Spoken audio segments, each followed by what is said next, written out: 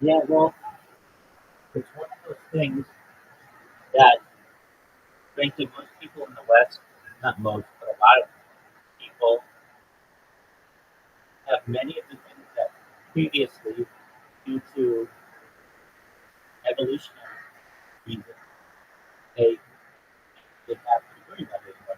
They have food, clothing, shelter. They are not in danger all the time, so that gives them more time to be able to just focus on sex.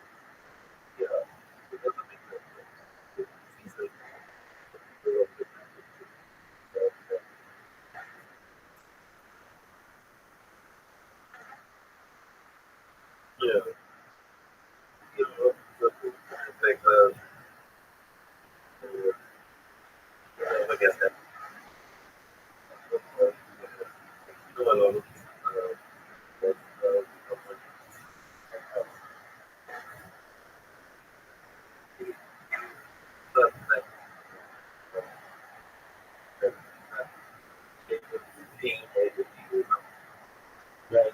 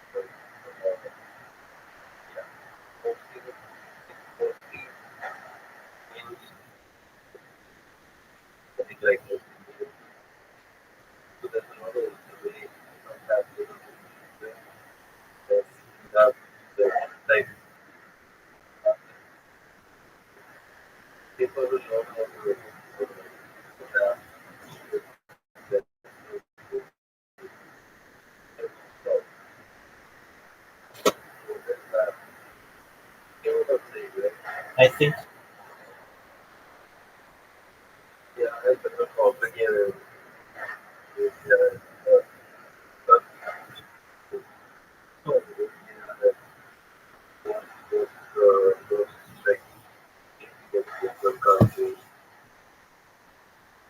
Explain to me how is it in India? How is it in India?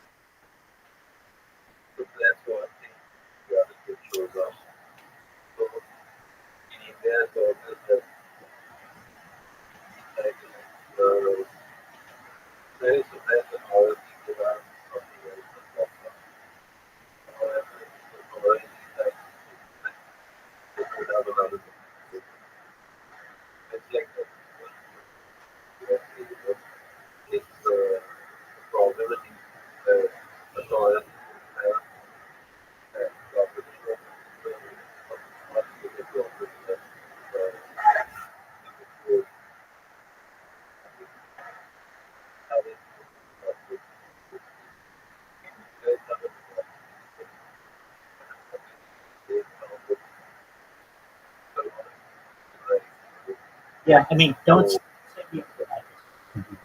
A democracy is inherently one person, one vote, and that's not what we have. We have a constitutional republic.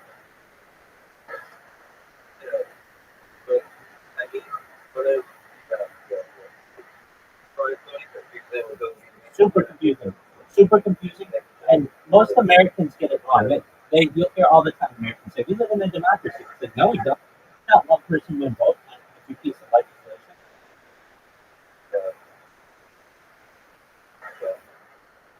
but we're brainwashed to think it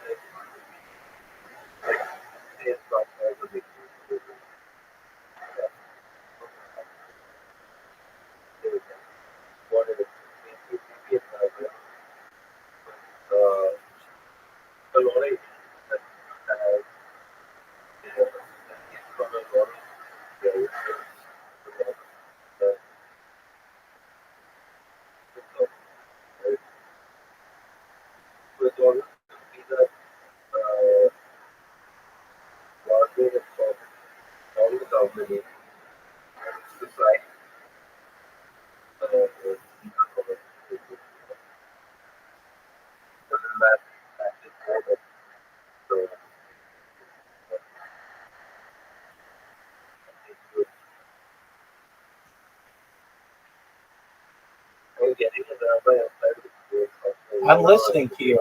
Maybe I'm not. Explain it different way, please. Okay.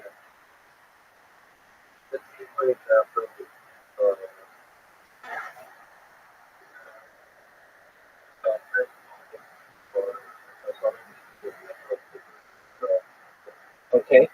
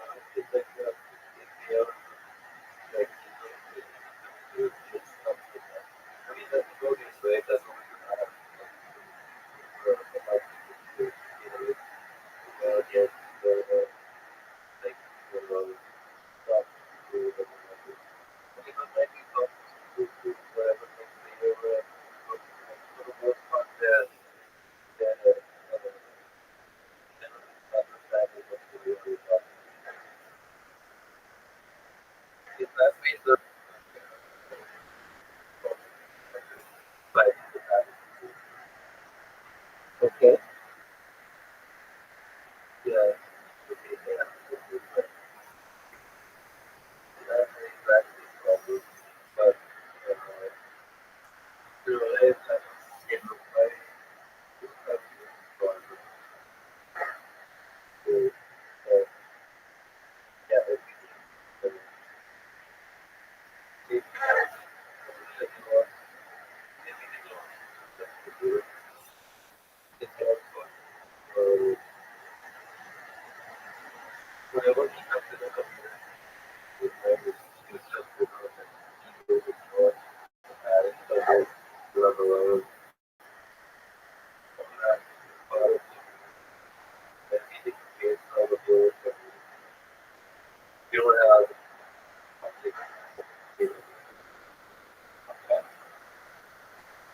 Why don't you have it anymore?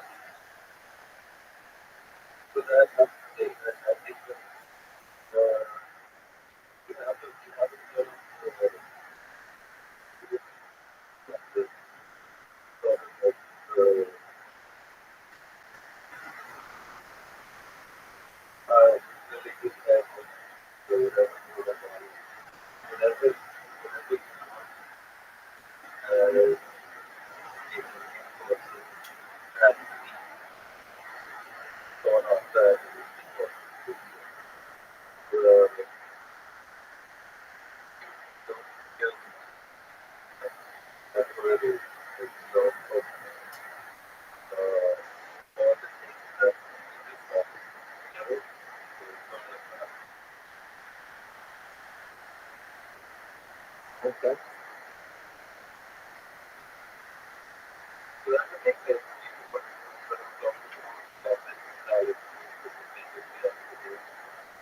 I think so.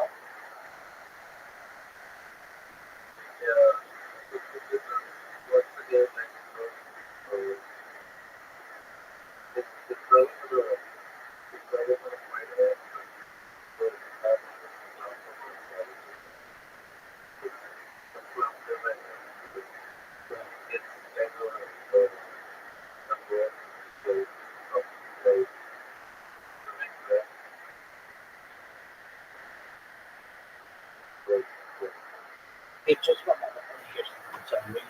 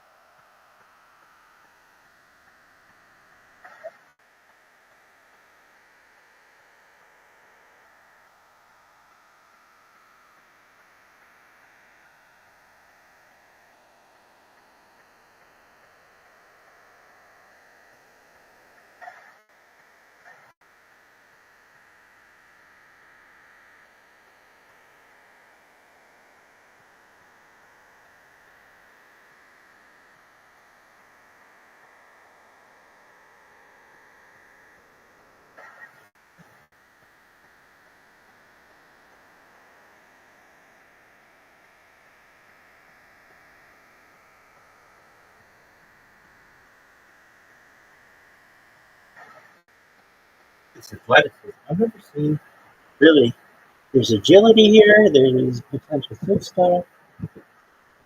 I would say a very positive effect of humbling. It would be great if it stopped there. But here's the thing. If you're humble, in order that your ego kicks in and feel that you are better than someone else who's not humble, then you're the same We'll God. go there.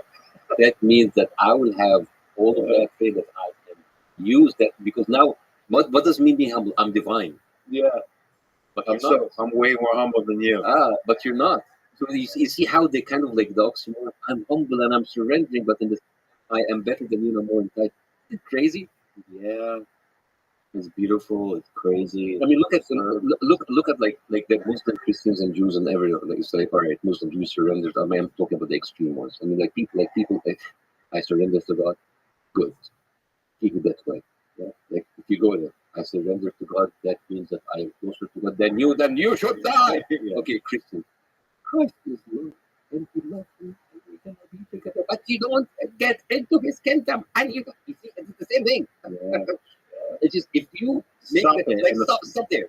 Stop where you are humble, and you feel that you're a piece of shit, and you are the worthless human being, and you are there. Yeah. Stop there. Yeah. But once you say like, oh, that makes me a better person than you, and it makes me more with God than you, give me the entitlement to kick your ass. Yeah, you always ruin a good thing. Don't you? There you go. You've been outspoken, with Piers Morgan, but just on this topic, and you talk about the Superman story, which I would love it if you were in a Superman movie. But have you lost job opportunities because of this? There was a couple of things that were going on, but they stopped. Again, I don't know. The Superman story, just so. Yeah. So, So what role were you? okay. What did you audition for? Yeah, it's okay. So in June, I was traveling to Dubai, and right an hour before I get into the car and go there, my manager's like, "Best, I'm gonna send you. It's for Superman." It's like, "Oh, Superman." I'm not really good in auditions. I'm not a singing actress, so I was like, "Okay, I'm just gonna do it." Send the thing. I do the date. I send it. I go to the airport, and I read. I think I can talk about it now because they said they changed the script. So basically, what I found it interesting in that new script is that there's like a dictator in a country that another country Superman interferes politically. That's the first time we ever see Superman interferes politically. So basically, it's like Russia and Ukraine, but because of me, it was like it could be Russia and Ukraine, so it could be something kind of like with a favor. So I read the role as a mixture of Trump and Mubarak. I did this mix of like I had like the kind of the mix, but also like kind of like the essence of Trump. I went to the airport. It's like an hour. So James Gunn saw it. He loves it. What? I never had an audition. I mean, I had a few roles, but not like that. And then it's like, well, the strike starts like tomorrow, and we need for after the strike we can upload this like after strike, like for the writers and the actors. I'm like, I'm gonna be on a plane right now. It's like, once you land, you can have a Zoom call with James. Have a call with him. I am a huge fan of him. The guy took like something like Guardians of the Galaxy, amazing trajectory, and he is like a really cool guy. I like what he did, and it was like really nice. And he started to talk to me about the movie, and like I talked to people before we were casting them, so I know that everybody is on set, have a good chemistry. It was amazing. So in your mind, if you're an actor, what does that mean? You got the part, and he told me you got the part. Month goes by, strike goes by. October 7th happens. I do Piers Morgan 1 and 2. And then I go to my Australian tour. My manager called me. Listen, the circle's over. It's like, don't get the part. I was sad, very sad, but for 3 days. And so I need to stand up with it. I'm actually doing very well. Alhamdulillah. And then when I went to Chris Como, after I finished the show, he told me, "Did you lose any opportunities?" And that was off record after the show was like we concluded. And I said, I talked about Superman, and I found myself when I was talking, I was angry. I was bitter. I went to like, why was I? It wasn't meant to be. I'm living a good life now. I don't need to.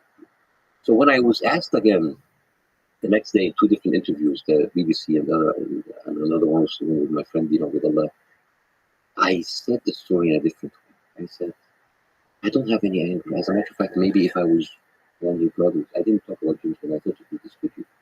If I was one of your brothers and I'm a Muslim, I wouldn't have a like as opposed to you. But I want to tell them that, like, when I criticize Israel, I am not a threat to you as a Jew, and we can actually have more in common. I was more of a kind of a threat. So when I said that, the internet went crazy, and Jim's gonna have haters because the Snyder verse and all of it. It's a word that I don't understand. And James Gunn, like, had all of these attacks on him, and I was pissed at how it was handled. I wasn't angry at James Gunn, but I thought it was. So my thought system is the best. Stay calm, don't speak. It's better to not talk about it. I said, okay. So there's nothing wrong about it, but I see the heat rising in his face. And that is a guy that I had a personal connection even through Zoom.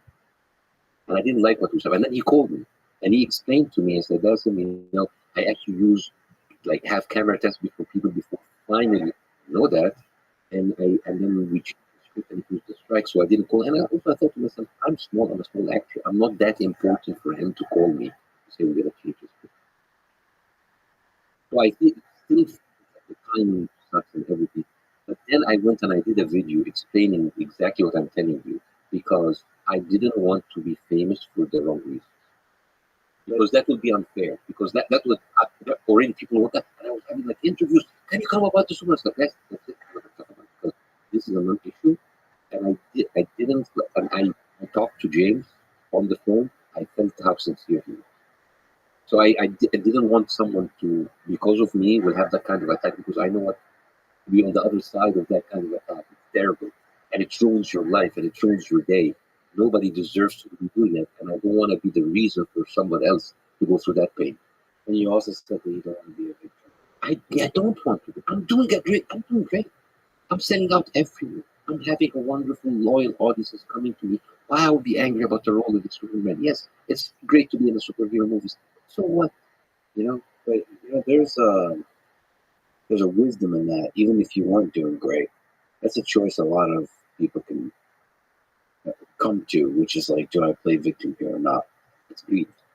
It's greed. If they want more attention, they want to be more. They want more, and there's so much to go around to be enough for all. But it is greed. It is ego, ego, ego, ego. I need to make people feel sorry for me and love me. And it is not the right way. It is not because it is fake. Neither. And I did not victimize myself for the future. I mean, in the time that I was, now I speak about it. But in that dark times, I didn't have my American passport yet. I was still traveling with my Egyptian passport. And I was detained in an Arab airport. I was going to be delivered to the Egyptian.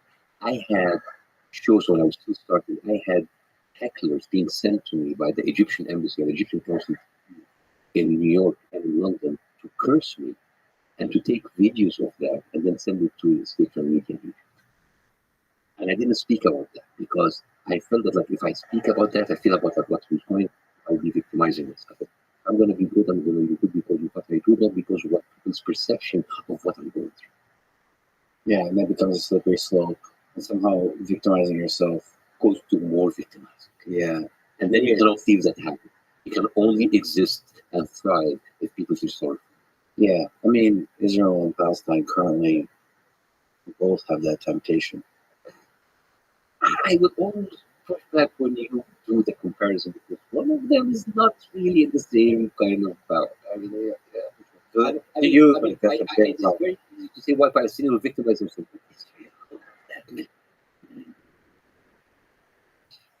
What Israel is doing is that they're victimizing the Jewish experience. And I don't think a lot of, and I don't think it's fair for a lot of, I don't think that they should use the Holocaust and the persecution that happened to Jewish people all through history in order to push an equally oppressive agenda. That is not fair, and it's not good for the Jewish people living, and it is basically a disrespect. Memory of the Holocaust. I told you, I want to make a movie about. I do, because what happened was that kind of engineered torture should never happen in Israel. For you, what Israel is more anti-Semitism. 100%. And I think, and can I be a conspiracy theorist for a second? Please throw this flag. We all know A this. part of me thinking maybe they are doing that intentionally, because if there's a rise of anti-Semitism in Jews, they will always like point, let's see, they hate us, so we can do it. Because because you see, if we let go of our might and our strength, we're gonna go back to the concentration camps, because you see how the world hates. And again, when you say they, are people in power. Yeah. Oh yeah, absolutely. I believe that humans are easily corruptible and easily repairable, but the corruptible part is much easier.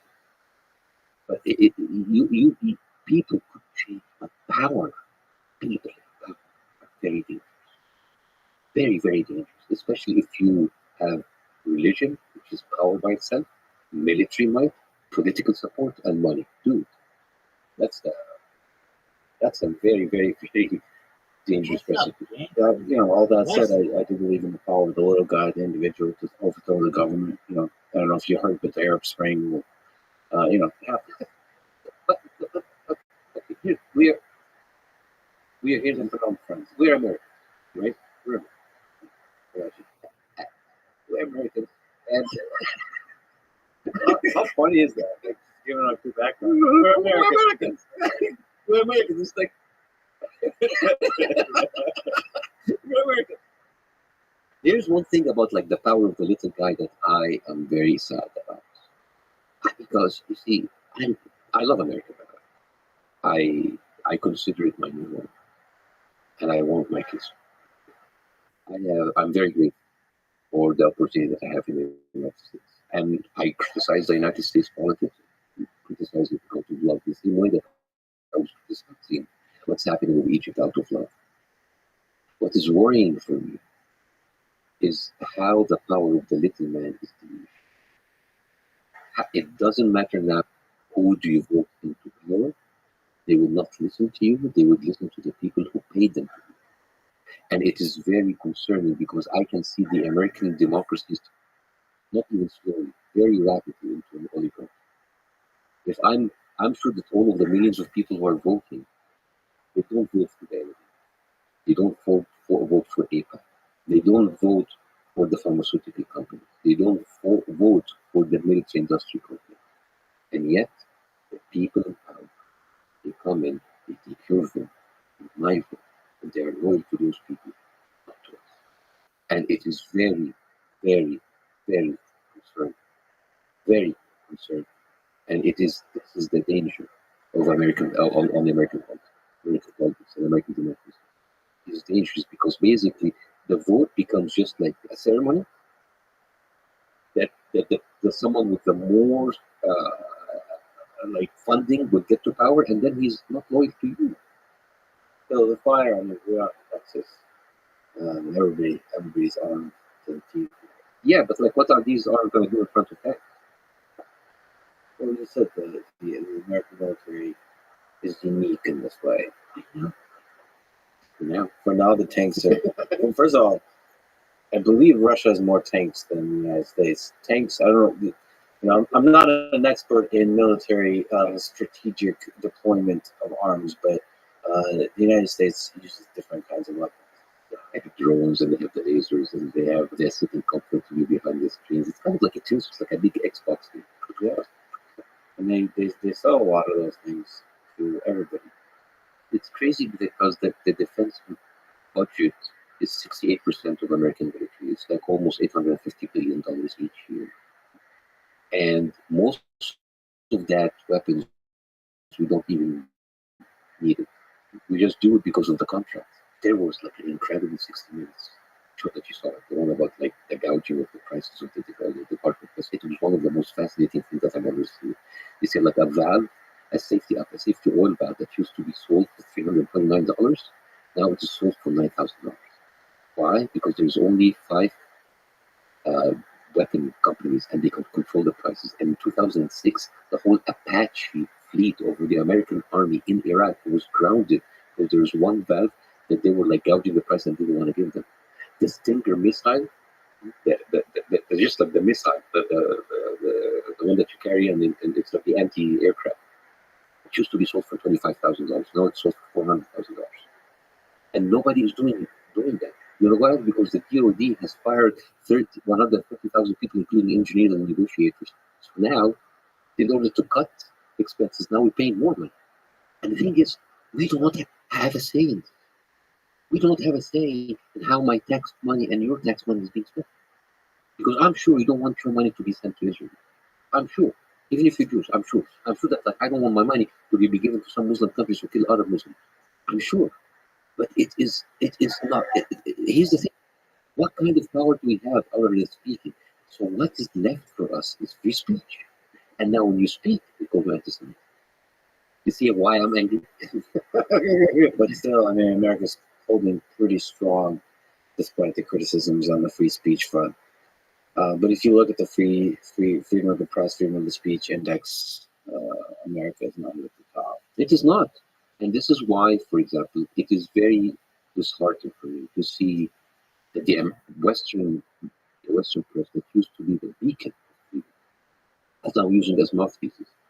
And it is funny how the New York Times, Nixon got angry in the New York Times in 1971 when they found leaks about him lying about the Vietnam War certificate. And now he hired the plumbers, the special units and orders to go in and find the leaks. This was Watergate, basically, because he was angry to see who leaked that, instead of fixing the problem. Now the New York Times have published this story about the rape that was a hoax that was written by Anna Schwartz, who's someone who has no experience. And now, when it was leaked, instead of them correcting themselves, they went in and they had their own investigation to see who did. The New York Times in 2003 became the mouthpiece for George W. Bush, and now, as an American, I see that the New York Times is becoming a mouthpiece of a foreign country. Why do you do that? One of the things that's really difficult to know is where to find the truth. It does seem that both sides use propaganda and both sides lie a lot. Both sides, as in both Israel and Palestine, pro-Palestine, pro-Israel. There's a lot of lies. I think it's a lot of inequality, man. There's like a lot of people on the internet, but like who have the mainstream media sided? Yeah, but thanks. And I'm talking about, yes, thank God for social media, because now it's individuals. They're people. Yes, they're people. You're comparing BBC, New York Times, Washington Post, Wall Street Journal with just people with a TikTok account. Yeah, you get more power. Now it is actually very, very fascinating to see the little men having that power over the media. Because the speak portion is so that's my problem. But you cannot call people with TikTok propagandists while people being paid to give you the news and they deliberately lie to you. Yes, I can. They're both propagandists. Yeah, well, yes, but the mechanism and the intentions are different because here's the thing. I'd rather have the TikTok guy than the TikTok guy is a TikTok guy, right? But if you have the New York Times being told that they're being exposed to be lying, and then they get this like UN report, which is like a disgrace, and you just put the title and you don't talk about it. Like, I'm fine with CNN and Jake Tapper and all of those people like spreading the rape allegations for me. I don't even the truth, people. I want them to bring the Israeli reports saying that it didn't do it. The Israeli media themselves, they didn't even bother, not once. Is that balanced? No. Yeah. So that's why people in TikTok, because they have to take matters in their own hands. Yeah, but the problem with the people on TikTok is the drug, the dopamine rush of getting a lot of likes. So instead of talking about the death of civilians, they will talk about beheaded babies or the equivalent of it. They're going to actually make up stories because the made up stories are going to be more viral. And so now we're just in this muck of lies. And there's a lot of people who actually export the lies. So you have both. You have both. It's kind of like the democracy of the social media, as we almost call it. But you have the street farm media, that is the legacy media, CNN, BBC, New York Times, Fox News, all of those people, and they are like spreading lies, and they're not even doing their journalistic job in order to at least bring the other stuff. You know, that's pretty. And that's worse. You're supposed to be journalists. Yes, it's supposed to be a report to Yeah. people, report. Yeah, but I see that this is like a catalyst, an inspiration for the citizen journalists to rise up. This is what you're doing. But this, yeah, This is what you're doing. No, this is what you're doing because you go into the deep dive. This is like a no filter thing. There's no spinning. the long form. The long form is going to save us. I see why you hate the TikTok. Like a dopamine rush. I 5 hours later, I saw the resentment in your face. I can't look away. For like those 30 seconds. I do 4 hours.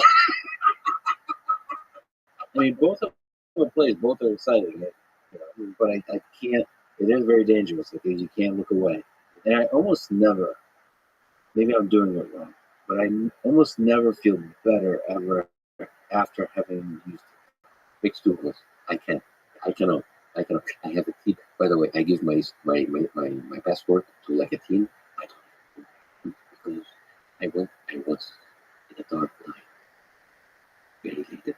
I went TikTok. I don't have 2 hours. What? Yeah. What?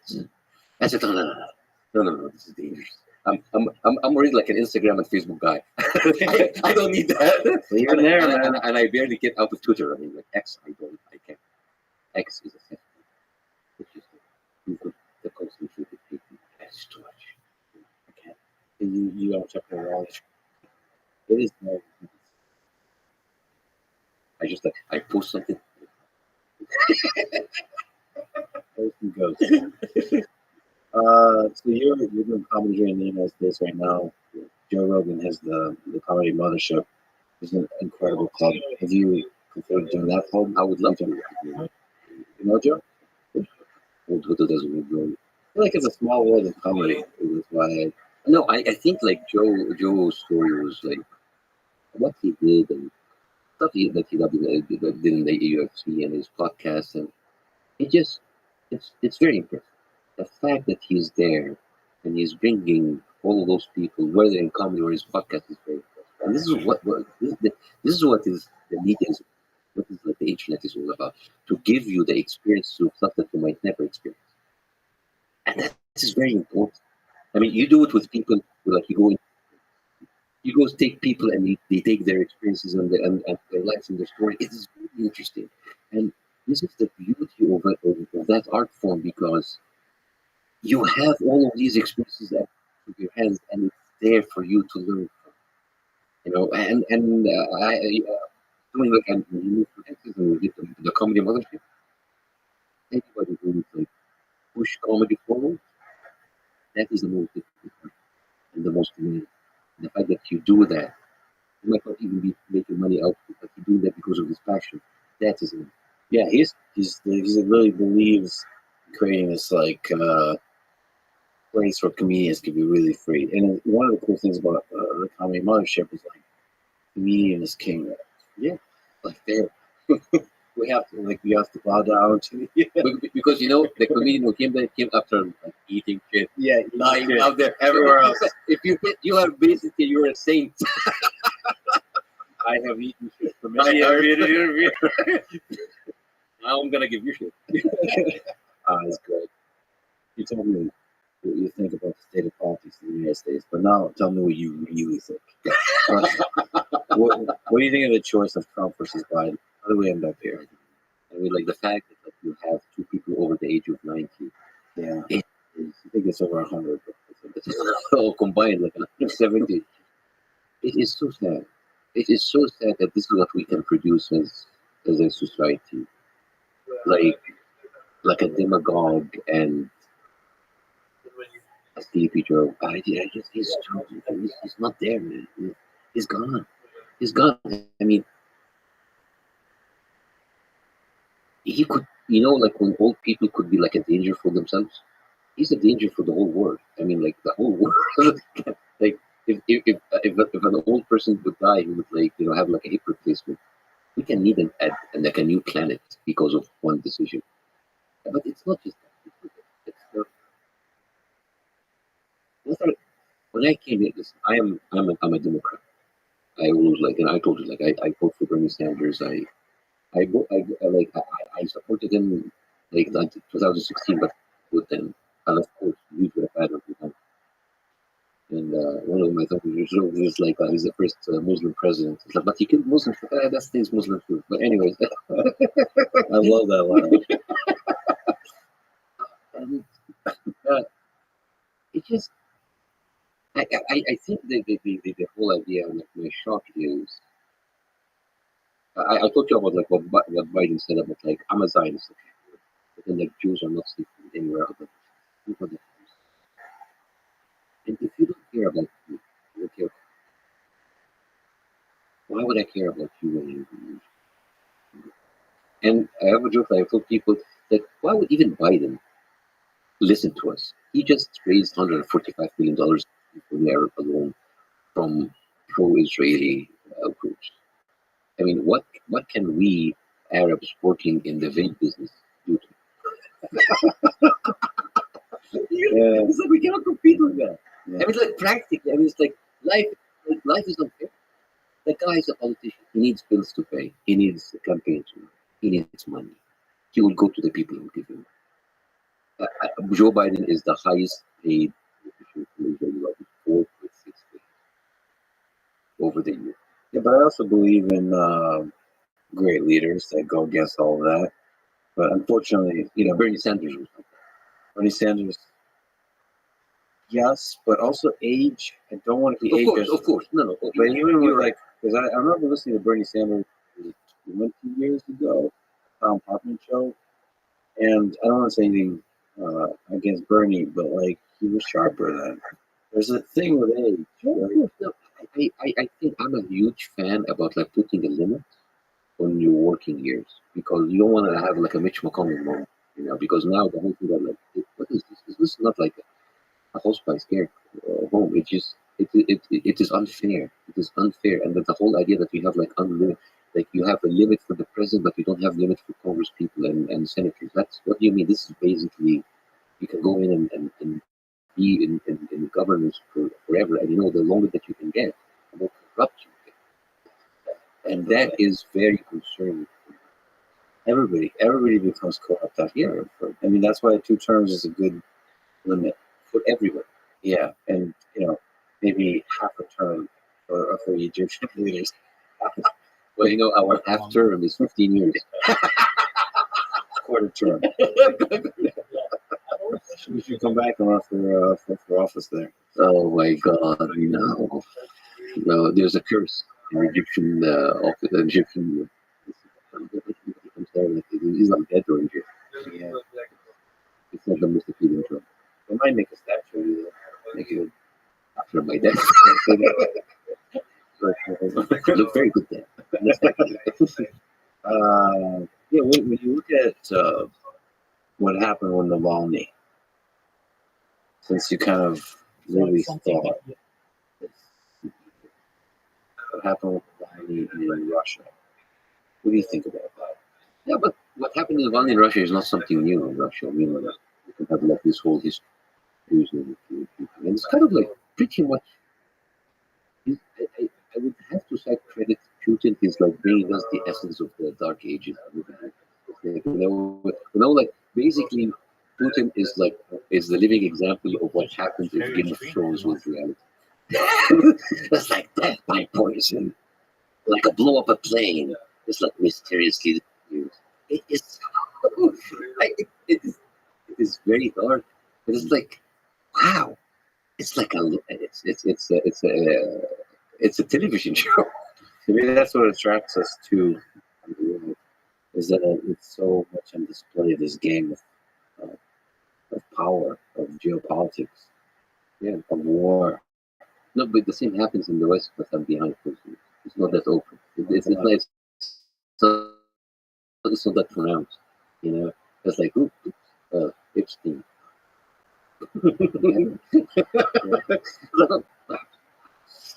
We just like I think because of the West is more advanced, like in movies and cinemas, we kind of directed that.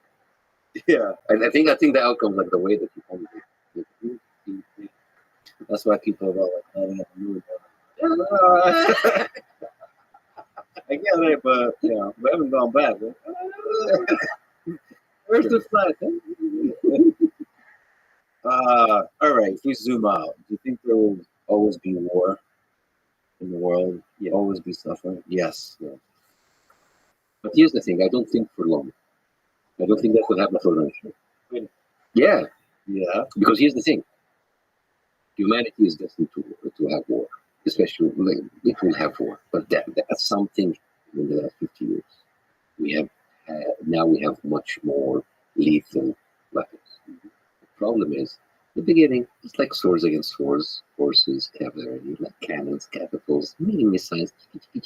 But now we're like a press of a button. You can annihilate the whole planet. And this is the problem. Wars will only continue. The problem is when is going to be the tipping point where we are actually going to destroy ourselves. And it is so easy now to destroy ourselves. The amount of weapons and the quality of weapons, it is designed to be more effectively, more. It is crazy. We can create our own destruction of ourselves, and I think we're not that far away. Just looking at nuclear weapons, the fascinating thing about nuclear weapons that I've gotten to learn recently, just how few people are involved in a full-on nuclear war that basically kills everybody. 3+ billion people right away. And the consequences of the nuclear winter, it's unlivable. But all it takes is, one president can do it. It could be even a false alarm, misunderstanding, Like what happened in the Cuba Missile crisis. but again, and now there's more nations are prepared and ready to launch. Yeah. I don't And, know. and you have a media and a 24 hours kind of like thing that makes you like at edge the whole time. That's crazy. There's a dark perspective on this where there's certain members of the media that would kind of enjoy the prospect of nuclear war, like a little bit. Just let's get as close to it as possible. You have another factor that will contribute to that: religion. And remember how the radical Islamists talk about like the end of time or whatever, but like most of America don't have that much power. Problem is with Christian Zionists now being on the top of the world with America. They have been pushing for that kind of conflict to kind of escalate. Listen to Sarah Palin. It's like God wants us here. Like Garden Grove, all of the newcomers. The dispensationalist Reagan. There's an incredible book called like Forcing the Hand of God. So beautiful book. I read it's like there's nothing that makes, but it still matters today. Whole idea about like the Zionist Christians who love Israel, but they hate the Jews. They're anti-Semites, but they love Israel because of its role. This is all basically formed because of the interpretation of the Bible of Schofield and how they talk about the end of time, the Armageddon, and then the late great planet Earth and the Left Behind series. It's all about like we're heading. The problem is Islam there are people that believe that the end of time, and then you have the Christians that believe in the end of time, and then you have Israel happy that those people are using it for the end of time, and then the whole idea about them pushing as many weapons and troops in the Middle East to be there for the nuclear holocaust. And John Hack, the pastors talk about that, about the brimstones, and it's not gonna be a nuclear holocaust. All of that people, it's crazy how people are so despising life that they are wanting death.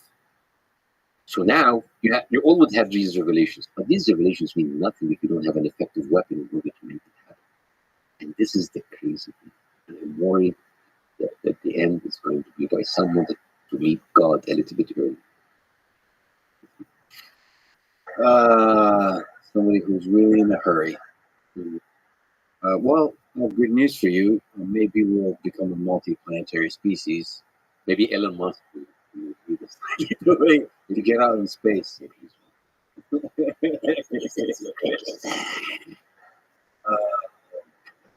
I asked you offline to not mention the lizard people. They are. There's like a whole people that believe in the lizard.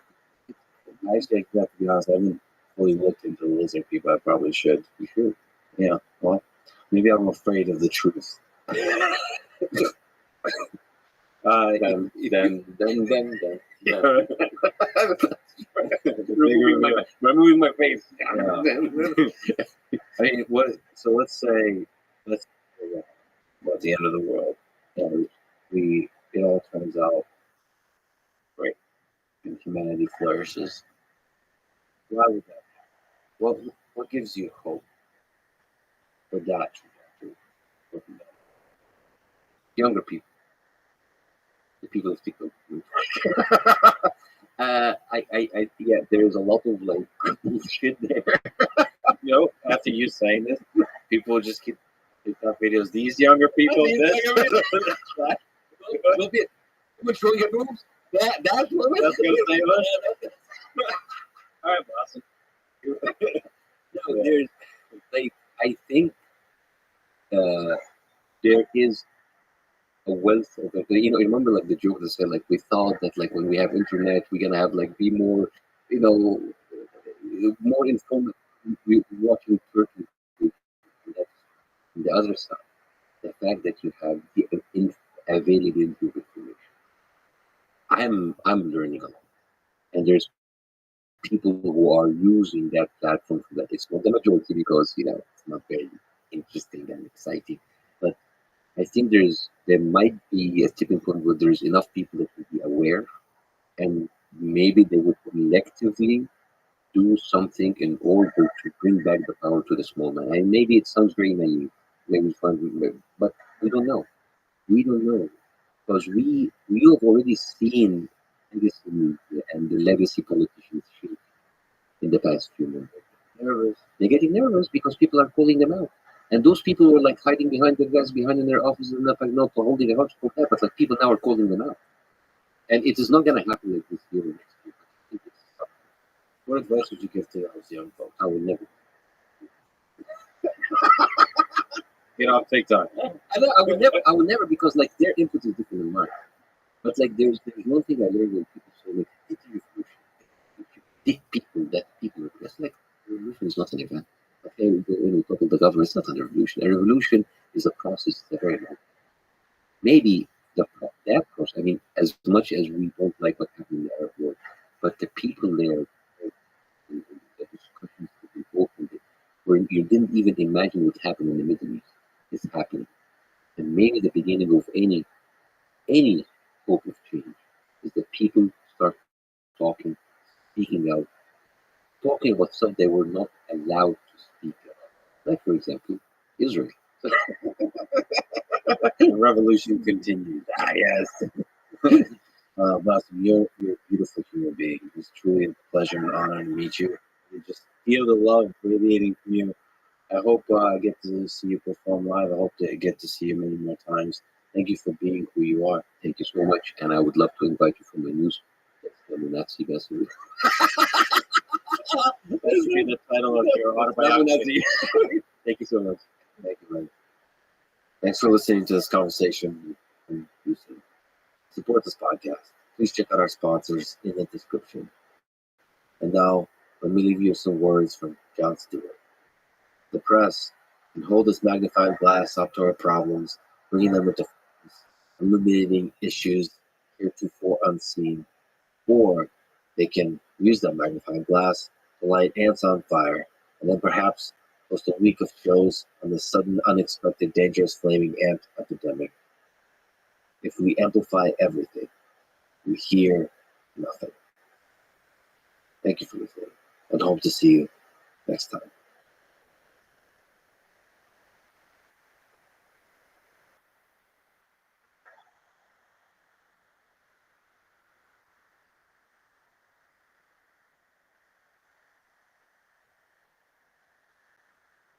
It's a sad state of affairs when some of the most influential voices in our country will label someone a lover or supporter of dictators simply because you're saying, hey, we shouldn't be going to war. There is another way. The following is a conversation with Tulsi Gabbard. who was a longtime Democrat, including being the vice chair of the Democratic National Committee. She endorsed Bernie in 2016 and Biden in 2020. She has been both loved and heavily criticized for her independent thinking and bold political stances, especially on topics of war and the military and industrial complex. She served in the U.S. military for many years, achieving the rank of lieutenant colonel, and now she is the author of a new book called For Love of Country. This is the Let's Treatment podcast. To support it, please check out our sponsors in the description.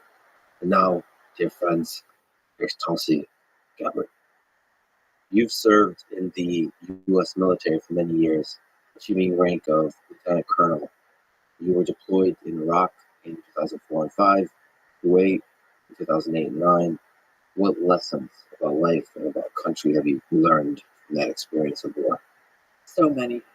Central to those lessons learned was having my eyes open to the very real cost of war.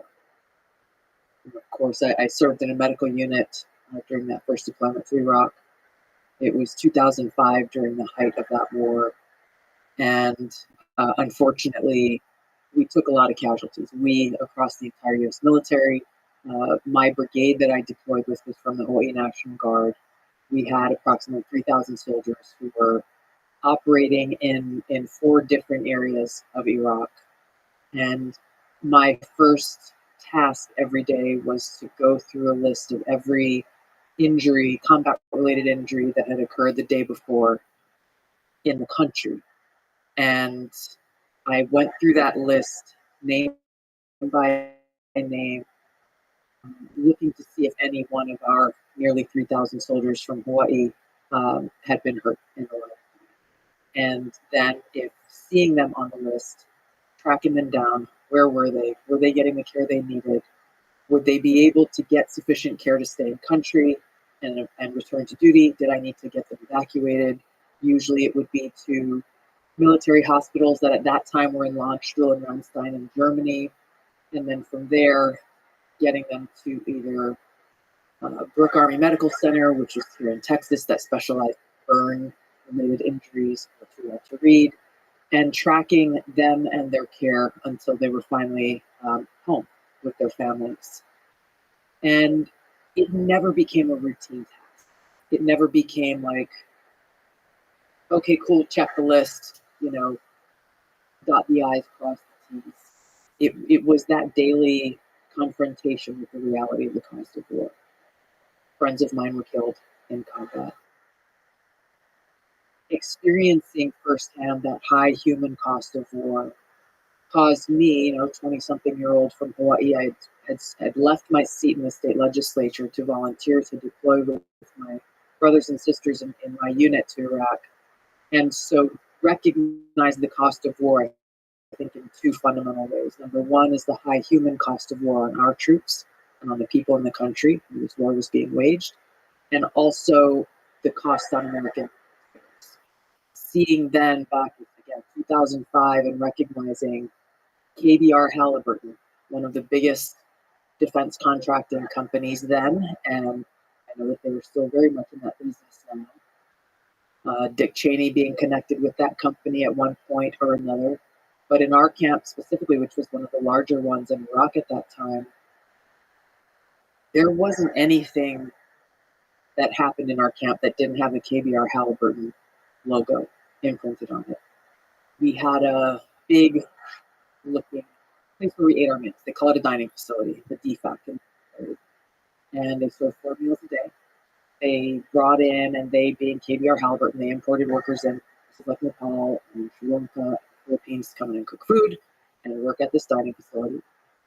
I got curious about how much it cost.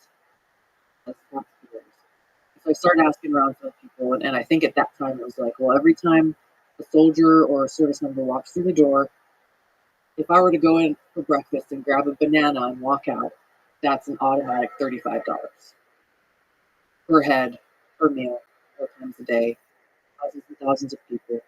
And then we make friends. There's a pretty large Filipino community in Hawaii. a lot of Filipino soldiers from Hawaii. We made friends with the Filipino workers who were there. They would often go in like the back of the tents and set up their own like rice cookers and cook their own meals, which is where the real good food was. But just started talking to them and getting to know them. I was like, hey, get paid.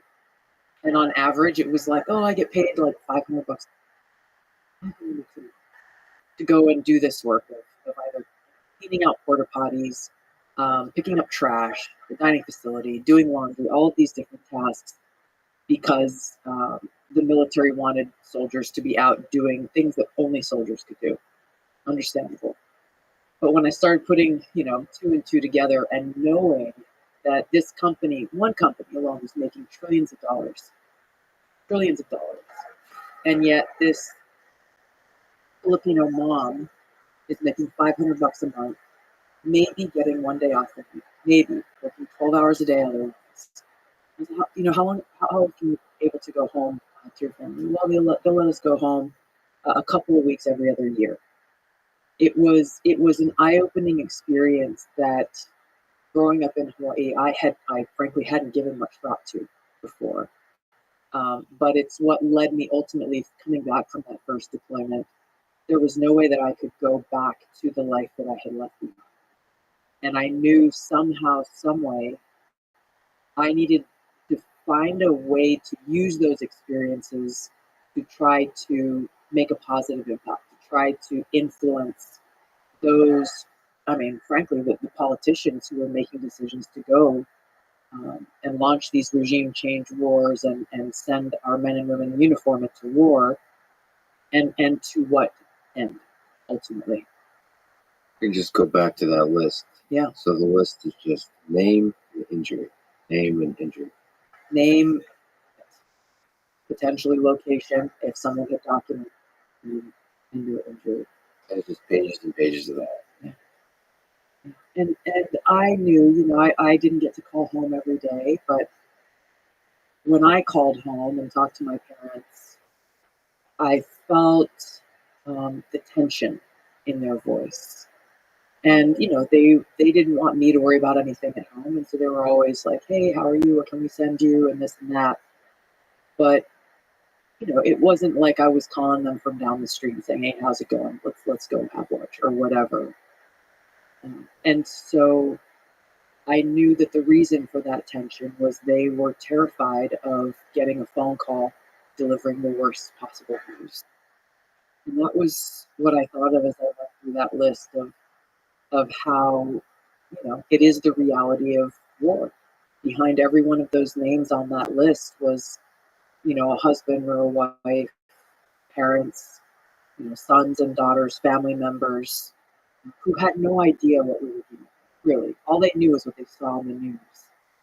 And what my dad told me later when I got home after that deployment was that every time they saw the news and they saw a helicopter shot down or crashed or some IED, they held their breath until they saw or heard the news of who it was or what it was. What can you say about what the soldiers had to go through physically and psychologically when they get injured? The physical, some injuries appeared to be minor up front. At that time, traumatic brain injury was not something that was talked about much, if at all. And so, many had visible wounds. Others are now what we know appeared like, all right, cool, you checked out, but had invisible wounds. Those who were injured in a way that did not allow them to get back to work found it emotionally very difficult to be put on a plane and evacuated out of there, feeling guilty that they were leaving their friends behind and not thinking about themselves, or not feeling bad for themselves, but instead feeling bad for being forced to be in a position to leave. For soldiers, it's not, of course, we all have our own political opinions on things, but when it comes right down to it, in a war zone, it's about your friends. It's about your brothers and sisters you're serving alongside. It's not about the politicians or whatever insanity is going on in Washington. It's about getting up and going out, getting the job done, and coming back home together. I mean, I had friends of mine who were from Hawaii, who were from American Samoa, very culturally tight-knit community, who confided in me throughout that year that we were there. Some of the very infantry soldiers who were going out on security patrols and doing raids every day. Just some of the very traumatic experiences that they went through. No physical injury, but creating a kind of emotional stress and trauma that as human beings they were struggling and dealing with. On a positive note, I think Polynesian culture especially, but also Asian culture and other cultures around the world, our guys found that as they were, shortly after we got there, the unit that we were replacing, we're taking the guys out on patrol and saying, hey, here's this village, here's where we found friendlies, or here's where we know that there are insurgents operating and they've got allies and lookouts, and showing them the lay of the land, basically. And what our guys found was that as they were doing these ride-alongs, they call it a left seat, right seat, when you're coming in and taking over, that there was a bit of a tense, even adversarial type of relationship, where on the military side there was an assumption of suspicion or lack of trust, just with the local Iraqi people who lived there. And without anybody telling them to, culturally, our guys began trying to build relationships. And, for Hawaii and Samoa and Guam and Saipan, little things like you're riding down in a Humvee, you've got a gunner in the turret with a 50 caliber machine gun of some sort, little things like pointing the muzzle to the sky as you're riding through a town rather than pointing it directly at where people are walking the street was a huge feature of an assumption of, hey, let's actually talk and become friends. We had our guys riding down the street and throwing shakas out to the local people there, breaking bread, sharing tea, and building those relationships. And again, I served in a medical unit, and what we saw was a downward shift in casualties from the unit that had been there before us, simply because of that basic human connection that our guys sought to make, and then gradually finding like, hey, local, people who lived in the town right next to us were saying, hey, you guys should really, somebody was digging a big hole a mile down the road. You might want to bypass that or check that out. Finding weapons caches, IEDs, improvised explosive devices, and other things that help save people's lives. On the cost side of things, how is it possible for a company like Halpern or others to get away with $40 bananas, however much it was, the overhead costs? What they will claim is that it's expensive to move logistics through a country at war. But they get away with it, ultimately, these insane war profiteering. They're not alone, obviously. There are other companies that this is their business model. They get away with it because of their political connections and the lobbyists that they have, the relationships they have with politicians, and ultimately what President Eisenhower warned against with regard to that cozy relationship between Congress and even what he called then the military-industrial complex. It's been alive and well, warned us against it, and I would say it's thriving more now than ever before. How powerful is the military-industrial complex? Is it a machine that can be slowed down, can be stopped, can be reversed? It can be. It's powerful. I don't think you can overstate the nature of it, because it extends so deeply within our government.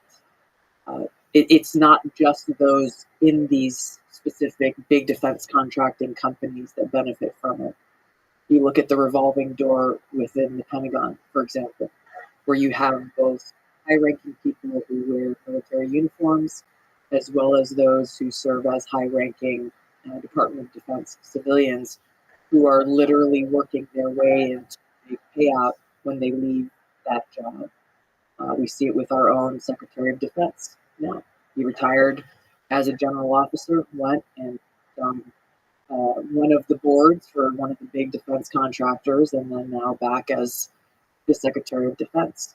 We see the same thing in Congress with members of Congress and senior professional staffers in Congress. Same exact revolving door where you have people, whether they're writing contracts for the Department of Defense or the company that then wins the bid for that contract and then going and working for that company, or those in Congress who are writing policies and doing exactly the same thing. You have been both a war hawk and a war dove at times. So, what is your philosophy on when war is justified? War is justified when it is in the best interest of our national security and when it is the last resort. All diplomatic efforts have been completed and exhausted, and war is the last possible route that must be taken to ensure the safety, security, and freedom of the American people. It's a high level, beautiful ideal, but there's messy details. The terrorism plays of it. Yes. The United States' involvement in the war in Iraq and Afghanistan was, in part, the big umbrella of the war on terrorism.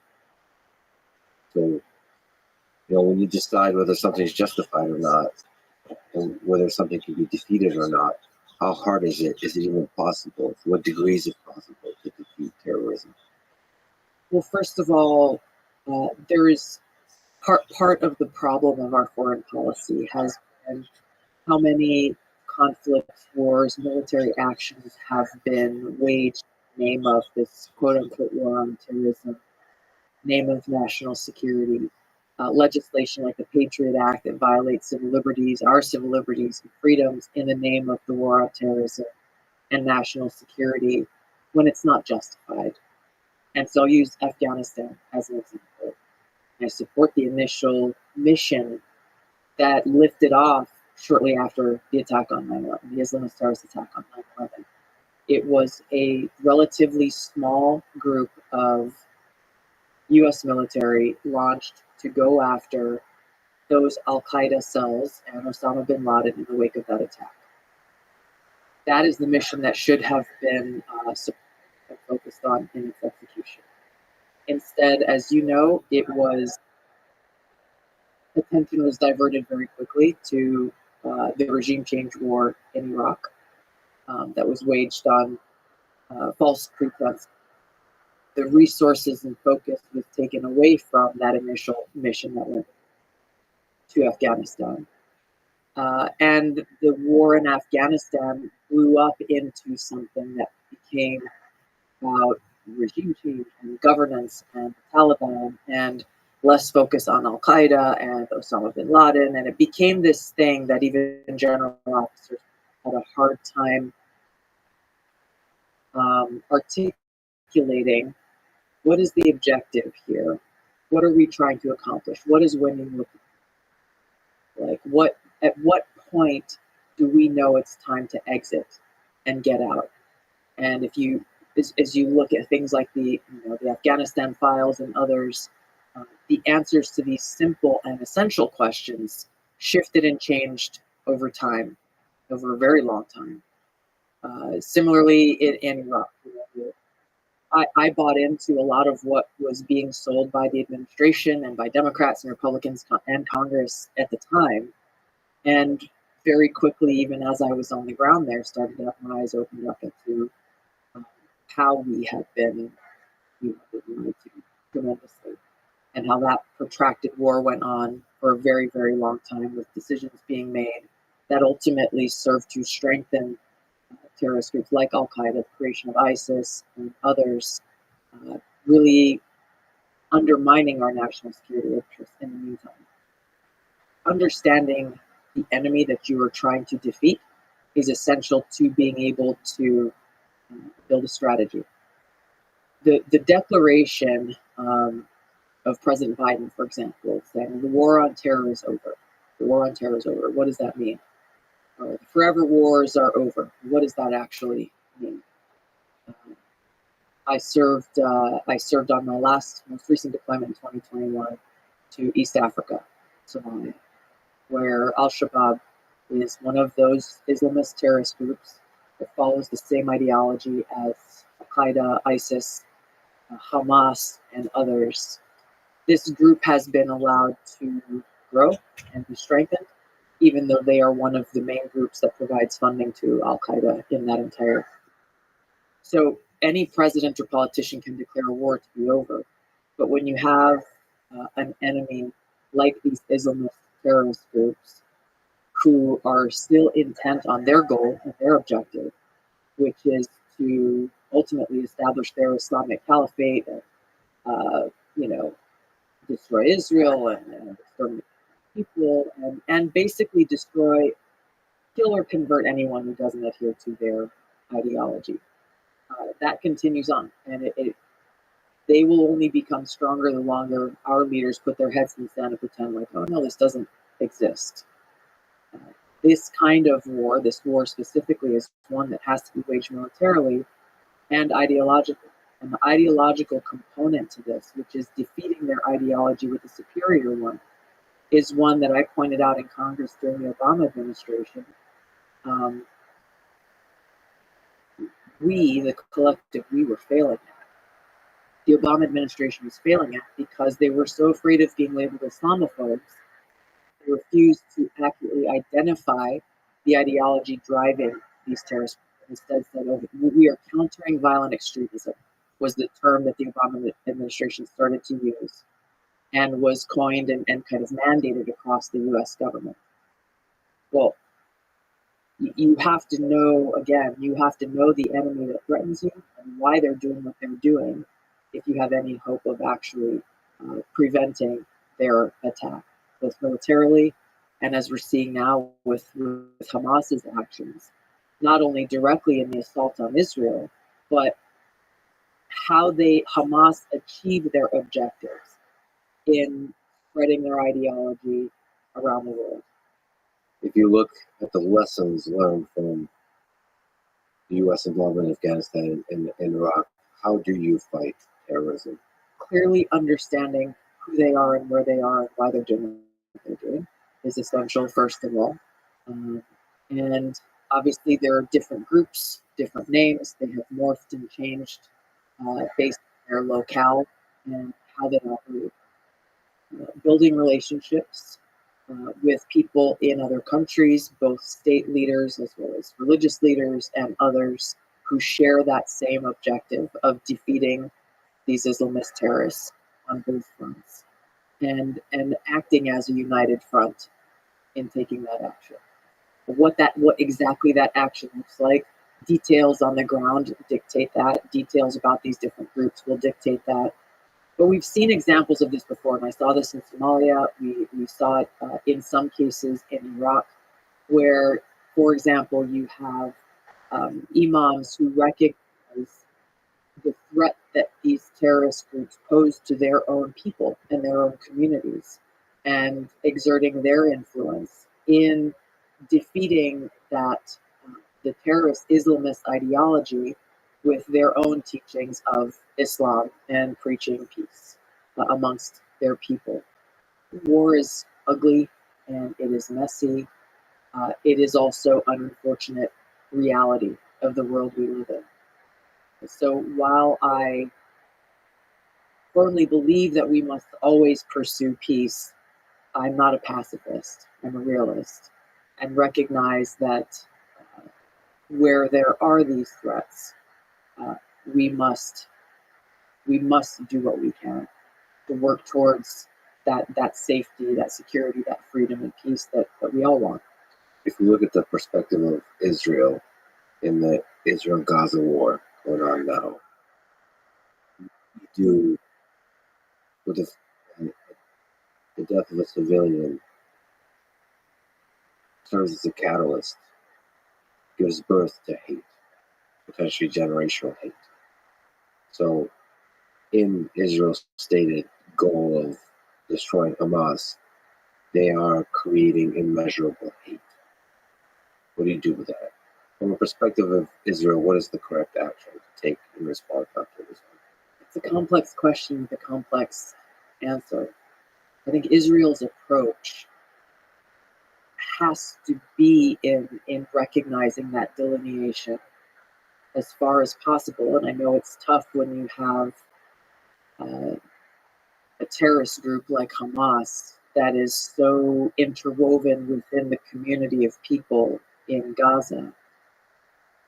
But to recognize that there should be and there is a shared purpose there for the Palestinian people to be able to live free and in peace and not under the oppression of this terrorist group, just as the people of Israel would like to live in peace and free from the threat of attack from a terrorist group that wants to exterminate them. The complexity of what's going on in Israeli politics is, I think, a different conversation, but also one that is directly intertwined with the answer to this question when you have some people in the Israeli government who don't want the Palestinian people in Gaza at all and want them to go and repatriate in other countries.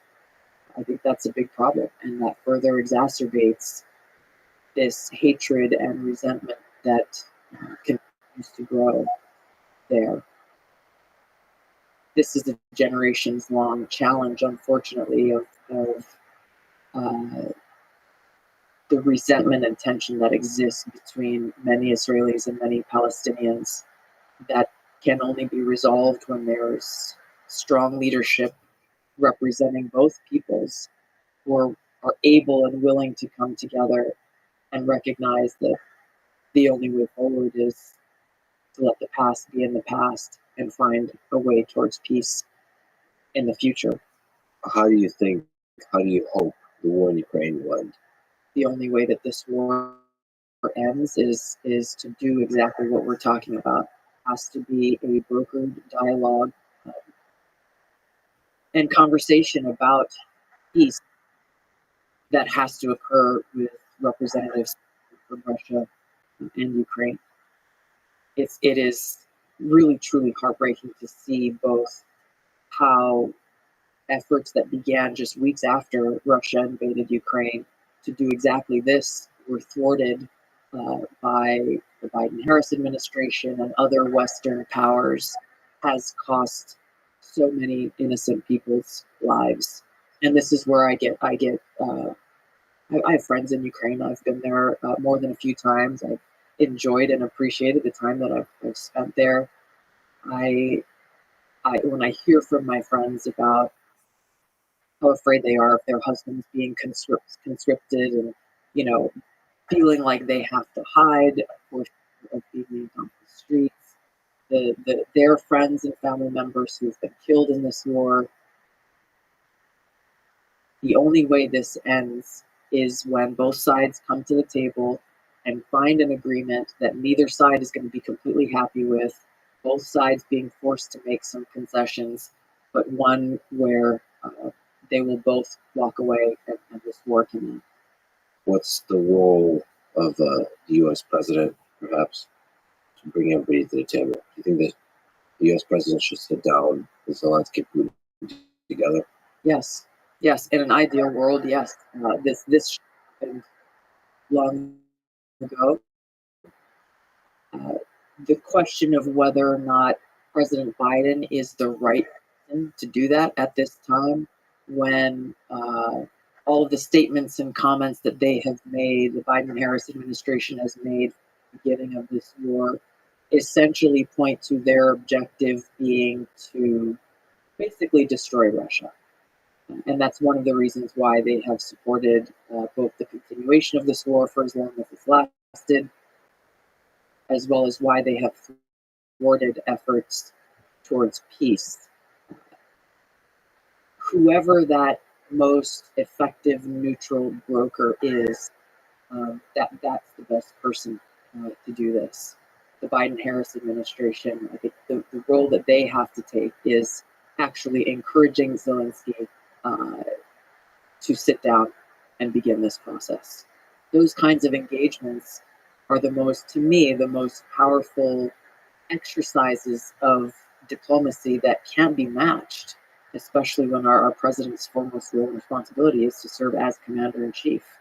And I wish that we had leaders who were more willing to engage, because I think we'd make a lot more progress more quickly, and to find areas both of mutual interest as well as to help deconflict and de-escalate areas where there is tension or disagreement or adversarial interests. But some of it is basic human camaraderie.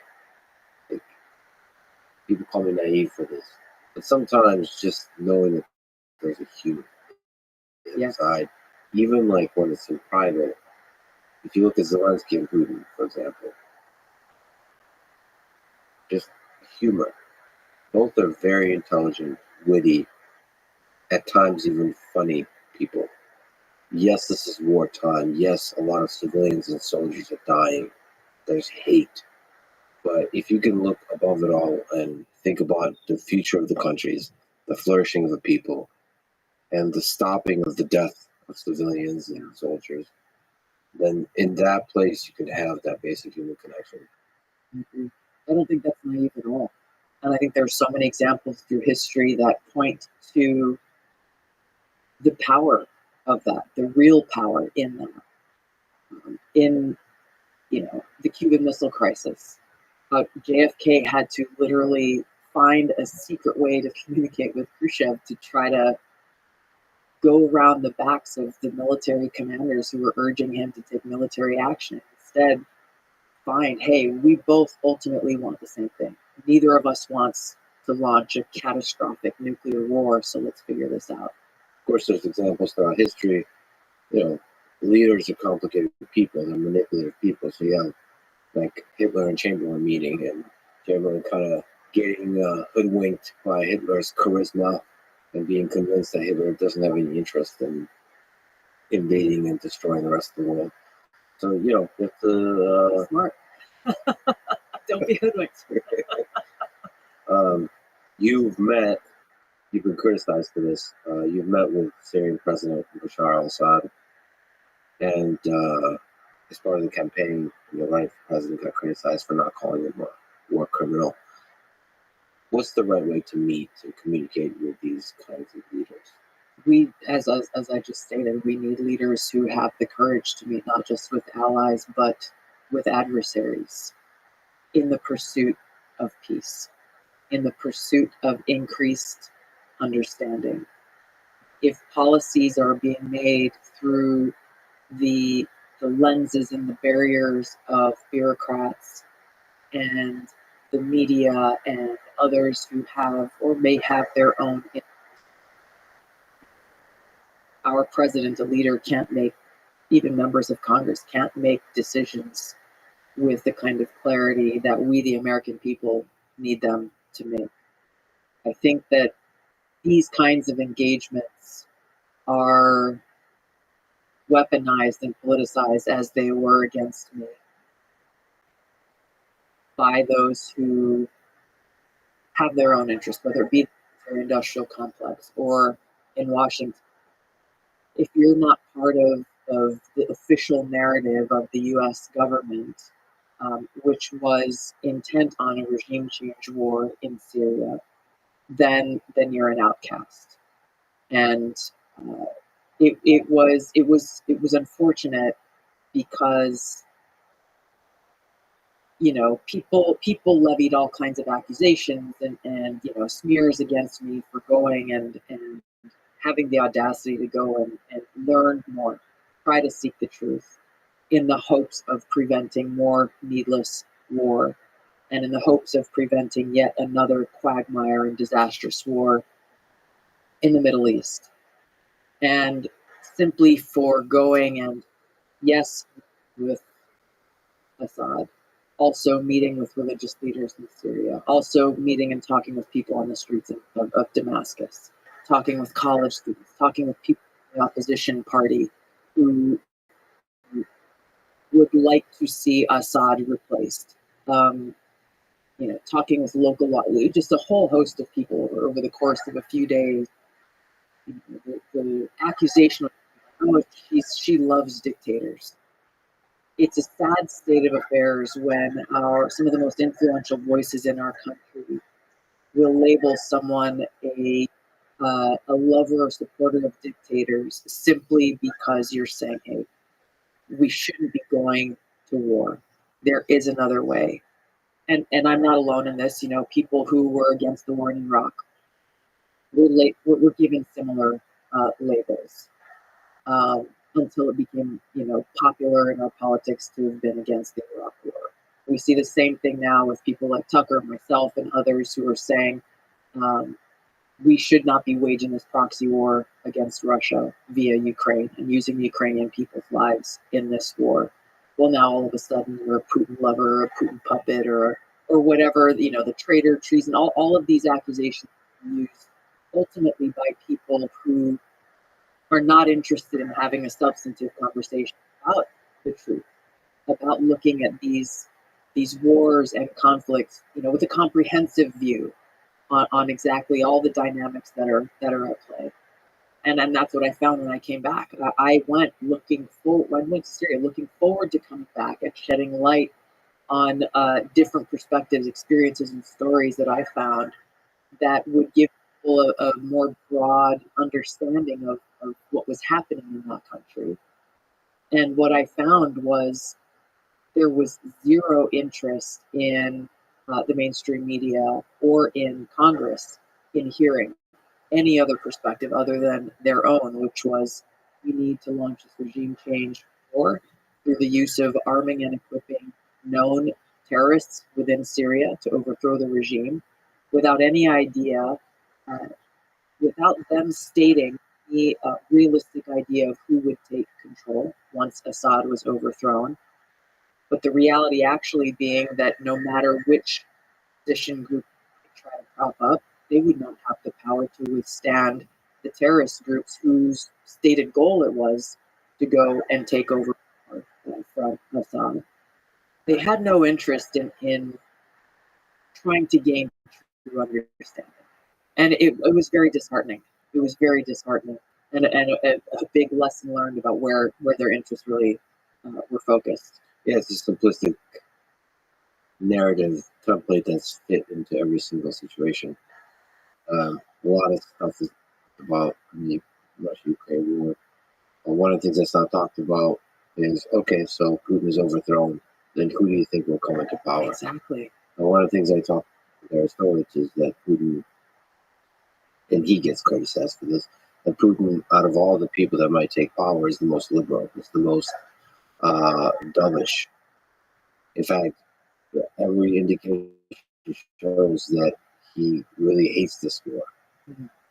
And so everybody that will step in, if he steps down or if he is overthrown, is going to accelerate this war and the expansionism and the thirst for empire and all that kind of stuff. The U.S. military industrial complex will feed into. So you have to think about what the future holds and what the different power players are and what the level of corruption there is. And sort of the realistic view of the situation versus the idealistic view of the situation. Just on that note, real quick, I think that was exposed in broad daylight when it appeared that the former head of the Wagner Group was about to try to launch a coup, and how that was so celebrated, even on like MSNBC and Rachel Maddow and others touting that this was somehow going to be a great thing, without looking at who is this guy really, what has he been doing in different countries around the world, and what would be his kind of ruling philosophy, and how that would benefit American interests or the interests of security and peace. But also the interest of Ukraine or Russia and humanity overall. The flourishing of nations, which is great for everybody, in collaboration with nations. I agree. Friendly competition, one of the competition between the Soviet Union and the United States in space race. It's created some incredible engineering and scientific breakthroughs and all of this, and also made people dream about reaching out to the stars. Yeah. War destroys all of that. or damages it. Hopefully, just damages it. Hopefully, the phoenix will rise again. Well, let me ask you about the criticism you've mentioned of. It's probably the most common criticism of you that you love Putin. So, just a little, what do you think is the foundation of this criticism? Well, I'll tell you when it began. I had my first day in Congress was January 3rd, 2013. I believe it was the 3rd, 4th, 5th, somewhere around there. And my last day was January 3rd, 2021.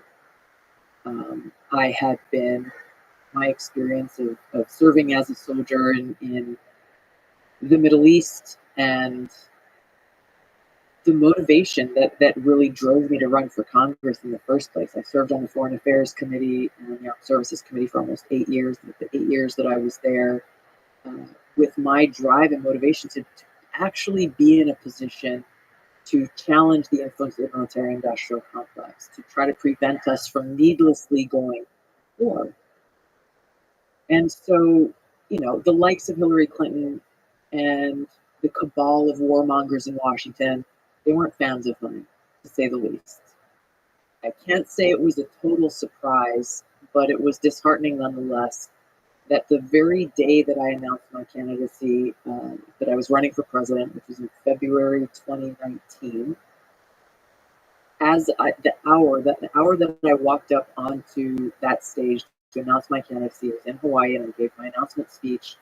NBC News published a hit piece that planted the seeds of suspicion in voters' minds that somehow I was a darling of Putin and Russia and whatever. It was baseless, all of it baseless.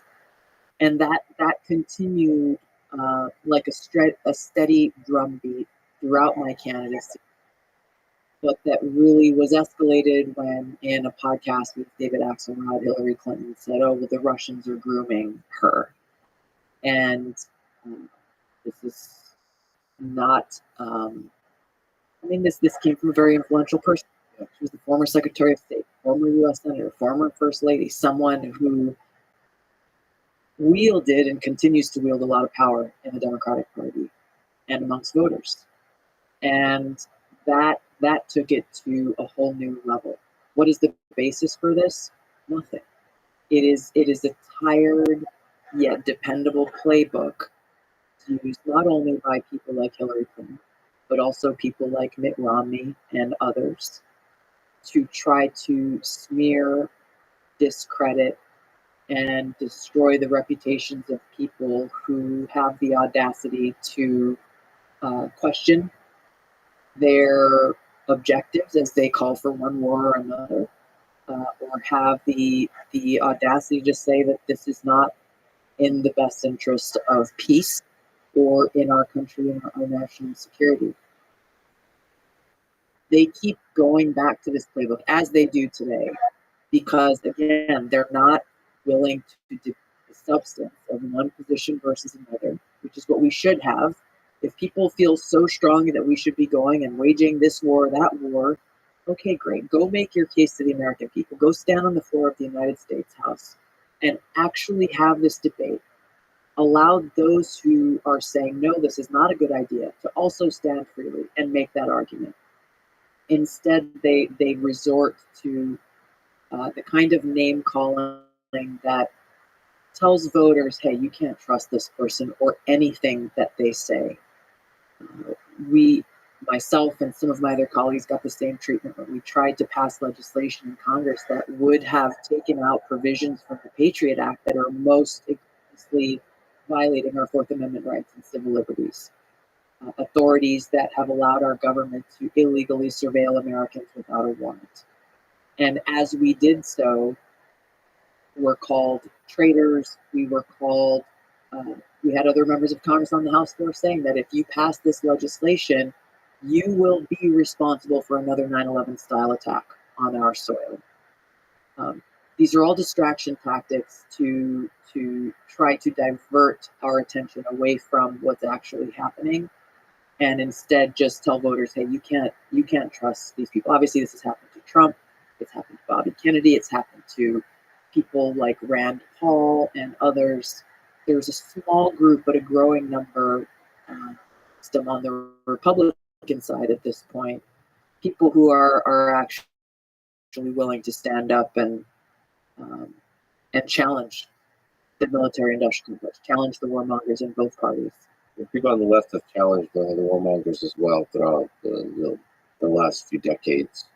Less so recently. I agree with you, but less so recently. And this is one of the reasons why I left the Democratic Party.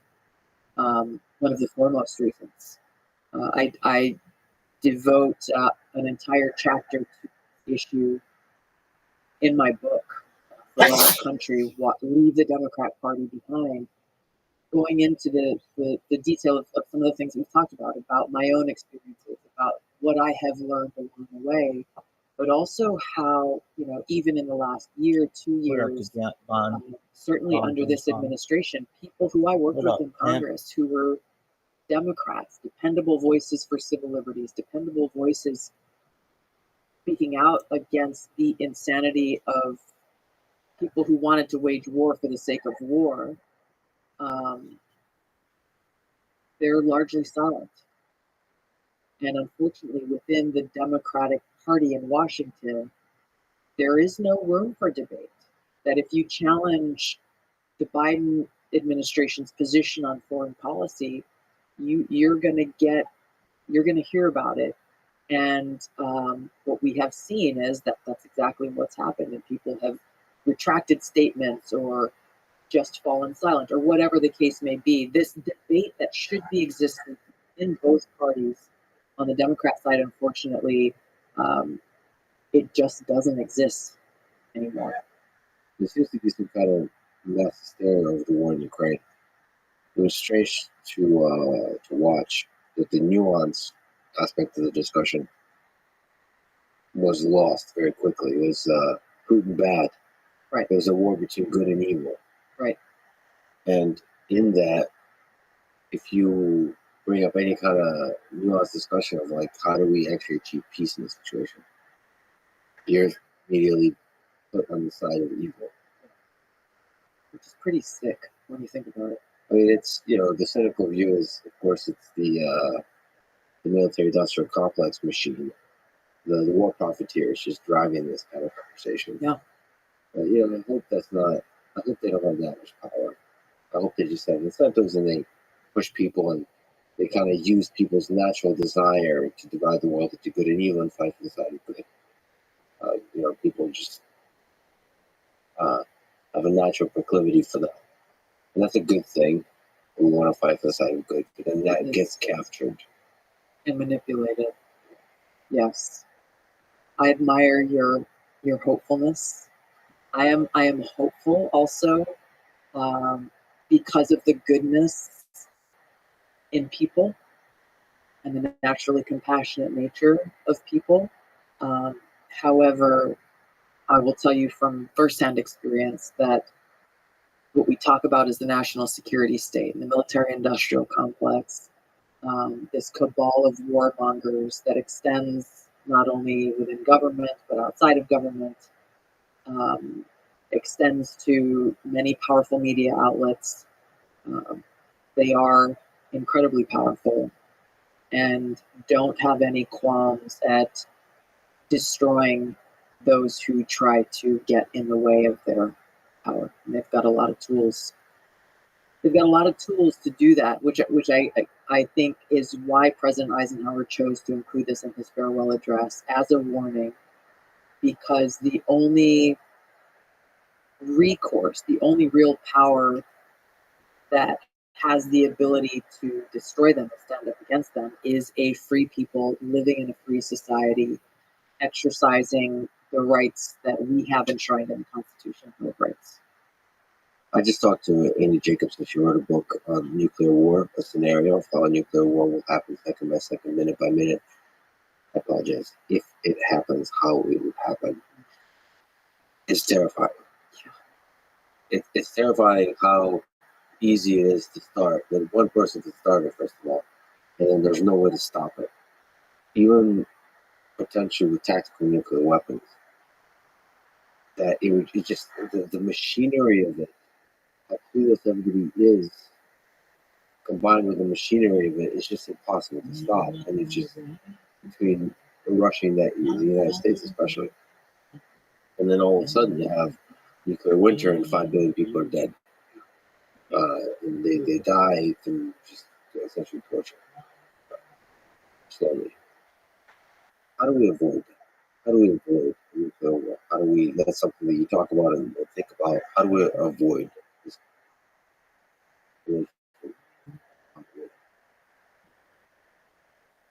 The most essential thing, first of all, is understanding exactly what you have just detailed. We are in this very strange and absurd time where we have talking heads and so-called pundits on TV. We have politicians. We have people who are talking about a nuclear war as though it is a war that can be won, period, and a war that can be waged somehow without that risk of escalation to the point of destruction of human civilization. And so they talk about this as though it's just another war, and especially as they talk about the use of tactical nuclear. Oh well, this is small, and we think it'll send a message without actually escalating to the point where we're dealing with the kind of destruction that we witnessed in World War II. That's a dangerous thing when it becomes like normalized as, well, we've got this new missile that'll go and it's targeted and it's strategic and will only harm this quote unquote military target. Ronald Reagan was 100% correct when he said, a nuclear war cannot be won and should never be waged.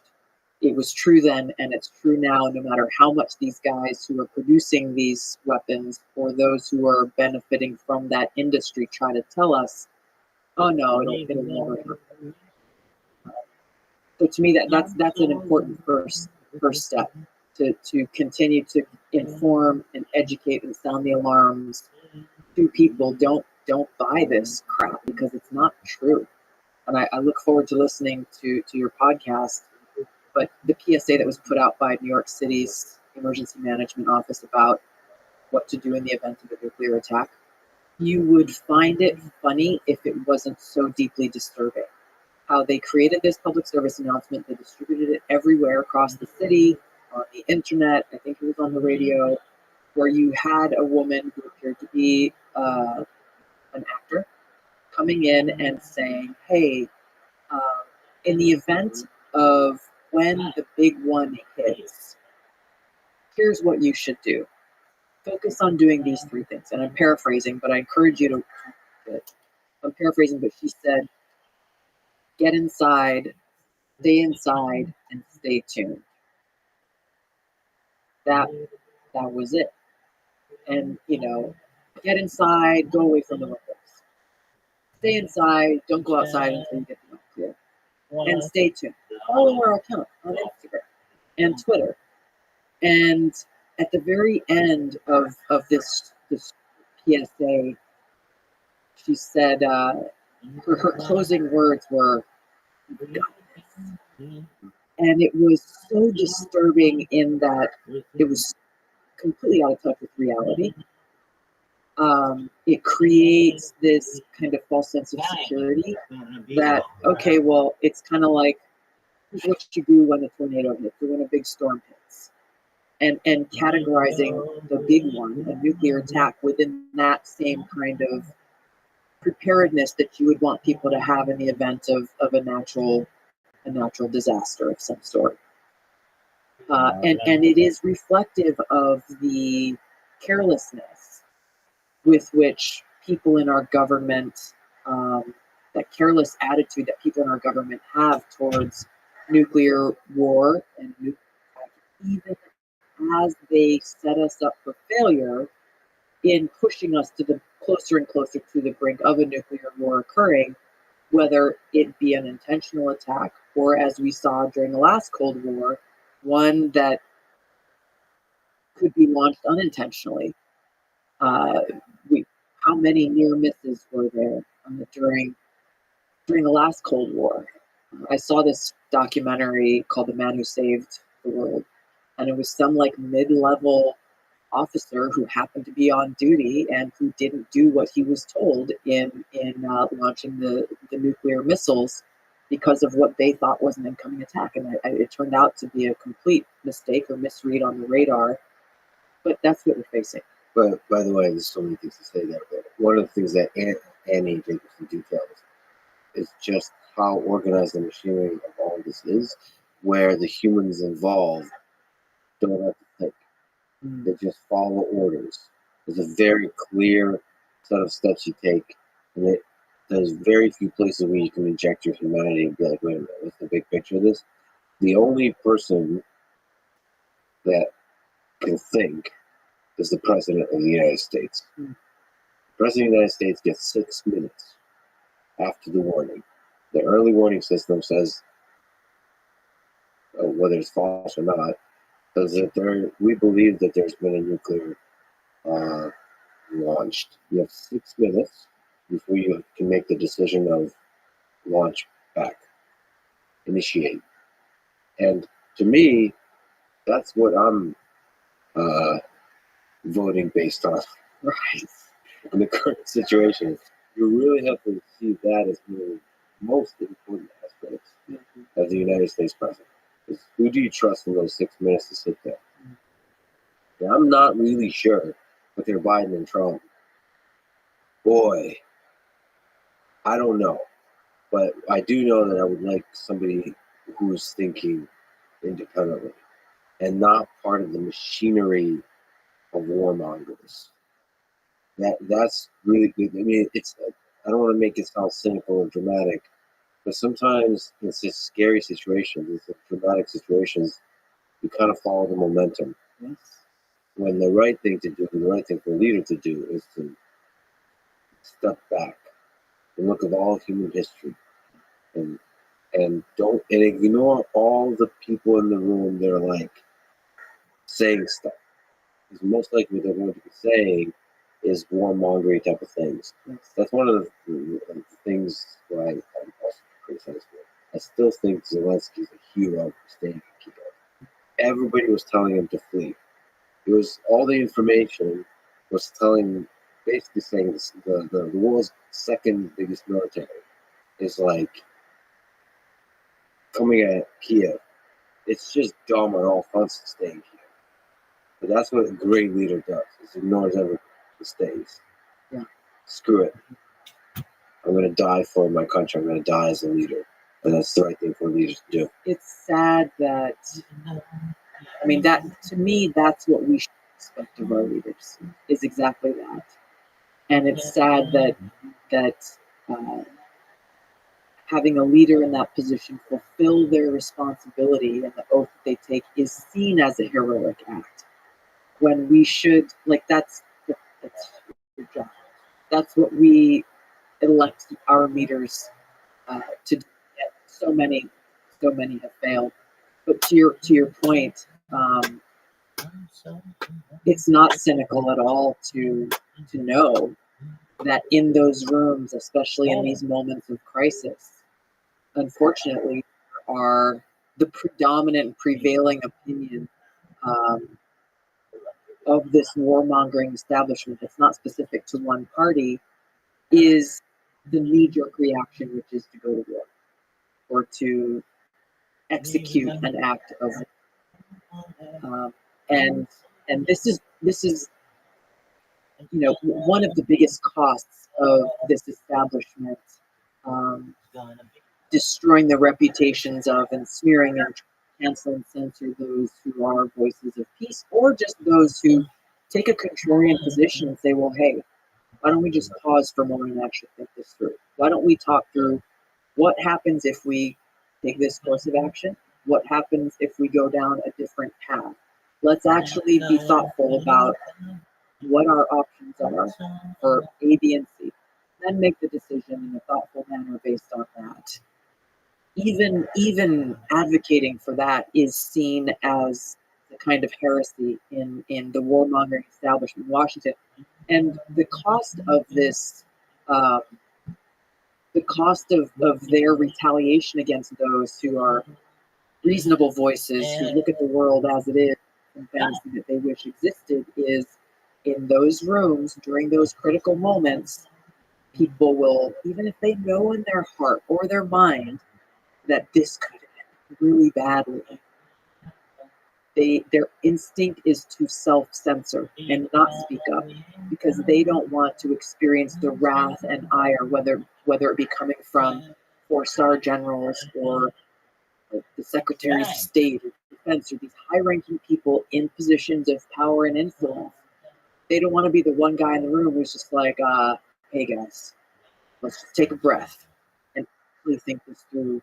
What will happen, not just in the immediate response of this action that you're advocating for, but what are all of the other people, other actors, stakeholders in the world? How will they respond?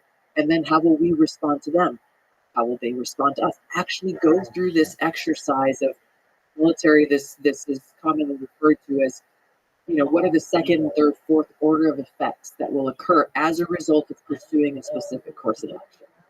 It's weird how difficult it is to be that person in the room. It requires courage, But which is sad, but it requires courage.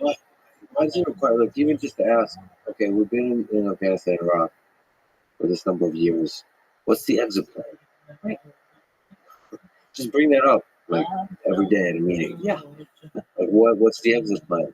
It's strange that gets criticized, the war in Iraq and so on.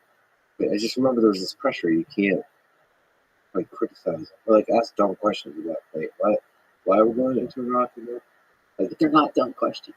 Right. In retrospect, you're like, oh, they're not dumb questions at all. Yeah. But actually required a lot of courage to ask them while still working within the institution. It's easier if you're like an activist from the outside saying, sure, no war, this kind of stuff. But within the institution, in the position of power, to ask the questions like, maybe it's not. Yeah. It seems really difficult. The same kind of thing in the war in Ukraine. There's any kind of military involvement. Again, I guess the cynical interpretation is that it's the military-industrial complex that permeates the halls of power. It does. And what is behind the military-industrial complex? And there are different examples of this. You can pharmaceutical industry as well. There's huge amount of money and a huge amount of power that wields tremendous influence over members of Congress. There are different examples of this across different sectors of our society, but the military-industrial complex over time has proven itself to be the most powerful and influential. And that's what is behind it. Is this is why they try to destroy anyone who dares to ask the most obvious questions.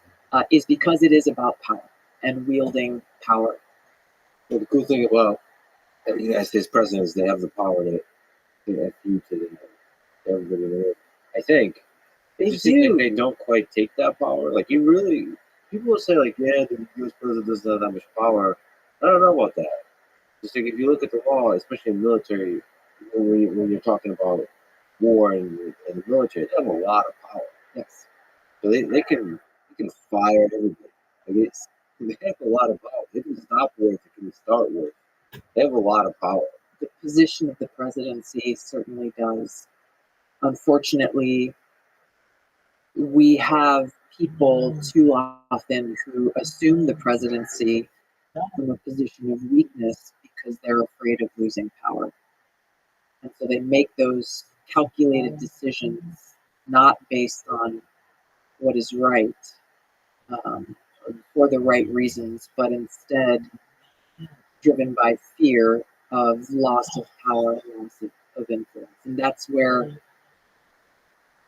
especially given all that we are facing, we need leaders in the presidency and in Congress who have courage to be that voice in the room, to ask about, to remain mindful of and rooted in the Constitution, to, even as we are seeing this legislation being billed as the anti-TikTok bill. That's really not about TikTok. It's about speech. You actually explain that, Bill? Yes, this is another. I guess the bottom line up front is this is another piece of legislation being expedited through Congress with strong bipartisan support in the name of national security interests. That is essentially a power grab and an assault on freedom and liberty. And I'll just say this in I think probably like the top three things that they're not actually telling us in the bill. Freedom of speech. It's our ability to be able to express ourselves, whether it be in person, on a podcast, on a social media platform, in a newspaper, whatever the platform may be. This legislation gives the executive the power to decide which platforms are acceptable for us to be able to use. TikTok itself, or the words TikTok, is not actually in the bill, but it gives the power to the president to decide who is a foreign adversary single-handedly, no consultation with or agreement from members of Congress or anyone else. It actually gives the power to a cabinet secretary to designate who is a foreign adversary, and if a social media platform has at least 20% ownership in a social media platform, that platform may be banned from doing business in America, essentially. But it's not just a foreign state actor that could be named as a foreign adversary.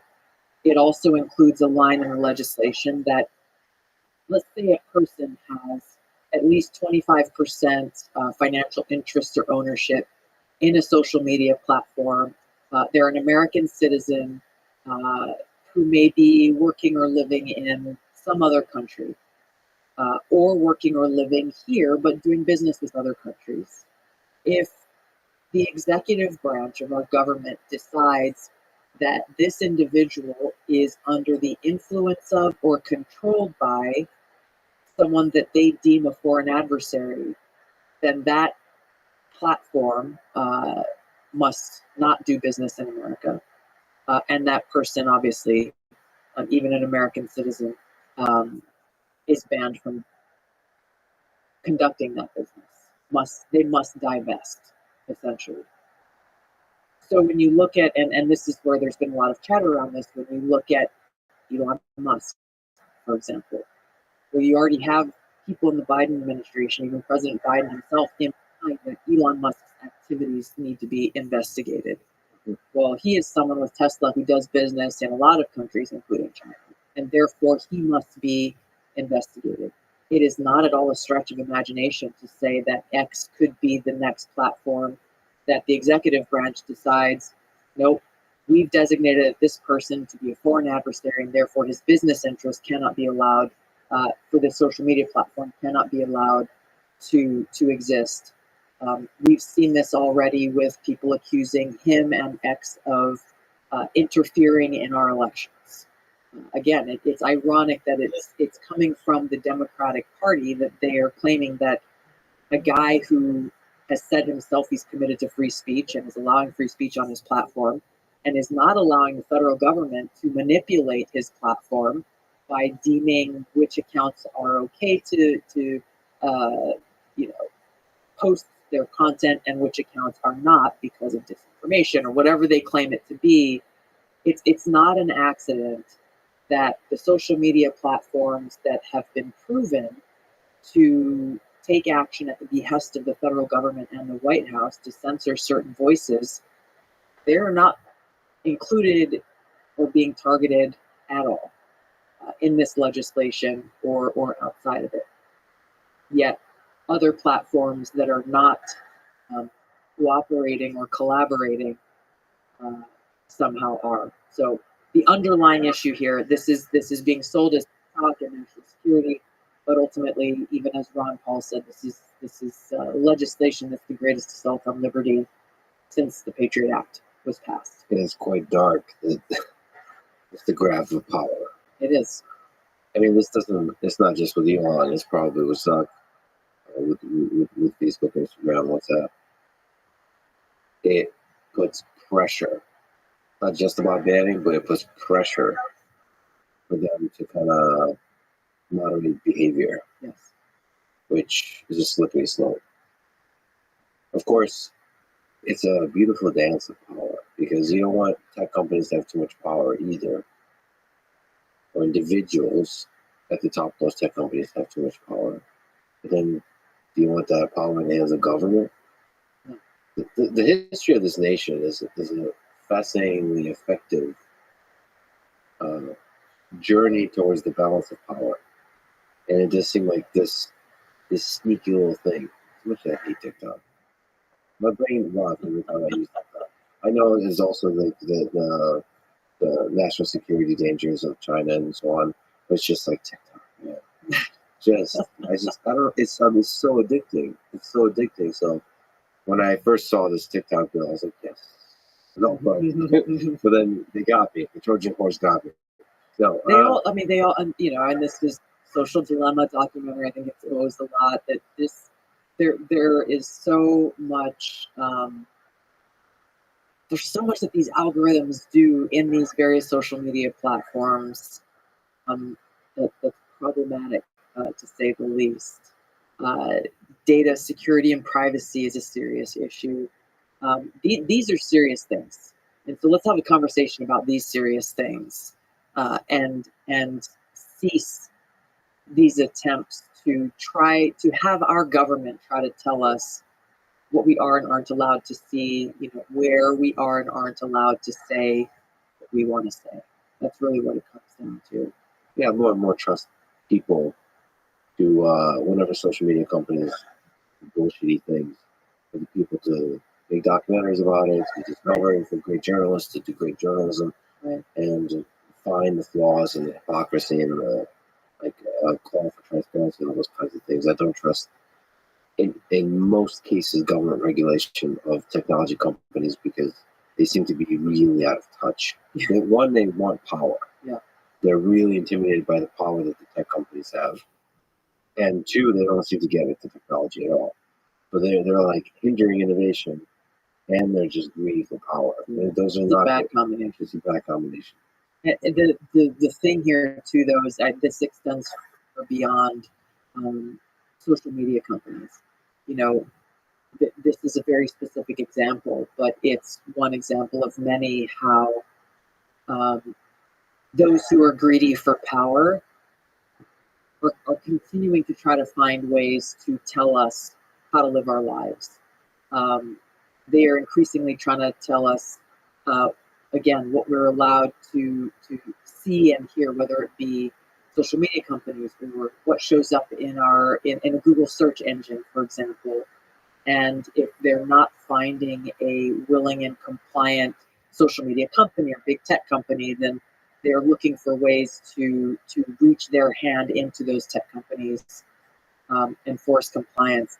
But in the age of disinformation, misinformation, hate speech, all of the excuses that are given for government, either directly or indirectly through big tech, to try to censor certain voices, it really undermines the truth, which is the way to defeat bad speech is with better speech and more speech. Whether it's hate speech or things that you might be offended by or things that you might disagree with, the answer is not to have some entity with the power of censorship and being the quote-unquote authority to decide what is good and acceptable and what is bad speech and unacceptable. It's what you said. Let's encourage this debate and encourage people who are inspired by, like, no, man, I saw this thing is happening and it's pissing me off. So I'm going to bring a superior argument. I'm going to show what the right way is. And gosh, this is what our founders envisioned for us as a society in this country. And we would be so much stronger with a more engaged people and a more informed people if we had this and had it supported. Do you think, what are the chances that the TikTok ban bill passes? The way that it passed through the House of Representatives with such an overwhelming bipartisan support and so quickly, and President Biden saying that if it comes across his desk, he'll sign it, I thought it would pass through very quickly.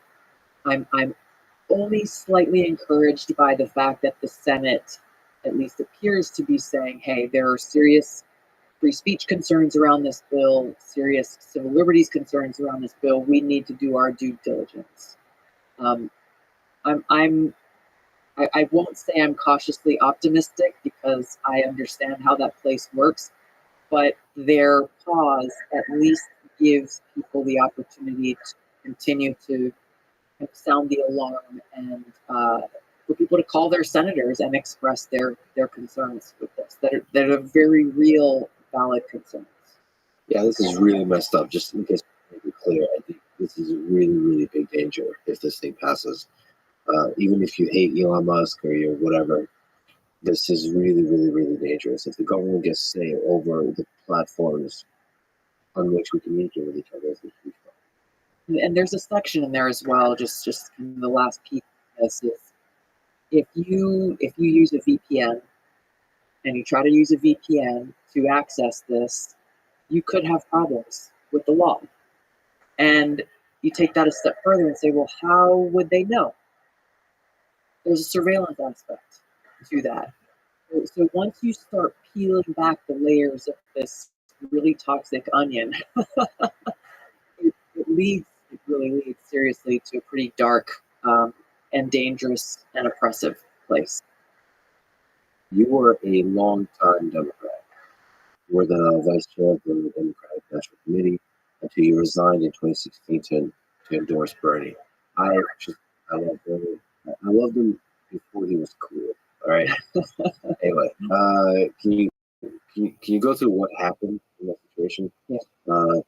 And with the Democratic National Committee and with Bernie and why you resigned? As a vice chair of the Democratic National Committee, one of the things that the rules of the DNC required was that officers of the DNC, of which we were, as I think there were 5 or 6 of us who were vice chairs at the time, you have to remain neutral in the Democratic primary. So you're not, as a party, supposed to be tipping the scales in any direction for any candidate during a primary election. And so I had no plans to get involved in for any candidate or against any candidate during that primary, just the hopes of like, all right, we got to make sure that this is a fair and balanced primary so that voters have the best opportunity to vote for the candidate that they're choosing. I saw a couple of things pretty quickly. Number one is that the chair of the DNC at the time was a woman named Debbie Wasserman Schultz, a congresswoman out of Florida, and she made very serious decisions unilaterally that many times we found out about via tweet or press release that showed she was tilting the scales in the favor of Hillary Clinton in 2016 primary. The other thing that I saw was how the mainstream media and those who are supposed to be positioned to be neutral arbiters to facilitate debates and forums and conversations so that voters can be best informed in who they want to vote for, were calling Hillary Clinton the most qualified person ever to run for president in the history of our country because of the positions that she had held as Secretary of State, as a U.S. Senator, as First Lady.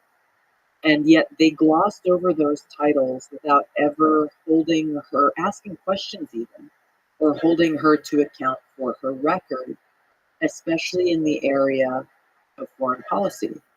The job she was running for was to be commander-in-chief, to be the president of the United States. That responsibility to serve as commander-in-chief is the foremost responsibility a president has. It's essentially the one area where the president can unilaterally make decisions without education, healthcare, immigration. Congress has to actually pass legislation. The president can come through and say, hey, here's the policies that I want, here's legislation that I'll propose, but those changes can't be made without Congress, working with Congress to pass them. So she was essentially being let off the hook for her record. As an American, as a soldier, as a veteran, that was a big problem for me. And so I made the decision to resign as vice chair of the DNC, so that I could endorse Bernie Sanders, who largely at heart, I believe, is a non-interventionist. He hasn't focused a lot on foreign policy. It's not at the heart of what his focus has been for decades. But he was certainly far more of a non-interventionist than Hillary Clinton, who has shown to be the queen of warmongers in Washington. I wanted to be in a position where I would have a platform to inform voters about her record so that they could make that decision for themselves, so that they could see, hey, in this area, on this issue, which is incredibly important, there is a clear contrast between these two candidates running in the Democratic primary. And that's what drove my decision to resign and to endorse Bernie Sanders. And that's what I went on to do throughout the rest of the primary. What do you like most about Bernie? The positive. You know, what I like most about him is he is who he is. Yeah. Unapologetically so. Both in personality, but also in what he advocates for, and what he's advocated for a long time. So, you know, you can agree or disagree with his positions, but he is who he is. Like I said, you were a long time Democrat. You ran for president in 2020 as a Democrat. Now you're an independent, and you're an excellent book describing your journey, ideologically, philosophically, through that. Why did you choose to leave the Democratic Party? In the book, I go into a number of the central reasons why I made that choice. But fundamental to them is that the Democratic Party has become a party that is opposed to freedom, that is opposed to the central and foundational principles that exist within our founding documents, and that serve as the identity of who we are as Americans and what this country is supposed to be about. It has become a party that is controlled by this elitist cabal of warmongers, who are driving forward this quote unquote woke agenda, and we see it through their racializing of everything. We see this through their defund the police mission. We see this through their open border policies. We see this through how in their education policy they are failing our kids, and how they are pushing this narrative that ultimately is a reflection of truth. The fact that it's a question up for debate about whether or not, well, actually, it's not a question up for debate for them. They are actively pushing for boys who identify as girls to compete against girls in sports, changing our language so that the word woman, the identity of being a woman, is essentially being erased from our society. And it is the height of hypocrisy and, frankly, an act of hatred towards women that they are so intent on doing this. And ironic that it's coming from the party that for so long proclaimed themselves to be the greatest feminists and the most pro-woman party in the country. I go into detail around each of these issues and more in the book, but you will see as we go through each of these issues fundamental and foundational to every one of them is that sadly the Democratic Party has become a party that is so consumed by their desire for power, this insatiable hunger for power, that they are willing to destroy. They are willing to destroy our republic, our democracy, our freedom, just so that they can try to hold on to power and gain more power. So these are just different mechanisms for power. The identity politics and the warmongering are related to each other in that they're mechanisms. You know, you're making it sound like only the Democratic Party are full of powerful people. So to you, the Republican Party, I don't know if you've met, but some of them A couple of them. are also in love with power. And, at times, to some degree, politicians in general are corrupt. Sometimes within the legal bonds, sometimes slightly outside the legal bonds. And to what degree is the Democratic Party is worse than the Republican Party? So I don't want to paint a picture of like this kind of beautiful vision of the Republican Party No, that they're somehow not power hungry. Yeah, I'm glad you brought this up. The book details why after 20 or so years as a member of the Democratic Party, I decided to leave. But also, and it goes through my experiences and things that I have seen and learned along the way. But I also point out exactly that fact in the book. But from the very beginning, with the prologue, is we should not be naive to think that this only exists within the Democratic Party.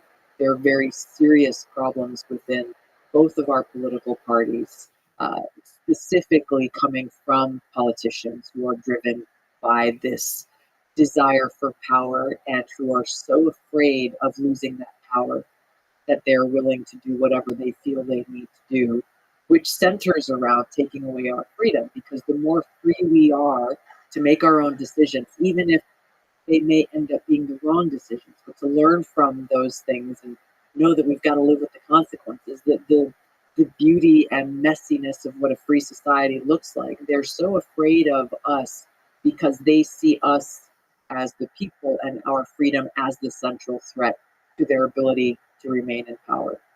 I think the difference that we're seeing today, unfortunately, we talked about this a little bit, how the Democratic Party has become a party who must work in lockstep with the leadership of that party, or risk being faced with your reputation being destroyed, smeared, and all of these different attacks. And the reason why they do that is to put people like me and Bobby Kennedy and others up as an example of saying, hey, if you step out of line, if you challenge us, this is what we're going to do to you. The Republican Party has also done that, and they also have politicians and leaders who are more interested in feeding, the thriving system in the Washington establishment.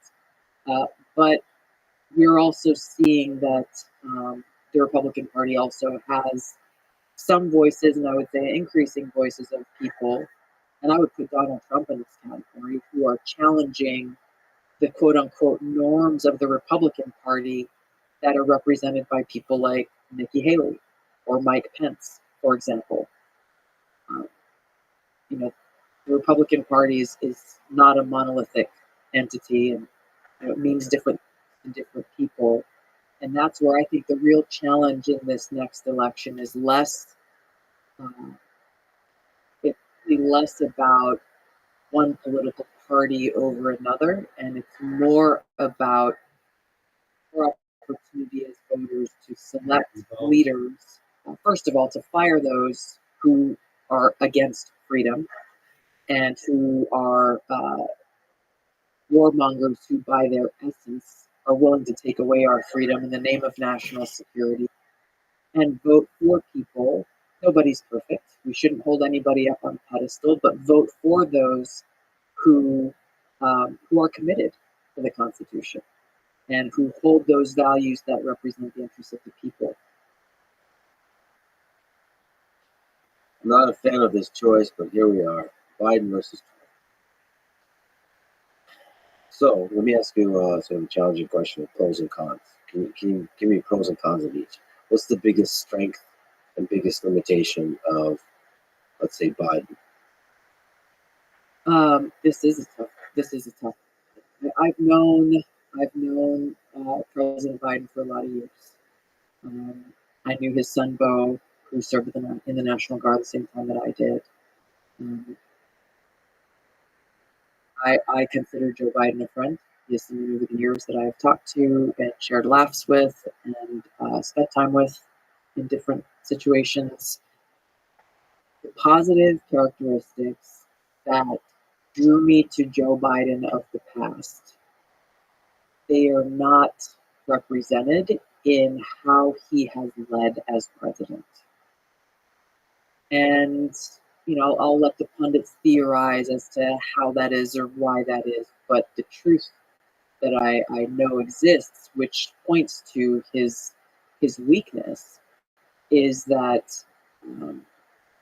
instead of listening to his better angels, he has instead at every turn. If you go back and I look back to his inauguration speech where he promised to be president for all Americans. During his campaign, he promised to be the uniter in chief, to bring a country together that was deeply divided. That's the Joe Biden that I've known for many years. A guy who has, worked with different people with different backgrounds and different political views, but tried to find at different points in time a way to work together. At every turn, he has done the exact opposite of what he spoke about during his inauguration speech, and has left us as the American people today more divided, less secure, both from an economic standpoint as well as a national security or a safety and security standpoint, and less free as a society and as a people. So the biggest criticism would be he divided us, so continued the division that's been there. Who do you be the greatest uniter? And to me, over the past few decades, to me, Obama. You've been very critical of Obama on the past side, but to me, that guy did really good. Maybe some people say just rhetoric, but I think rhetoric matters when you're president. I think he was out of all the presidents, probably the most effective united people. Would that be fair to say? During his 2008 campaign, yes, I think that his message resonated with so many people across generations and across, different views, different backgrounds, to where, people cried on the night that he was elected because they felt so hopeful. I talk to people, and I know people who set aside their entire lives to work on his campaign, to be a part of this hope and change mission that he laid out, that would bring us together. Some of the people that I know personally, they gave up their lives during the campaign, and after he won, they went to Washington D.C. Because they wanted to be able to do the work that he had laid out, and continue to be a part of this mission that they expected would extend beyond the campaign. And they've expressed to me personally how heartbroken they were, because so quickly after he was elected, instead of bringing in a new generation of fresh leadership that was not a part of the Washington establishment, he instead immediately chose to surround himself with people who were more of the same old, who were essentially part of the problem. And many of his actions after that proved that fear and that brokenheartedness that they felt to be true. And I'll mention one example related to civil liberties that we talked about. He was someone as a U.S. Senator who gave some pretty powerful speeches on the Senate floor about his concerns with the Patriot Act, his concerns with surveillance from the NSA, his concerns with a violation of our Fourth Amendment rights and civil liberties.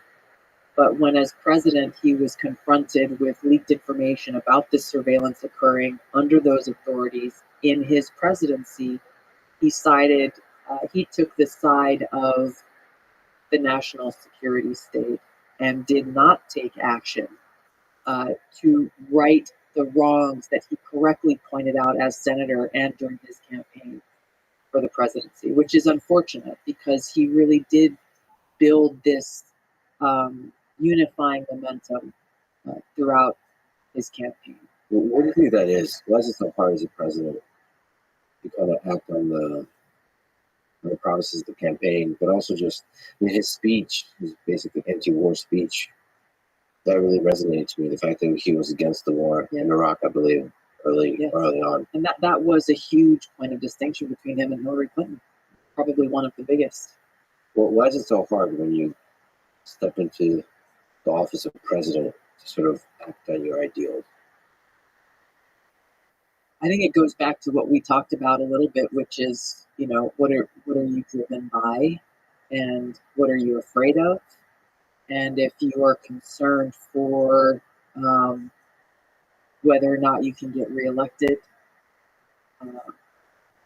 who's going to fund that reelection effort, who's going to fund the presidential library and your legacy that will follow. There have been some documented examples around how he promised to crack down on big pharma, but when push came to shove, his Department of Justice campaign funding was threatened, and they chose not to take action, even when they had a very, very strong case to make. This was with regard to the opioid crisis in the country. And this just goes back to the heart of why it's so essential that we have leaders who have courage and who are focused on doing what we elect them to do. Who are resistant to the love of money and power. Yes. Or, and we are fallible. We are flawed by nature. And I'll go into kind of the next one you asked about Trump, the weakness side, and the lessons that I hope have been learned from 2016 for him and his team is you have to be in a position where you are surrounding yourselves with other people of courage who aren't just thinking about their next political job or their next job getting a cable news contract or looking for fame themselves or looking at how they can monetize their position for their whatever their next financial interest might be, but people of courage who know what they're up against to really seriously clean house across the federal government and the corruption and rot that is so deeply entrenched in order to truly be effective. And if he is reelected, that is my hope, that he sees that he's learned from what went wrong in 2016. That he went in with a largely non-interventionist, more focused on peace agenda, and yet he surrounded himself with people who are at the heart of the warmongers in Washington and who directly went against the policies that he advocated for. On the strength side, I think it's easy to point out because it's also what has caused him to be so attacked in ways that we haven't seen before, certainly not in my lifetime, by the Democrats, by the Biden administration, not only now, but something that started back in 2016. He was a candidate. He's a guy who, by all measures, has been successful in his own life. And because of that, he's not coming in with this desire to please Washington that many other politicians have. And because he is so willing to challenge the quote-unquote norms, and these are not norms that serve the interests of the American people. These are norms that serve the interests of the most powerful. He is a direct threat. And so that attitude and that mindset of not coming in with the kind of caution that too many politicians with, of wanting to be the popular one at the parties or whatever it is that they want, that is the strength that he brings. Yeah, I just had a conversation with Dana White, and he's good friends with Trump, and he talks to the fact that he seems to be resistant to the attacks. There's some aspect of that is just the psychology of being able to withstand the attacks that are there in the political, and that can break people. Like you just don't want the headaches. But to withstand the attacks is tough. Something about his psychology allows for that. I guess the question for you also in your own psychology, you've been attacked quite a bit. We've mentioned some of that sort of misrepresentations, and how do you deal with that by yourself? Like how do you not become cynical or overcompensate the other direction? It really stems from having a clear sense of purpose. I never saw, I've served in state government, I've served on our city council in Honolulu, and served in Congress. But at no time have I seen this as a quote unquote political career. I don't have that ladder climbing ambition that a lot of politicians have. My sense of purpose is deeply rooted in my dedication and my desire in my life to be pleasing to God, to live a life of service. And what better way to be pleasing to God than to try to do my best to work for the well-being of God's children?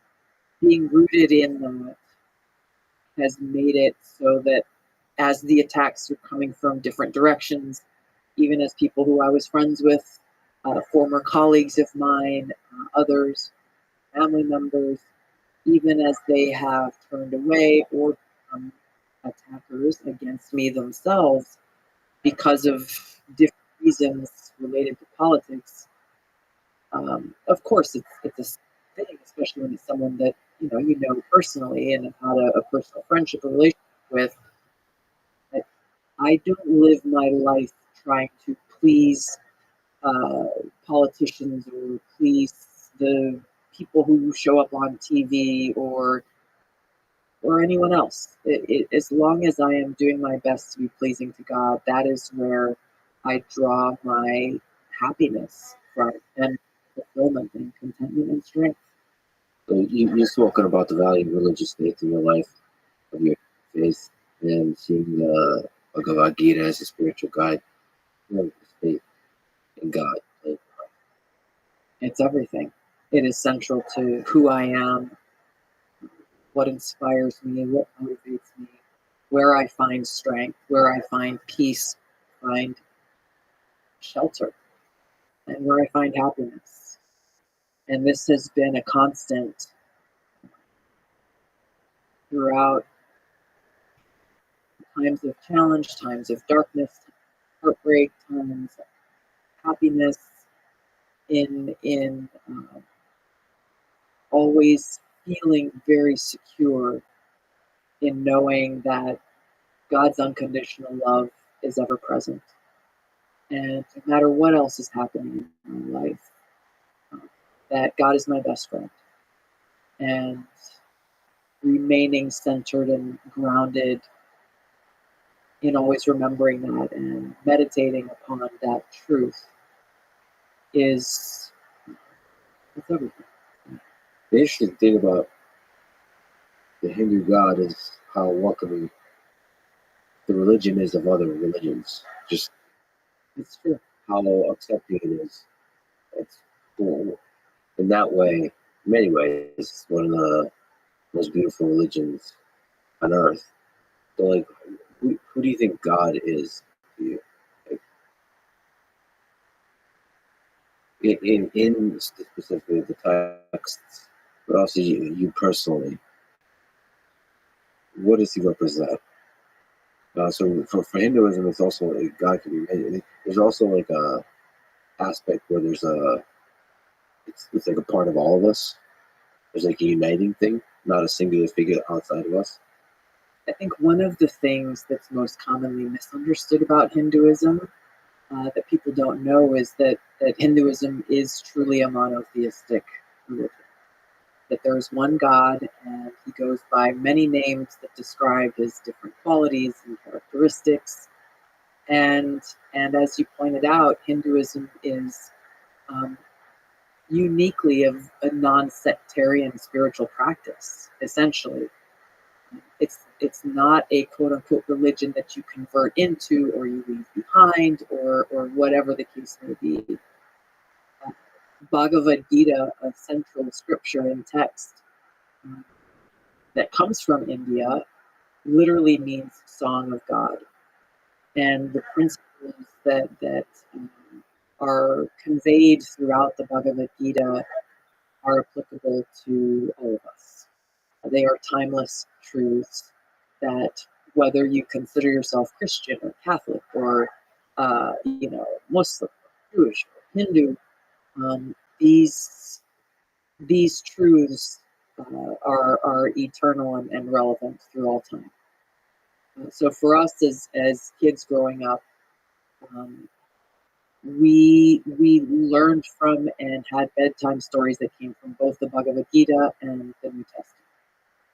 My dad was raised Catholic, my mom was raised Episcopalian, and both of them were attracted to the Bhagavad Gita as they were in their own lives searching for a more personal relationship with God than they had been able to find elsewhere in their own spiritual journeys. And that's where the application of there are teachings in the Bhagavad Gita, for example, that talk about bhakti yoga. Bhakti yoga essentially translates into dedicating your life, striving to develop a loving relationship with God. Karma yoga, there's a chapter in the Bhagavad Gita that speaks about karma yoga. Karma is a word that has become a part of both karma and yoga have become very common terms. But what it really means is trying to dedicate your actions in life that have, in a way that have a positive impact on others, being of service to others.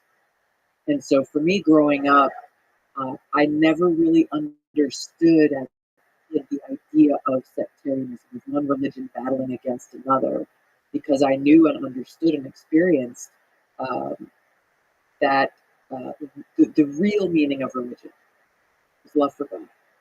No matter what name you worship Him by or how you worship, that is the real meaning of religion. And the application of that in life is you ask, how do I see God in a personal way? I know that God is my best friend. God is my confidant.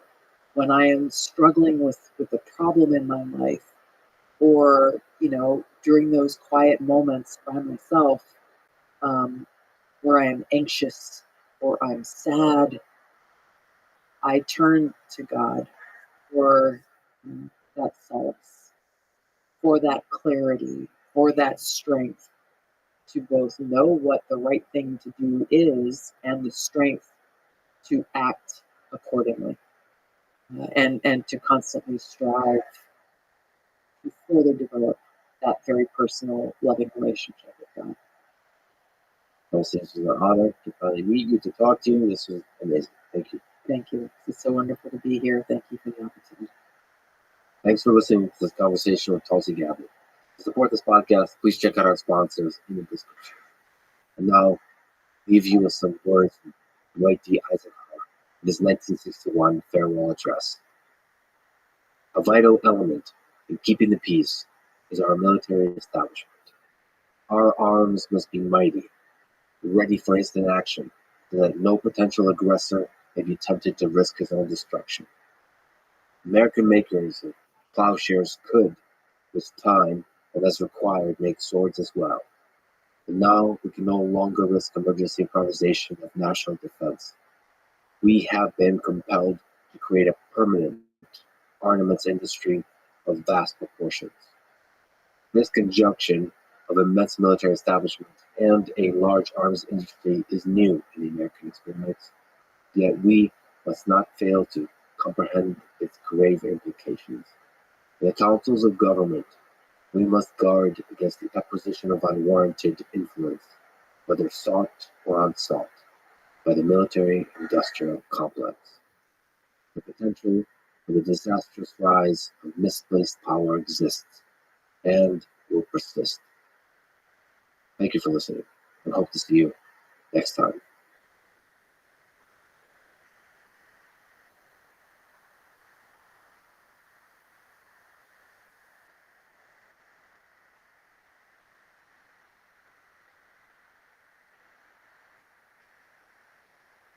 The person who controls the algorithm controls the world, right? And if you are committed to one specific platform, a singular source of information or affiliated platforms, then whoever controls the algorithm or the programming there controls. The following is a conversation with Mark Cuban, a multi-billionaire businessman, the veteran star of the series Shark Tank, longtime principal owner of the Dallas Mavericks. This is unafraid to get into frequent battles on X, most recently over topics of DEI, wokeism, gender, and identity politics, with the likes of Elon Musk and Jordan Peterson. This is the Lex Friedman Podcast. To support it, please check out our sponsors in the description. And now, dear friends, here's Mark Cuban. You've started many businesses, invested in many businesses, heard a lot of pitches privately and on Shark Tank. So you're the perfect person to ask, what makes a great entrepreneur? Somebody who's curious, they want to keep on learning because business is ever changing, it's never static. Somebody who's agile because as you learn new things and the environment around you changes, you have to be able to adapt and make changes. And somebody who can sell because no business has ever survived without sales. And as an entrepreneur who's creating a company, whatever your product or service is, if that's not the most important thing and you're excited to tell people about it, then you're not going to see it. But it's also a skill thing. How do you sell? What do you mean by sell? Like selling is just helping. I've always looked at it about putting myself in the shoes of another person and asking this, can I help this person? My product helped from the time I was 12 years old, selling garbage bags door to door and just asking a simple question. Do you use garbage bags? Do you need garbage bags? Well, let me save you some time. I'll bring them to your house and drop them off. To, streaming. Why do we need streaming when we have TV and radio? Well, you can't get access to your TV and radio everywhere you go. So we kind of break down geographic and physical barriers and, cost plus drugs. What's the product that we actually sell? We sell trust. In the simplistic approach, we buy drugs to sell drugs, but we add transparency to it. And bringing transparency to an industry is a differentiation, and it helps people. And in this, it's highly lacking in trust. Okay, so what's the trick to selling garbage bags? Let's go back there. At 12 years old, is it just your natural charisma? I guess a good question to ask. Are you born with it, or can you develop it? Oh, you can definitely develop it. Because selling garbage bags doesn't go easy. Right? It's like 12-year-old Mark going, hi, my name is Mark. Do you use garbage bags? You know what the answer is going to be, right? Can I just drop them off for you once a week whenever you need them? You just call, and I'll bring them down? Sure.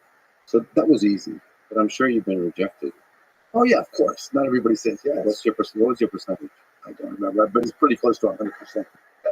So that's why you don't remember. Yeah, right. Because who's going to say no to a 12-year-old kid who's going to save for time and money? But, typically in my career where I've started companies, it's to do something that other people aren't doing, whether it was connecting PCs and to local area networks and have micro solutions. And, the salesmanship was walking into a company and saying, look, talk to me and I can help you improve your productivity and your profitability. And the answer is obviously always yes. And then the question is, can I do the job and can I do it cost effectively? And so you didn't have to be a born salesperson to be able to ask those questions, but you have to be able to be willing to put in the time to learn that business. That's the hard. I'm sure there's a skill to it too, and like how you solve the puzzle of communicating with the person and convincing them. Yeah, there's skill from the perspective that I read like a movie.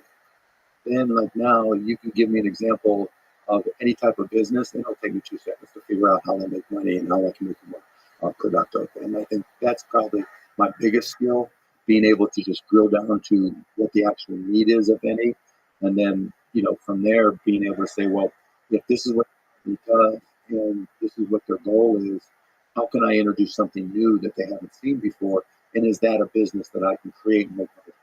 To figure out how this kind of business makes money in the present, and then figure out is there a way to make more money by introducing more employees. You can just do anything. Is it more than that?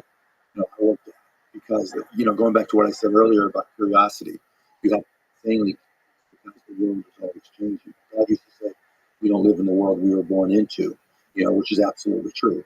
If you're not a voracious consumer of information, then you're not going to be able to keep up. And no matter what your sales skills or ability are, they're going to be useless. What'd you learn about life from your dad? My dad did upholstery on cars. Got up, went to work every morning at 7 o'clock, came back 5 or 6 o'clock, exhausted. And I learned to be nice. I learned to be caring. I learned to be just, qualities that I think he really tried to pass on to myself and my 2 younger brothers. Were just being a good human, And I think, he didn't have business experience. So as I got into business, he would just, say, "Sorry, Mark, I can't help you. I don't understand what you're doing." And neither one of my parents had gone to college. You've got to figure out for yourself. But he was also very insistent that, he worked at a company called Regency Products where they did upholstery on cars. He would bring me there to sweep the goods, not because he wanted me to learn that business, because he wanted me to learn how backbreaking that work was. He lost an eye in an accident at work. A staple broke. The only thing he wanted from my brothers and I was for us to never have to work like that, to go to college, to figure it out.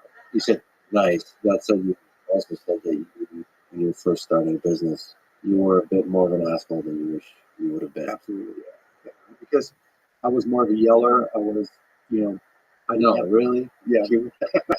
What you see on the sidelines, would be at a Mavs game, maybe a little bit, but I also didn't have any for somebody I thought wasn't using my kind of common sense, right? Because I was always on the go, go, go, go, go particularly when I was younger, just trying to be successful, trying to get to the point where I had independence.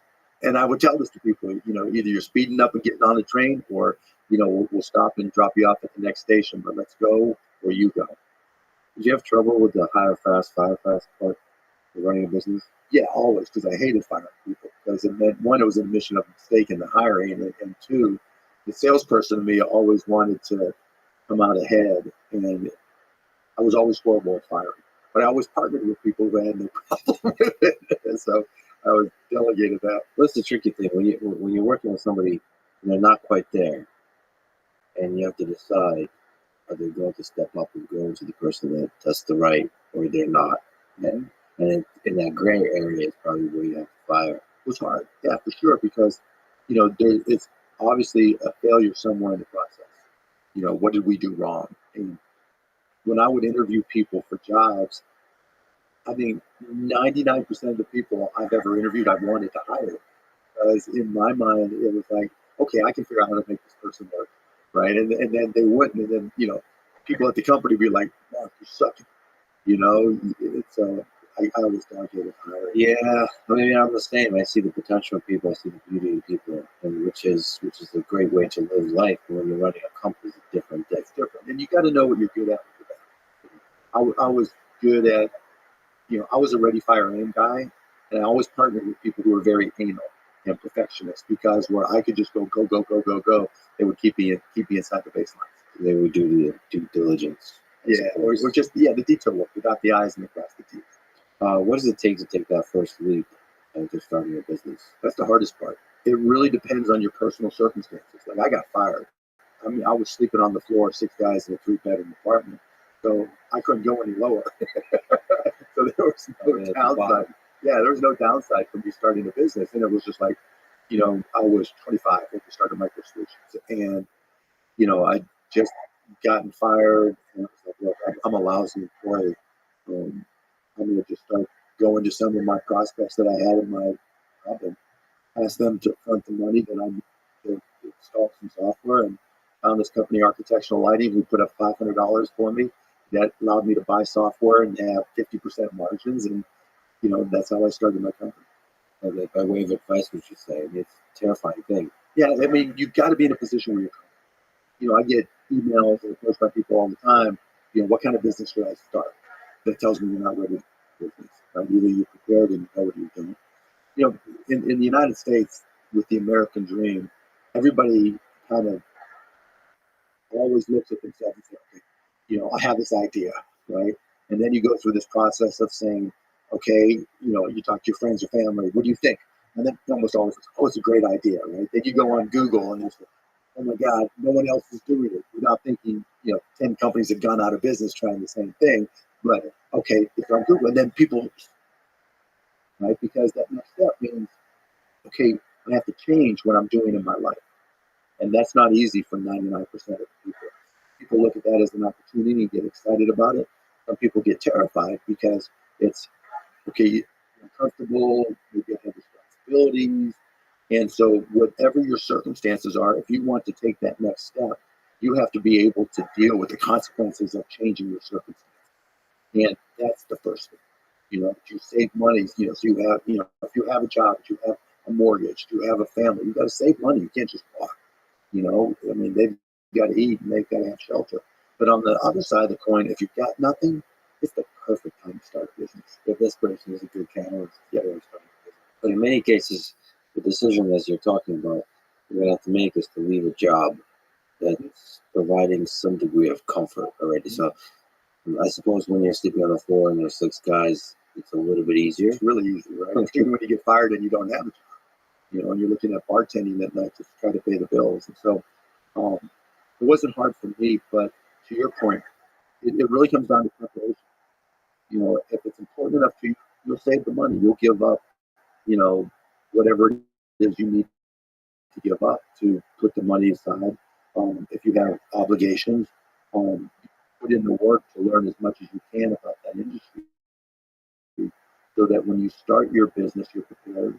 And you can always, at night, on weekends, whenever you find time, lunch, start making the calls to find out if people will write you a check, or transfer you the money to buy whatever it is you're selling. And by doing those things, you can put yourself in a position to succeed. It's where people just think, okay, Geronimo, I'm leaping off the edge of the cliff and I'm starting a business situation. Sure.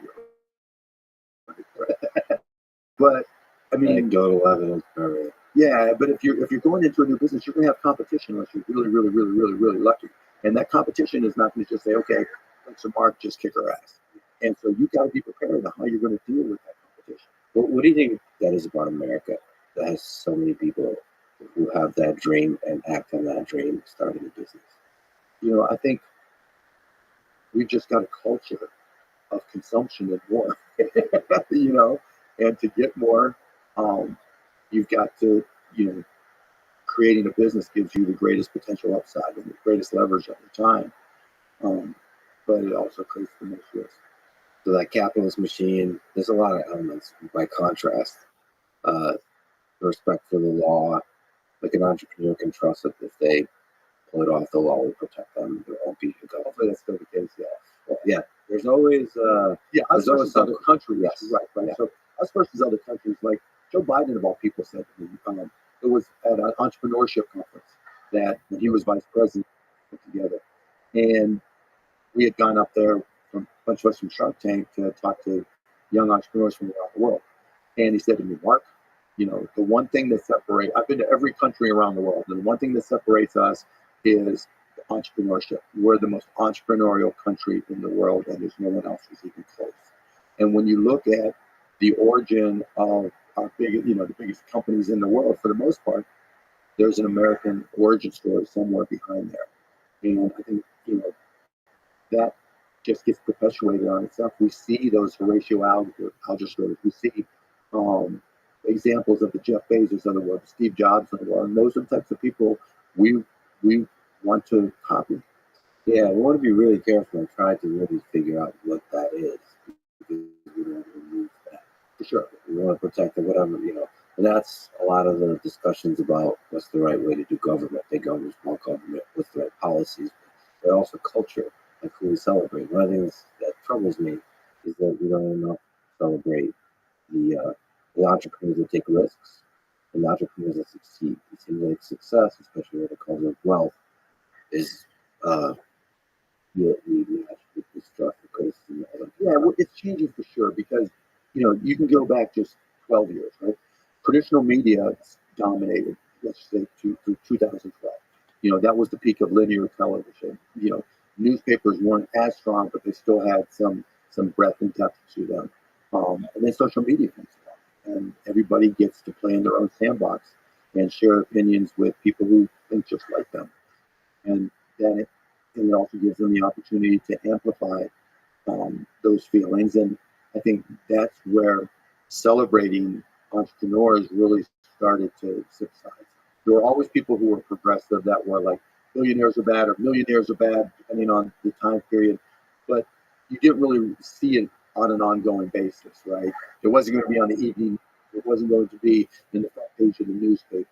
Um, it was going to be if you read a book and someone talked about it, or you read a magazine and there was an article talking about this progressive movement or that progressive movement, whatever it may be, and then or political parties.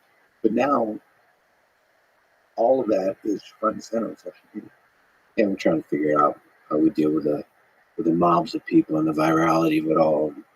I think we'll find our footing and start celebrating greatness again. Well, that's the whole reason I do Shark Tank. That's true. That show celebrates the entrepreneur. It's the only place where every single minute of every single episode we celebrate the American dream. And the reason I do it is we tell the entire country, and it's shown around the world. Even we're amazing advertising for the American dream in I don't even know how many countries.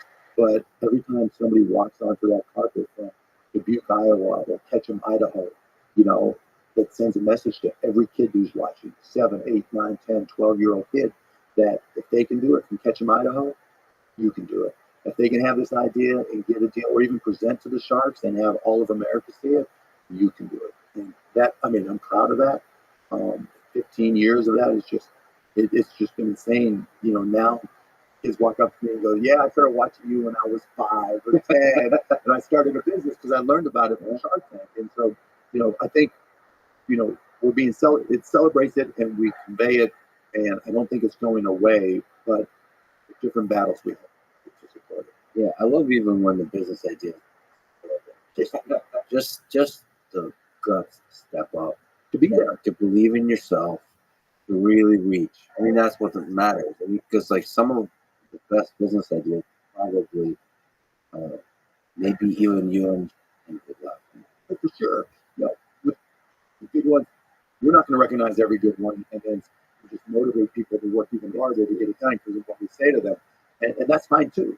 There's been great success stories that stands out as a commitment for business and people who pitched on Shark Tank. What's the best one that stands out? There's no best one, right? They're all different. They're all best in their own way, I guess. The stupid ones, and we haven't had any, world changing, earth shattering ones, right? Because those aren't going to apply to Shark Tank. They don't need us, right? So we typically get businesses that need some help at some level or another. But there's ones I've passed that was like spike ball. Do you know what spike ball is? So it's this rebounding net that you can put on the beach, and you have these yellow balls, and you play a game of. It's just a competitive game, but they're killing it. So if you go to beaches in New York or LA, you'll see kids playing it all the time, and it was a fun game that I wish I'd done. And there's been others. They were traction, and they wanted to create leagues, spike ball leagues. And they wanted me to be the commissioner, and I don't want to be a commissioner of a new spike ball league. You have to kind of have this gut of will this game, will this play? Of course, yeah. Can it be protected? Is it differentiated? Is it something that makes me think, why didn't I think of that? Or is it just a good, solid business that's going to pay a return to the founder and may not be enough of a business to return to an investor? And I guess the question you're trying to see with this scale, there's promise, with a promise materializing into a big thing. You see, I don't even care if it's going to be a big thing, right? Because it's all relative to the entrepreneur. We had a 19-year-old from Pittsburgh, Laney, who came on with a simple sugar straw. And there was nothing outrageously special about it. I didn't see it becoming $100 million business. I thought it could be $2, $3, $5 million business that paid the bills for her. And that was good enough. And, 6 months after the show aired, she called me up. She goes, Mark, I got $1 million in the bank. What am I going to do? Enjoy it? Put aside money for your taxes? Go back to work. And so it doesn't have to be a huge business. It's just one that makes the entrepreneur happy. Then there's the valuation piece. I mean, do a lot of entrepreneurs overvalue Of course. business? Yeah. I mean, that's the nature of it, right? I mean, and that's really where the biggest conflicts in Shark Tank happen. That's in the valuation. They think this is the best business ever. We had one lady, couple that came on, and they had the scraper for cats' tongues. Right? It was one of the most bizarre pitch ever. And they had this insane valuation, and it was on TV. All right, okay. Maybe it's potential. Yeah. There's a lot of cats in there. Yes, there are. Yeah, they'll go through very well without you. So how do you determine the value of a business, whether it's on Shark Tank or just in general? It's actually really easy, right? So if you take, just to use an example, a business that's valued at $1 million, and I want to buy 10% of that company for $100,000, then in order for me to get my money back, they've got to be able to generate $100,000 in after-tax cash flow that they're able to, and they do it or can they not, right? And if it's $2 million value, whatever the valuation is, that's how much cash, after-tax cash, they have to generate to return that money to investors. Or the other option is, do I see this as business potentially having an exit, right? Do they have some unique technology? Or do they have something specific about them that some other company would want to acquire? Then the cash flow isn't as I don't want to say important, isn't going to guide. How do you know if the company's going to be acquired? So it's the technology, the patents, but also the team. Or is it, Yeah, it could be any of the above, right? It could be a consumer products company that I think is going to take off. and how do you know if they can generate the money? Well, You made it sound easy. Yeah, I mean, can the person sell? And if not them, can I do it? Or someone on my team do it? Are you looking at the person? Yeah, for sure. Yeah, that's where Barbara Corcoran's the best. She can look at a person and hear them talk for 20 minutes and know, can that person do the job and do the work? Can you tell if they're bullshit? So one of the things with entrepreneurs are kind of, like we said, overvaluing, so they're maybe overselling themselves, but also they might be full of shit in terms of their understanding of the market, or also or exaggerating what they think and do, all that kind of stuff. Can you see through that? Yeah, for sure. Just by asking questions. So if they are delusional at some level or misleading at another level, I'm gonna call them on it. So you get people trying to sell supplements that come on there, and it's a cure for cancer or whatever it may be, or this latest fad that increases your core strength without doing any exercise. Shit like that. I'm just gonna bounce. I'm gonna pound them. Right? I still love that. I still love the try it. So give them credit, right? Because all of America is going to, they've deluded themselves to believe this story so strongly. I mean, there's a delusional aspect to entrepreneurship, right? Like you just. I see. That's a great question. Do you have to be ambitious and set aside reality at some level to think that you can create a company that could be worth 10, 100, $1 billion, right? Yeah, at some level, because you don't know. It's all uncertainty. But I think if you're delusional, that works against you. Because everything's grounded in reality. You've got to execute. You've got to produce. You can have a vision, right? And you can say, this is where I want to get to, and that's my mission, or this is my driving principle. But you still got to execute on the business plan. And that's where most people. Yeah, you have to be kind of two-brained, I guess, if you're able to dip into reality when you're thinking about like the specifics of the product, how to design things, how to the first principles, the basics of how to build the thing, how much it's going to cost, all that. Yeah, I mean, because if you can't do the basics, you're not going to be able to do the bigger things. And at the same time, you've got to be the things that entrepreneurs do that I always try to remind any that I work with on is we all tend to lie to ourselves. Our product is bigger, faster, cheaper, this or that, as if that is a finite situation that's never going to change. Right? And there's always somebody at home leapfrog businesses. There's whoever's competing against you. You know, if you do A, B, or C, they're going to try to do C, D, and E, right?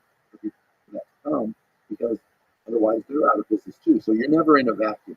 You're always competing against sometimes an unlimited number of entrepreneurs that you don't even know exist. They're trying to kick your ass. And the tricky part of all this too is you might need to frequently pivot in the beginning. Hopefully not. So you think like in the beginning, the product you have should be the thing that carries you a long time. Yeah, because I mean that's your riskiest point in time, right? And so if you've done your homework, which includes going out there and testing product market fit, you should have confidence that you're going to be able to sell it. Now, if you didn't do your homework and you go out there and you sell whatever it is and you raise money or whatever, just to pivot, you've already shown that you haven't been able to read the market. And so it's not that pivots can't work and always don't work, they can, but more often than not, they don't. You pivot for a reason. That's the mistake.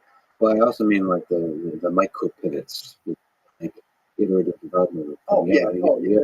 Just iterations. Yeah. You know, entrepreneurship, having any business is just continuous iteration, continuous. Your product, your sales pitch, your advertising, you know, using new technology, how do you use AI or not use AI, where do you use it, what person is the right person. There's just a million touch points, you know, that you're always reevaluating in real time, that you have to be agile and right, especially in software, there's like business model can evolve really quickly too. Oh, how you're gonna make money. Yes, sure, because you know anything digital, because it can change in a minute. Speaking of which, how did you make your first billion? So my partner Todd Wagner and I would get together for lunches. We were at California Pizza Kitchen in Preston Hall in Dallas, and we were talking about how we use this new thing called the internet. This is late '94, early '95, to be able to listen to Indiana University basketball games, because that's where we went to school. And he was like, "Look, when we would listen to games, we would in Wilmington, Indiana, have a speakerphone next to a radio, and then we would have a speakerphone in Dallas, and 6-pack or 12-pack of beer, and we sit around listening to the game because there was no other way to listen to it." So I was like, okay, my first company, Micro Solutions, I'd written software, done network integration, and so digging into it. And so I was like, okay, let's give it a try. So we started this company called AudioNet, and effectively became the first streaming content company on the internet. And we were like, okay, we're not sure how we're going to make this work. We were able to make it work. We started going to radio stations and TV stations and music labels and everything, and evolved audionet.com, which is only audio at the beginning, to broadcast.com, 1998, which was audio and video, and the largest multimedia site on the internet. Took it public in July of 1998. It had the largest first day jump in the history of the stock market at the time. And then a year later, we sold it to Yahoo for $5.7 billion in Yahoo stock. And I owned, right around 30% of the company, give or take. So after taxes, that's the best. Well, there's a lot of questions there. So the technical challenge of that, you're making it sound easy, but you wrote code, but still, in the early days of the internet, how do you figure out how to create this kind of product of just audio and video? A lot of iterations, right, like you talked about. We started in the second bedroom of my house, set up a server. I got an ISDN line, which is a 128K line, and downloaded Netscape server, and then started using different file formats that were progressive loading and allowing people to connect to the server and do a progressive download. So that the audio, you can listen to the audio, but was downloaded onto your PC. It was just choppy, so you were trying to figure out. Oh yeah, for sure. It was buffer. It wasn't good, but it was a start. But it was good enough because it's the first Yeah, because there was no other competition, right? There was nobody else doing it. And so it was like, okay, I can get access to this, or this. And then there were some third-party software companies, Zing, Progressive Networks, and others that took it a little bit further. So I partnered with them and started going to local radio stations where literally we would set up a server right next to it. I had a $49 radio, the highest FM radio that I could find. And you take the output of the audio signal from the radio with these two analog cables, plug it into the server, encode it, and make it available from audionet.com. I would go on Unet bulletin boards. I would go on CompuServe. I would go on Prodigy. I would go on AOL. I'd go wherever I could find bodies. And I'd say, okay, we've got this radio station, KLIF in Dallas. It's got Dallas sports and Dallas news and politics.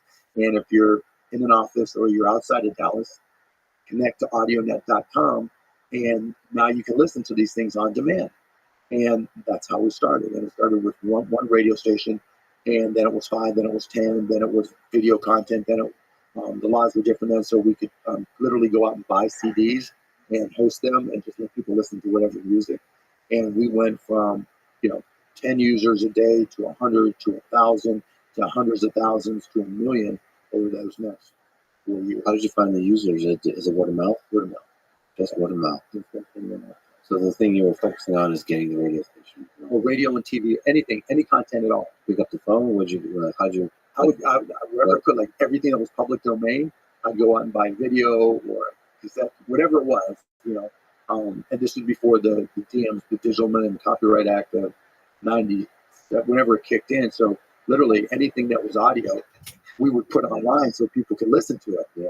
And if you think about somebody at work, you didn't have a radio most likely, and if you did, you couldn't get reception. Definitely didn't have a TV, but you had a PC, and you had a TV, and the companies weren't up on firewalls or anything at that point in time. So our in-office listening, during the day was just exploded because whoever's sitting next to you, what are you listening to, right?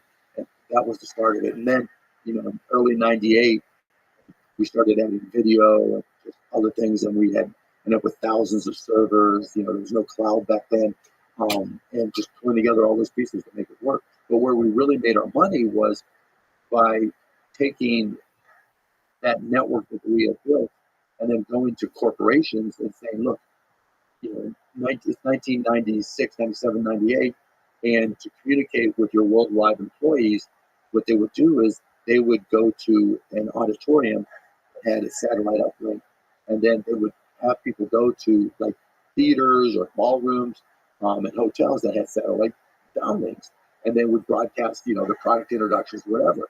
And he said to them, look, you're paying millions of dollars to reach out to employees when you can do it. Pay us $500,000 and we'll do it just under PCs at work. So we did, Bell announced the P90. We charged them $2 million or whatever to Motorola announced a new phone or new product, we would charge them. And so we used the consumer side to do a proof of concept for the network. And then we take that knowledge and go to corporations, and that's how we feel that. And there's some selling there. Yeah, a lot of selling there, but we were saving them so much money. Yeah. And they were technology companies that wanted to be perceived as being leading edge. Yeah. And so it was really. How much technical savvy was required? You said a bunch of servers. At which point did you get more engineers? How much did you understand to do yourself? And then also, once you can't do it all yourself, how much technical savvy is required to understand how to hire people to keep building? I did all the technology, and then we hired engineer after engineer after engineer to implement.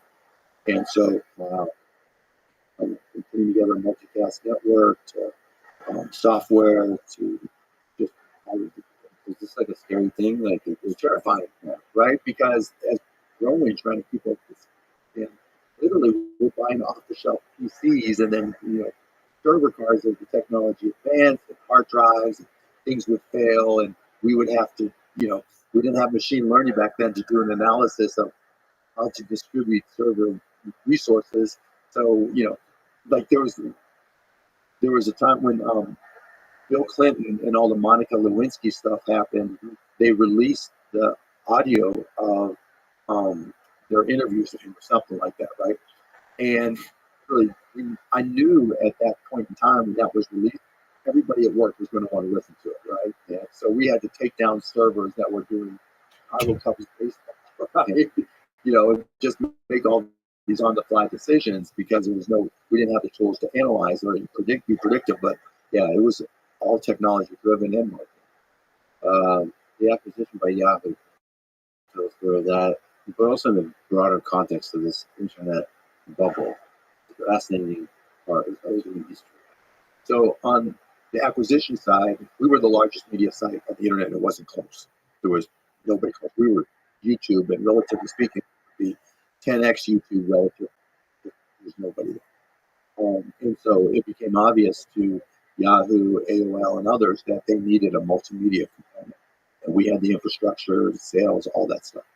And so Yahoo, when we went public in '98, the right before it was, they made an investment of like $2 million, which gave us a connection to them. And then after we went public, they decided they needed to have multimedia. And so in April of '99, we made a deal, and in July of 2000, it went closed. And can you explain to me the trickiness of what you did after that? Oh, they cut the collar? Yeah. Okay, so we sold to Yahoo, we sold for $5.7 billion in stock. And so I looked at, after Micro Solutions, when I sold that, I took that money, and initially I told my broker I wanted to invest like that 60-year-old man because I wanted to protect it. But then he started asking me all kinds of questions about technologies that I understood, like Rothschild install. We had one of the top 20, let's say, systems integrators in the country. At one point in time, we were the largest IBM token ring installer in the country. It was crazy, right? And blast of the past. So anyway, so these Wall Street bankers, or analysts rather, that were the big analysts of the time, would call me up because they would ask my broker, what does he know about this product? And I knew them all, what was working and not working, right?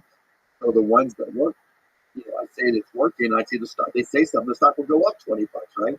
So I'm like, well, and my broker's like, you know this better than they do, you need to invest. So I started buying and selling stocks, and this was 1990. I was making 80, 90, 100% over those next 4 years, to the point where a guy came in and asked to use my trading history to start a hedge fund, which we did, and I sold within 9 months. Right. But the point being is, of course, so when we sold to Yahoo, I already had a lot of experience trading stocks, and I had seen different bubbles come and go. A bubble for PC manufacturers, a bubble for networking manufacturers. They went up, and then they came straight down after the height, where somebody just leapfrogged. And so when we sold to Yahoo, I was like, I've got to be next day. I think that's all I need or all I want. I don't want to be greedy. I've seen this story before where stocks get really deep and go straight down. And I knew that because what I had was in stock, I needed to find a way to call it. So understanding stocks and trading and options and all that, my broker and I, we went and shorted an index that had Yahoo in it. And so the law at the time was you couldn't short any indexes that had more than 5% of that stock in it, right? Of anyone's of the Yahoo stock. And so I took pretty much $20-some million, everything I had at the time, and I shorted the index. This is fascinating, by the way, because it's based on your estimation that this is a bubble. Or just might not want you to be greedy. Sure. So you're the foundation of this kind of thing is you don't want to be greedy. Yeah. I mean, how much money do I need, right? Where other people were saying, oh, I think go higher. I went on CNBC, and I told them what I'd done, and they were like, and Yahoo stock had gone up significantly from the time I had collared. And one of the guys, Joe Kernan, was on me, don't you feel stupid now that Yahoo stock has gone up X% more? I'm like, yeah, I feel really stupid sitting on my jet. But so there is some fundamental way in which bubbles are based on speed. Oh, for sure. Yeah, and I'd seen it before, right? And so what I did was we put together a collar where I sold calls and bought puts. And as it turned out, when the market just cratered, I was protected. And over the next 2, 3 years, whatever it was, it converted to cash, paid my taxes, etc. But it protected me, and as it turns out, it was called one of the top 10 trades of all time. And what was even more interesting out of that period, my broker at that time was at Goldman Sachs, and I had asked him to see if there was a way to trade the VIX, right, the volatility, and there wasn't, right? And so one of the people at Goldman that we were working with to try to create this actually left Goldman and created indexes that allowed you to trade the VIX. It's not trivial to understand that's a bubble. I mean, you're kind of lessening your insight into all this by saying you just didn't want to be greedy, but you still have to see that it's a bubble. Yeah, I mean, yeah, obviously, if I thought it was going to keep on going up and there was intrinsic value there, I would have stayed in it. But it wasn't so much Yahoo; it was just the entire industry. You would back then, like we're looking at the Magic 7 or whatever it is stocks now, and people were asking, "Is it a bubble?" And when I would get into cabs, and people would just start talking about internet stocks. There were people creating companies with just a website and going public. That's a bubble, right? Where there's no intrinsic value at all. And people aren't even trying to make operating cap profits. They're just trying to leverage the frothiness like the stock market. That's a bubble. You don't see that right now. There's not companies. You don't see any IPOs right now for that. So I don't think we're in a bubble now. But back then, yes, I thought we were in a bubble. But that wasn't really the motivating factor. Do you think it's possible we're in a bit of an AI bubble right now? No, because we're not seeing funky AI companies just go public. All of a sudden, we see a rush of companies who are skins on other people's models or just creating models to create models that are going public, then yeah, that's probably the start of the bubble. But that said, my 14-year-old was bragging about buying NVIDIA, with me and his Robinhood account. He tells me the order, I place it, and he's like, oh yeah, it's going up, and I'm like, yeah, we're not quite there yet, but that's one thing to pay attention to. We're flirting with it. Yeah. You said that becoming a billionaire requires luck. Can you explain? Yeah, I mean, there's no business plan where you can just start it and say, yeah, I'm definitely going to be a billionaire. You can, if I had to start all over, could I start a company that made me a millionaire? Yeah, because I know how to sell and I know technology, and I've learned enough over the years to do that. Could I make 10 million? Probably. 100 million? I hope so. But a billion, just something good has got to happen. Timing, the internet stock market was going nuts right when we started, and that certainly I couldn't predict or control. It's like AI right now. AI's been around a long, long, time.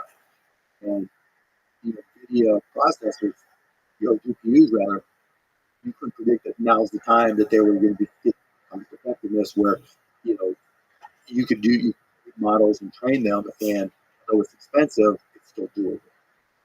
We didn't really we had ASICs, right, for custom applications, and we had CPUs that were leading the way, but GPUs were more for gaming and then crypto mining. And now, all of a sudden, they were the foundation for AI models.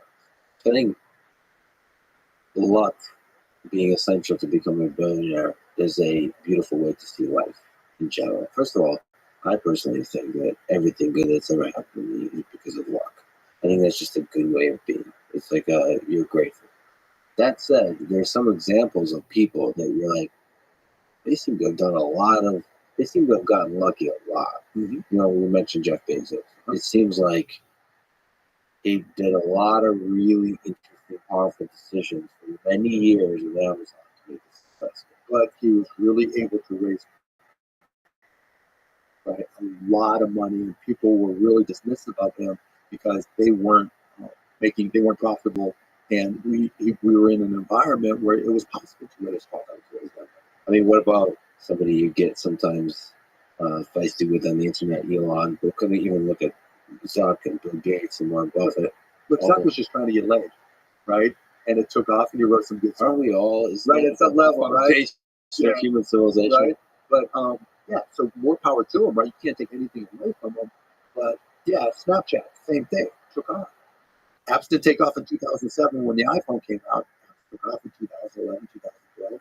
And if you were there with the right app at the right time, and even Facebook, in 2004, the bubble had burst, and the price for computers had fallen enough, and kids in school all needed computers or laptops. He had tried to do something like that, 5 years earlier. I mean, it's too young, but 5 years earlier or 5 years later, Friendster might have been the ultimate, or MySpace. Friendster, I remember Friendster. But MySpace, I had a MySpace account, and that was before Facebook. Yeah, the timing is important, but there's like the details of how the product is built, the fundamentals of the product, like what. Well, sure, but that's what gets you when the opportunity is there, right? That's what allows you to take advantage of that opportunity, and the kids would help it all, right? You've got to be, because it wasn't like any of the people I mentioned. There weren't others trying the same thing, right? You had to be able to see it. You had to be able to visualize it and put together a plan of some sort, or at least have a path.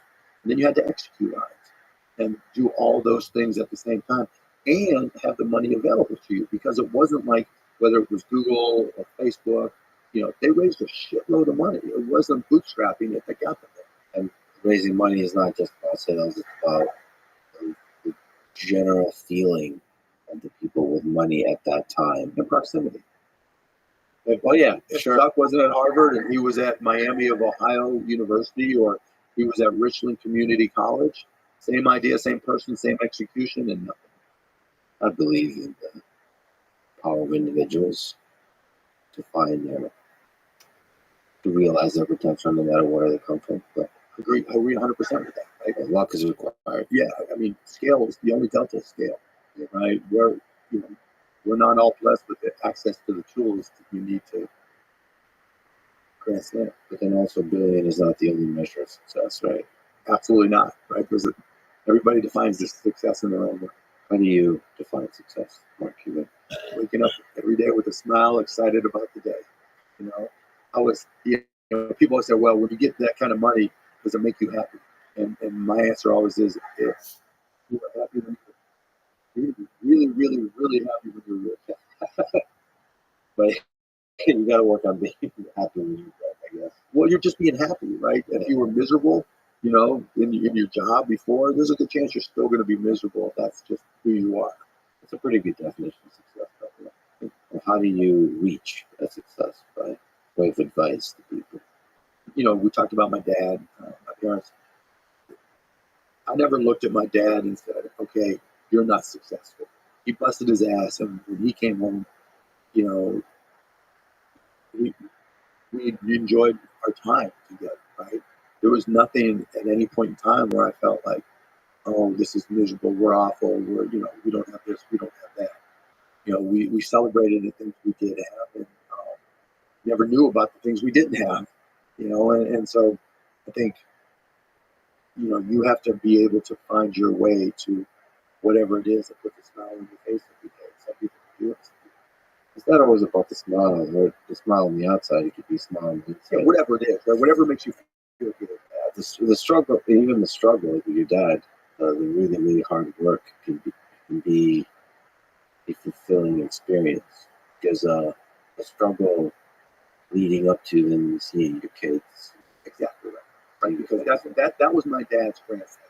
Right, seeing 3 kids go to college, be successful, be able to spend time with them, and that was the other thing. He really made me realize is the most valuable asset is time, your time. That's why, from a young age, I wanted to retire, because I wanted to experience everything that I possibly could in this life. And he got joy from us, I get joy from my kids. And that's the most special thing you ever can have. Beautifully said. You have made some mistakes in your life. Yeah, a lot of them. One of the bigger ones on the financial side, we could say, is Uber. Yeah, I would call that not doing something. Yeah, it wasn't a mistake. It was just, it was a mistake. But you tried to. Yeah, I always try to look at mistakes and things you did that didn't turn out, as opposed to things you did do. The negative. But can you tell the story of that? And maybe it's just interesting. It's illustrative, like how to know when a thing is going to be big and not, and what are the fundamentals of it, and how to take the risk or not, and all this kind of stuff. So the backstory of that is, Bill Gurley came to me and said, Mark, there's this guy, Travis, that has this company, Red Swoosh, which is a peer-to-peer networking company that I think you can help. And so I invested, and we spent a lot of time with Travis. And it's funny because back then, that was like 2006. I was an investor at Fox.net with Aaron Levy, and there was one other company, but there were three of them where there'd be emails between, where I'd introduce them, we'd all talk to these emails, and they'd all gone to have astronomical success, right? But so Red Swoosh had its issues, because I was looking peer-to-peer as kind of stealing bandwidth from the internet providers when bandwidth was a scarce commodity.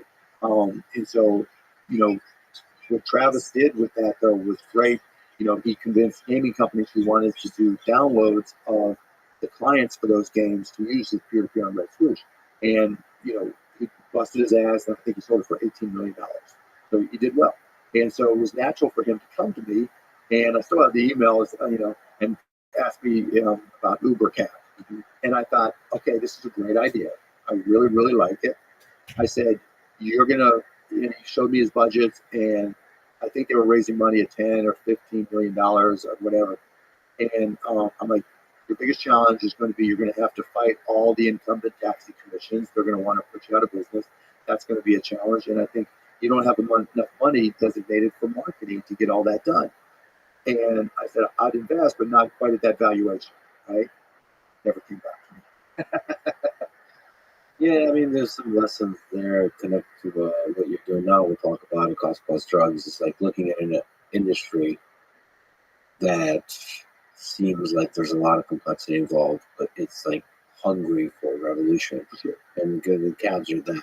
Yeah, for sure. Right. They were dominated by an insulated few. They were not very transparent. You didn't know the intricacies. They were very, very politically driven. And oh boy, incestuous network. And and like I told him, Travis, the best thing about you is you'll run through walls and break down barriers. The bad thing about you is you'll run through walls even if you don't have to, Yeah, and there you kind of see, is it possible to raise enough money? Is it possible to do all this? Is it possible to break through? And it's kind of a fascinating success story where it's, I think he tried to go too big. We had too big an ambition, which cost him in the end, not financially, but just, in terms of being able to stick it out with them. But, that's what makes him a great entrepreneur. well, it's a fascinating success story. Like certain companies like Airbnb just kind of go into this thing that we take completely for granted And change it up. just change it. Yeah. Yes, Linda Johnson, who worked as our general counsel at broadcast.com, was Brian's GC and chief operating officer. So yeah, they had a smart team. And they believed in it. And I mean, it's a beautiful story. Because you're like, all right, all the things that annoy you about this world, like they're inefficient and just seem like And see, I probably would have said no, like a lot of people did to Airbnb, because I'm like, I don't want people sleeping in my bed. I would have too. I was like, this is not gonna work. And then like couchsurfing and stuff, and it didn't seem right. It didn't seem like you could do this at a large scale. To monetize it, yeah. Probably too. In 2000, I think January, you purchased a majority stake in the NBA team Dallas Mavericks for $285 million. So at this point, maybe you can correct me, but it was one of the worst performing teams in franchise history. How did you help turn it? I had this big tall guy named Dirk Nowitzki, and I let him be Dirk Nowitzki, right? And I got out of the way. But I think more than anything else, there was the turnaround on the business side, and then there was the around the basketball side. And on the basketball side, I just went in there immediately, said, whatever it takes to win, that's what we're going to do. Back then they had 3 or 4 coaches that was for everything. And I was like, okay, we spend more money training people on PC software than we do developing the most important assets of the business. So I made the decision to go out there and hire like 15 different development coaches, one for each player. And everybody thought I was just insane. But, it sent the message that we were going to do whatever it took to win. And once the guys believed that, winning was the goal as opposed to just making money, attitudes changed, efforts went up, and, the rest is history. So the assets of the business here are the players. players. Yeah, for sure. And then on the business side, the first question I asked myself was, what business would we be? And I really didn't know the answer immediately, but within the first few months, it was obvious that, the entire NBA thought we were in the business of basketball. We were not. We were in the experience business. When you think about sporting events that you've been to, you don't remember the score, you don't remember the home runs or the dunks. You remember who you're with. You remember why you went. It was my first day with the girl who's now my wife, or I went with my buddies and he threw up on the person in front of us. My dad took me, my uncle took me. Those are the experiences you remember. And once I conveyed to our people that this is what we were selling, that what happened in the arena off the court was just as important as what happened on the court, if not more so.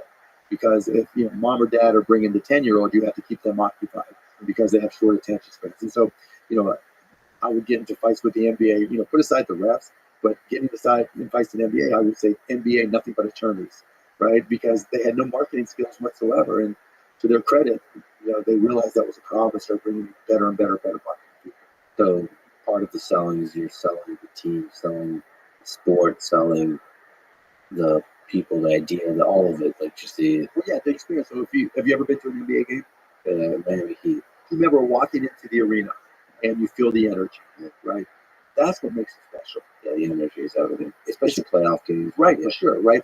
And even a regular season game, right? Even against the worst team, that's where we get, because the tickets tend to be a little bit cheaper on the resale market. That's where parents will bring their kids, and so you hear kids screaming the entire game, and the parents are thrilled to death, right? They got to do something with their kids. The kids are thrilled to death because they got to see basketball, an NBA game, and scream at the top of their lungs. And, if it turns out to be a close game and that ball's in the air, and if it goes in, everybody's hugging and high-fiving people you've never seen before in your life. And if it misses, you're commiserating with people you've never seen. That's such a unique experience that's unique to sports. And we never sold that. And that's exactly what we started. I'd say, like, just going to that game turned me around on basketball because I'm more of a football guy. So basketball was the sport. Yeah. It was like, oh, wow, okay. It's fun. The It's energy different, was just right? like, The energy in a stadium is completely different than the energy in the arena.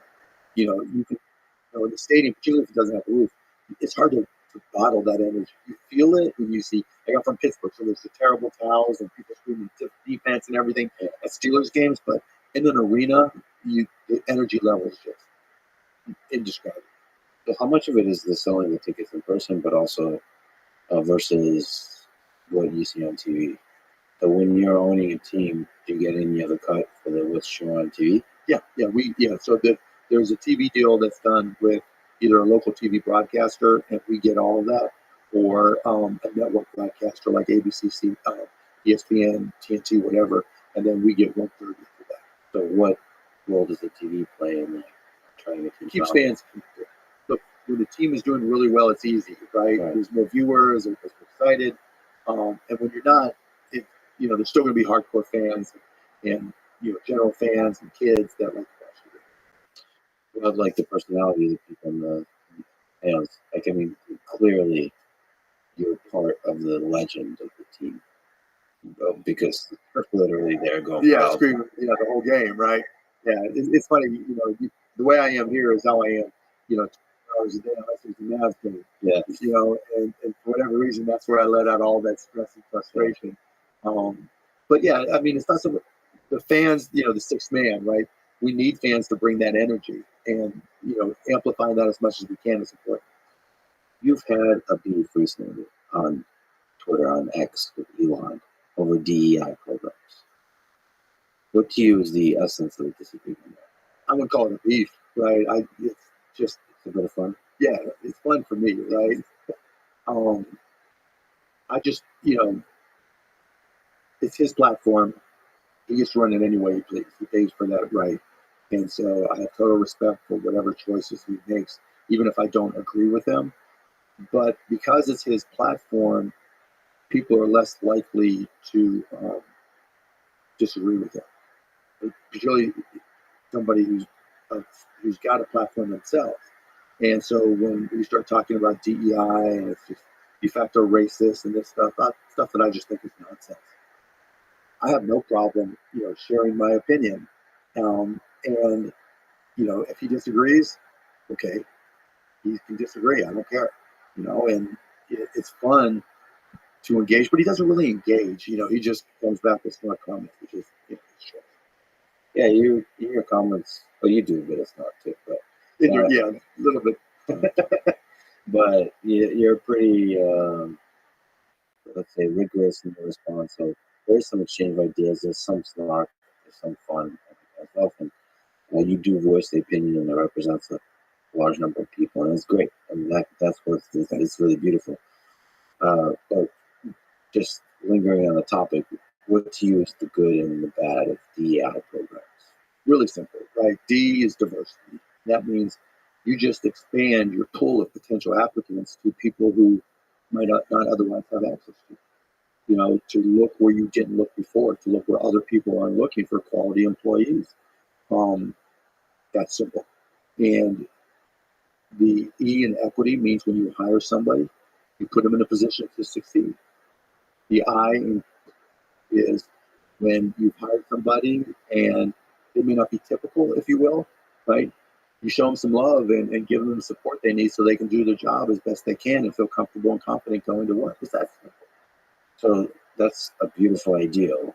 When it's implemented poorly, perhaps, or in a way that doesn't reach that ideal, do you see maybe when it's quota based, do you see that it can result in essentially racism towards Asian people and white people, for example? There's a lot to unpack there, right? So first, for legal, unless you're I'm not the lawyer on the subject, but unless you're trying to repair something that's happened in the past, like discrimination. So it's not quota based, and I think that's really just kind of a straw man that people put out there. Now, does that mean that there aren't DEI programs that are implemented poorly? Of course not. They're implemented poorly in one company to another, right? Sales, marketing, human resources. You can pick any element of business and find companies that implement it poorly.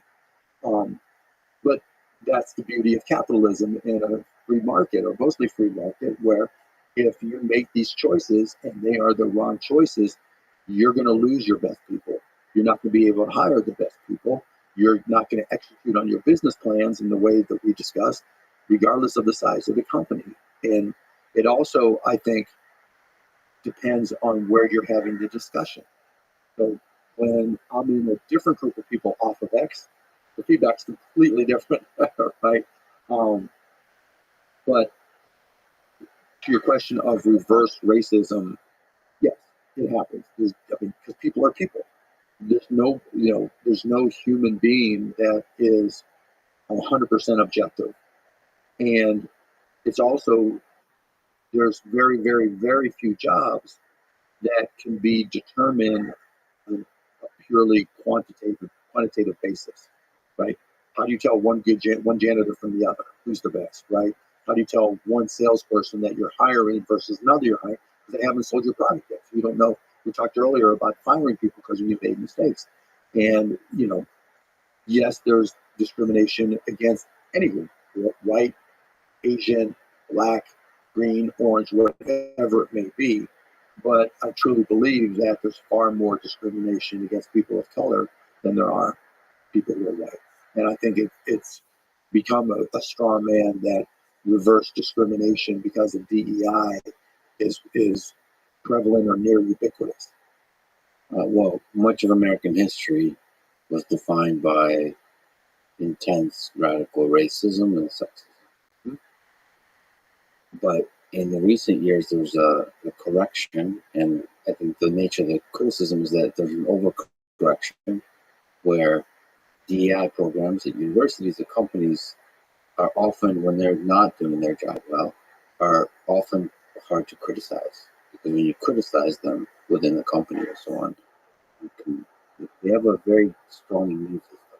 Where that if you criticize a DEI program, it seems like it's very easy to be called racist. And if you're called racist or sexist, that's a sticky label. So you're getting into the culture of organizations, right, and leadership with organizations, and accepting any type of criticism, put aside DEI. When I criticized the referees of the NBA, I got fined, right? That was their option. I knew what I was getting into, Not that they're completely analogous, but it's cause and effect. If I'm in a major company and I'm publicly criticizing or even internally criticizing a salesman or a product sucks, right?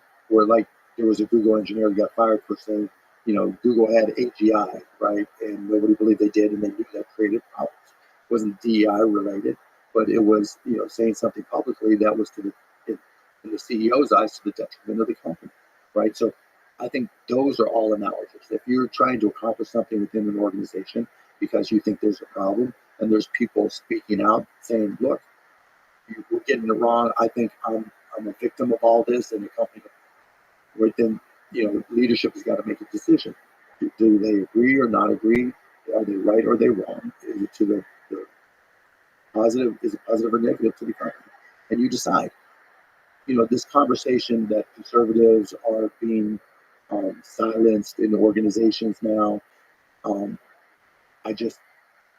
haven't seen it. I've talked to, and then the other side of your question, I think unpacking it is what's driving all this. Put aside universities in corporate America. When I talk to people in corporate America about DEI, they always start talking about ideology, right? And like I've talked to Bill Ackman, right? And when I asked him, well, Bill, you run your own companies. Who's telling you what to do? They are. Well, it's the universities, the people who have this ideology, DEI. I'm like, did they force you? Did they coerce you? Did you lose control of your company? No, it's not me. It happens to other people. And I talk to other people. Same thing. Try not to give one-on-one and Twitter conversations on this topic. So in the DMs, I'll talk to people who are really conservative, and I'll ask the same question. And be like, well, who's forcing you to do this? Well, it's the ideology that's everywhere. You see it. Did you see the Harvard thing, in University of North Carolina? I'm like, I've never had anybody try to push me in this direction to do this. This was my business choice. I'm not trying to tell other people you have to do this. You make your own business choices. And so where companies have made their business choices, and if somebody doesn't feel confident or comfortable with it, they may feel they're being discriminated against. There was something I just read in the Wall Street Journal where the Wall Street Journal had a company interview 2 million people, right? And the difficulty in firing and how people, when they were fired, 40% of the people who were fired felt like it was wrong that they were doing a great job. Yet, then I talked about the HR person going through the hassle of trying to explain to this person through performance reviews that they weren't doing a good job. Yet the people still thought they were doing a great job despite being told they're not doing a good job, right? So I see that as being analogous to all this, this huffing and puffing about reverse discriminations and conservatives not being able to speak up, because if 40% of people who have been fired don't believe they should have been fired, there's a disconnect somewhere in how you think you're doing your job. And if you just feel like I can't speak up because of it, because you're white and that doesn't comport well with DEI programs, a lot of things are going to happen, right? Either it's going to come up in your performance review, HR or your boss is going to have to address it some way. It's going to get to HR at some level, and then decisions are going to have to be made. And you can't just fire somebody because they spoke up, right? Somebody's going to have to communicate with you. And so I think a lot of I just don't trust the supposed volume that people say is happening at versus everything I've read and seen. And when I talk to people in positions of authority within organizations and ask them who's forcing them, to implement these ideologies, nobody says yes, but there is somebody. But on Twitter, it sounds great. It is true for conservatives, but in general, you can sell books and get likes. Yes. When you talk about this ideology, and there's a degree to which is this woke ideology in the room with us right now. Meaning like it's this boogie monster that we're all kind of. Or is it a positive? I guess another way to say that is they don't highlight a lot of the positive progress that's been made in the positive version of the word woke in terms of correcting some of the wrongs done in the past. But that said, if you ask people in Russia, a lot of them will say there's no propaganda here, there's no censorship, and all that kind of stuff. It's sometimes hard to see when you're in it that this kind Sure. of stuff is happening. It does seem difficult to criticize DEI programs.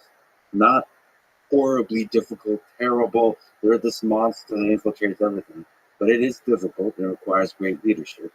But where have you criticized it and been condemned? Academic? Or academic Academic, that's two different worlds. companies and academia. Two different worlds. But I also think it's not.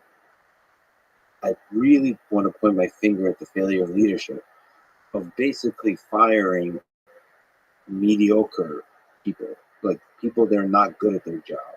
The problem to me is DEI defense mechanism. The immune system is so strong that the shitty people don't get fired. So the vision, the ideal of DEI is a beautiful ideal. It's just like, Well, maybe it's because I'm an entrepreneur. When I see an ideal that you try to implement it, it's a point.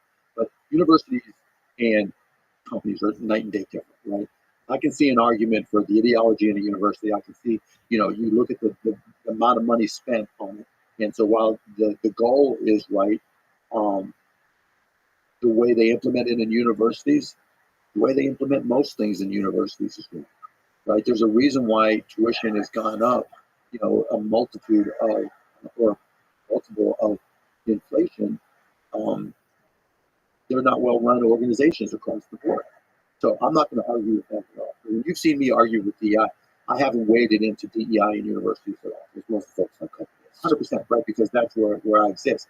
But at the same time, like I read Christopher Russo's book, where he talks about the genealogy of wokeism and ideology, but then he gets to the point, and I hope I'm remembering this right, where he says that the response to it is decentralized activism, if you will. That's not the word he used, to try to counter that.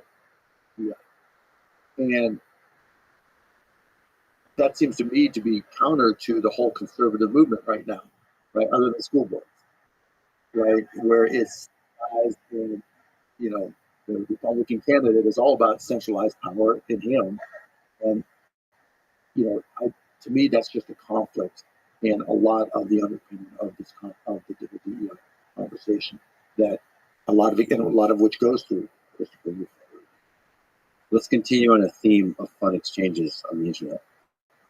So Elon tweeted, the fundamental axiomatic flaw of the woke mind virus is that the weaker party is always right, in parentheses, even if they want you to die.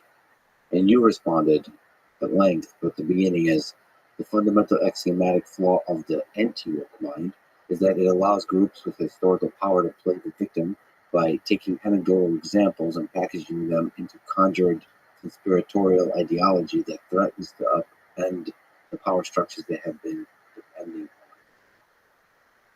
So, Says it all, right?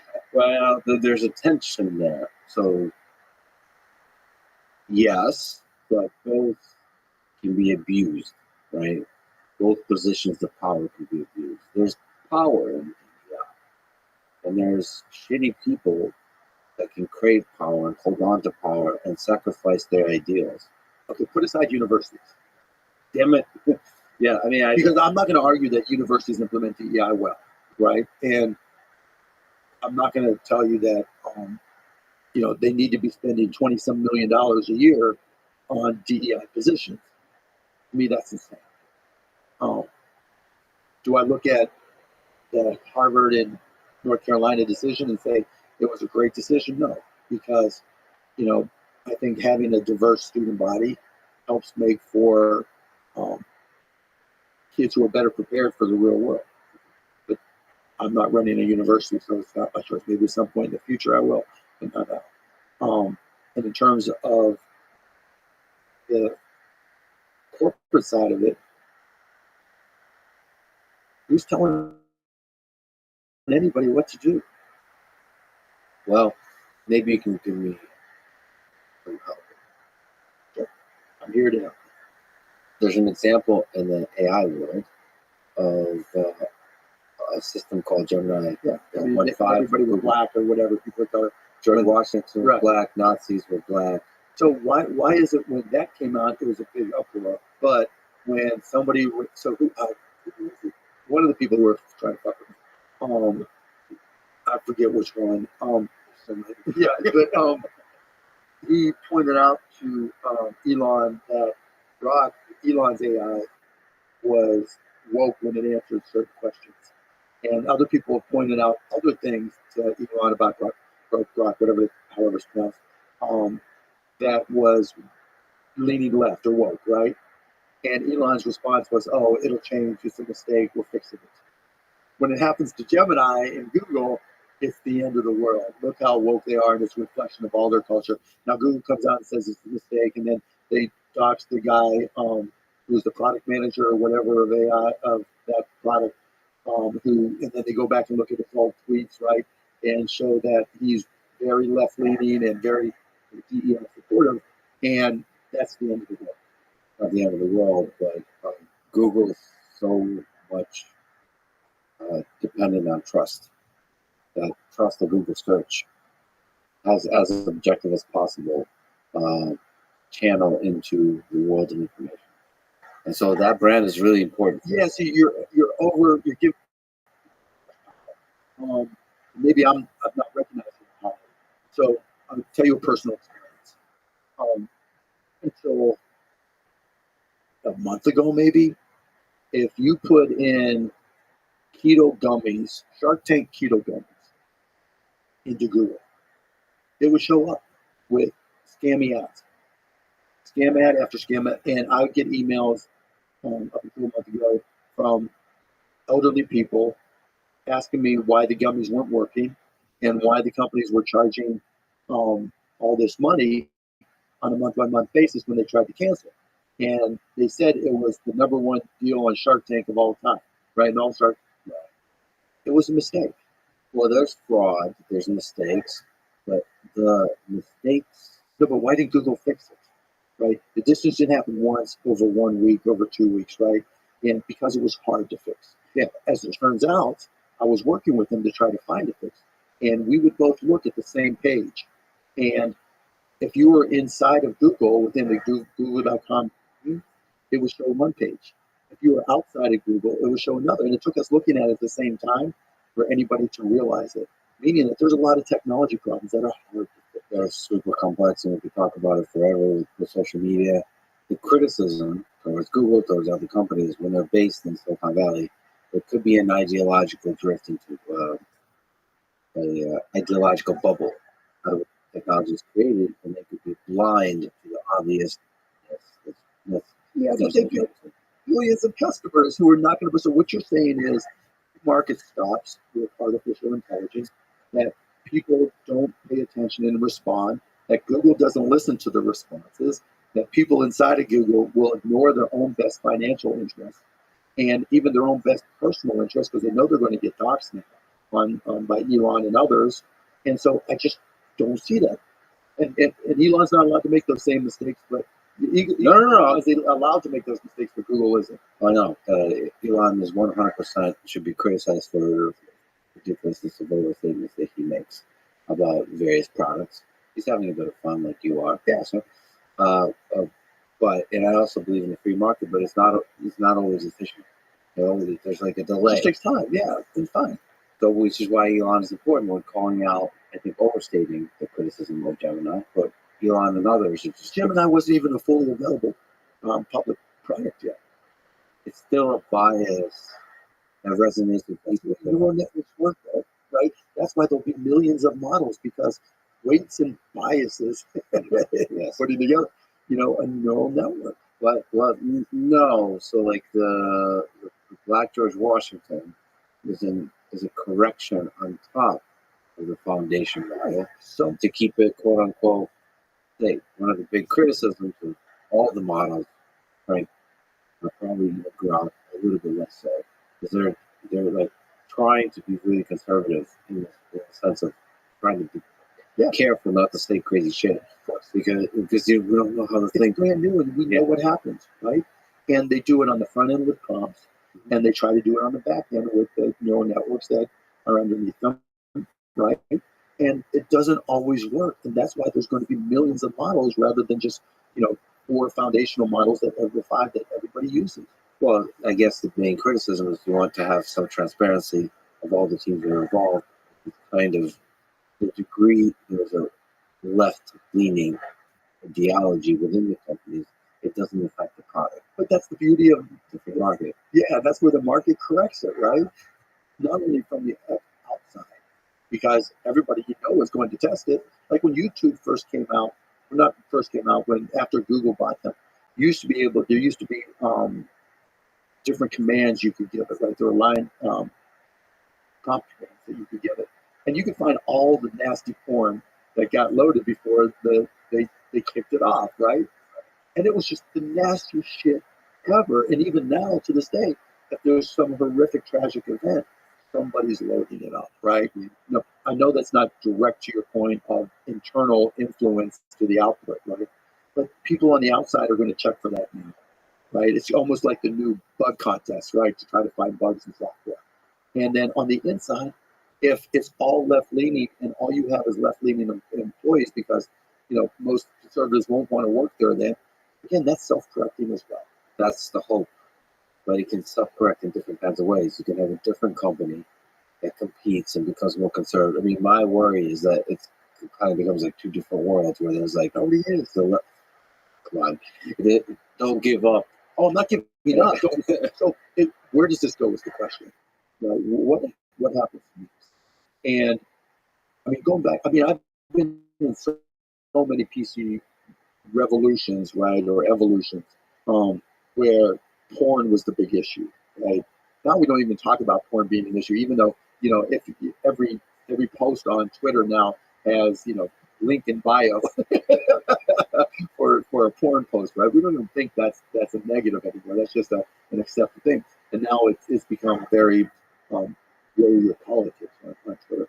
But again, as you extend that and things grow, as AI models become efficient and trainable for a lot less money, or even locally on a piece of phone, we're all going to have our own models, and there's going to be millions and millions and millions of models, not just foundational models. Now, maybe they're built from an open source. Maybe it'll be copy pasta where you can just cut and paste and create your own model and train it yourself. Maybe it'll be mixture of experts where maybe it'll be a meta front end, like we're working on a project where we take 30 different AI models and it's a meta search engine. It searches all of them and you can compare all the others and see what you think is the best, kind of like a search engine, right? Because you might get, is DEI good, right? Is the COVID vaccine good, right? You're going to get a variety of outputs, and you have to make that decision yourself. That's what I think is going to happen with AI as well, because I think brands, there's no way the Mayo Clinic and the Harvard Medical School are just going to contribute all their IP to ChatGPT or Gemini or whatever. It's going to have to be licensed, or they're going to do their own. Yeah, I mean, that's a very hopeful message. But that said, human history doesn't always autocorrect really quickly, self-correct really quickly. Sometimes you get into this very painful things. You have Stalin, Hitler. You can get to places very quickly where the ideological thing just builds on itself. And Twitter is not real world. There's 26. It's not real world. Yeah, yes. But you can still have the nation captured by ideology. I think America has been really good at having these two, blue and red, always at tension with each other, dividing the populace, and in the process of doing that, figuring stuff out. Like almost like playing devil's advocate, but like in real life. And that's fair and that's right. As opposed to Pravda telling you everything you want to know, right? And everybody believing it because there's control of everything, right? And so going back to what you said earlier, people in Russia don't think invading Ukraine. It's a lot of them see it as a positive, right? I'm sure you have relatives and friends who think it's the best thing that ever happened, right? Because they believe in Putin. They're denazifying Ukraine. They're removing the Nazis. Right, because that's exactly what Putin said. And we don't have one uniform media outlet. That's the difference. Even though people like to talk about mainstream media as being the source of a lot of information, there is no such thing as mainstream media anymore. Fox is the biggest cable news channel with the biggest audience, and they call everybody else mainstream. It's insane the things that we accept are sources of information. To me, that's the bigger problem. The bigger problem is trying to figure out what is free speech and what is the line of tolerance with free speech. And at what point does hateful free speech crowd out other people? Like, Putin's the master of that. You're going to jail or you're going to be dead if you disagree, right? Now, God help us if we ever get to that point here. But the person who controls the algorithm controls the world, right? And if you are committed to one specific platform as your singular source of information or affiliated platforms, then whoever controls the algorithm or the programming there controls you in a lot of respects. And I think that's where our biggest problem has been. We get people attached to specific platforms and apps and media outlets, and they become part of that team. And they identify as such, and either you're part of the team or you're not. And that to me is the fundamental problem. It's not woke ideology because I never felt any pressure to make the choices that I've chosen, and including diversity, equity, and inclusion. And I've never forced anybody or told anybody to do it. I just said, here's my experience. Whenever I talk to people who talk about the woke ideology, no one ever got forced. I mean, if you look at Dylan McDermott, right?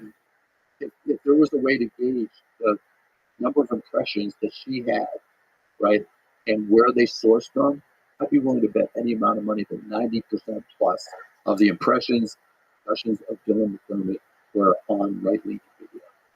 Several things. Actually, let's even go there. You got in a bit of a beef with, again, fun, with Jordan Peterson. That's the guy. Yeah. So the topic there was the gender transition and Dylan Mulvaney.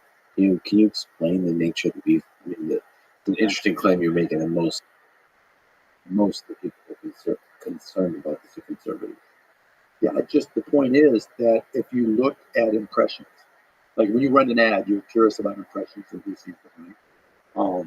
But if you look at the impressions related to Dylan McDermott, I would, like I just said, I bet 90% or more were in conservative media. And, I don't know how many followers she had, 250,000 followers or whatever when the Bud Light ad came out. And if it weren't for Kid Rock shooting, shooting at Dylan McDermott's Bud Light cans, she'd be long forgotten. Yeah, but most of the people that care about censorship are going to be free speech advocates. So, like, most people that care about Putin suppressing speech or anybody else suppressing speech are going to be like libertarians. So, again, there's probably an explanation of that. The criticism that Jordan Peterson provide, because he said that Dylan Mulvaney popularized the kind of mutilation, right, in his view. It can affect, it's a very serious life-changing process that a person goes through, and when that's applied to a child, it can do a lot of harm to a person. My point still holds. I don't know how many kids were following, and you can look at the followers list. It's not like it's hidden, right? Back then, if they had 250,000 followers, and now we're on TikTok, where he might get 50-some thousand views or likes, right? I don't know how many views, but likes. I've never seen any evidence that Dylan McDermott influenced people to transition their gender. As he transitioned to her, it was documented on TikTok over the course of the year. And again, when you go back and look at the views on those TikToks, it wasn't like enormous. Yeah, but the trend started.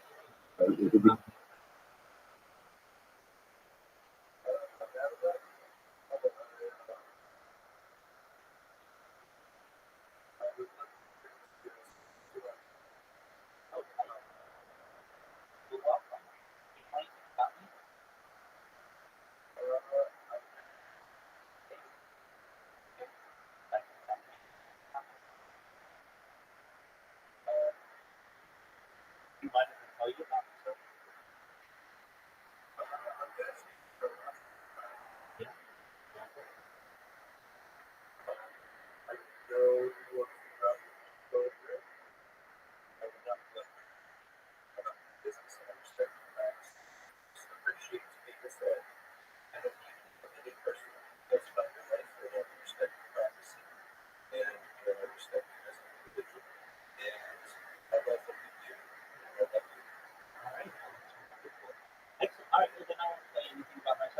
watching the live stream, feel free to check on it and it can be a part of the community.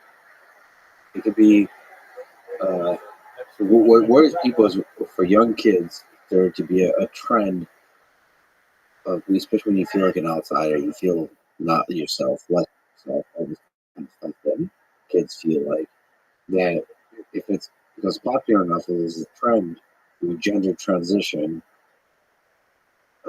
without meaning to do that. It's just part of a trend. That's the worry that's a big stretch, right? To think that all the things that have to happen before you transition gender, right?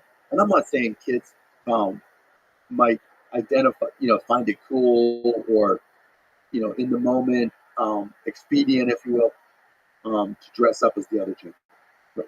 Who cares, right? But to go through the actual physical transition, I don't remember what the numbers were that I read, but I do remember that the latest numbers that came out in terms of transitioning were from JAMA, which is a medical association, that said from 2021 to 2022, the numbers went down.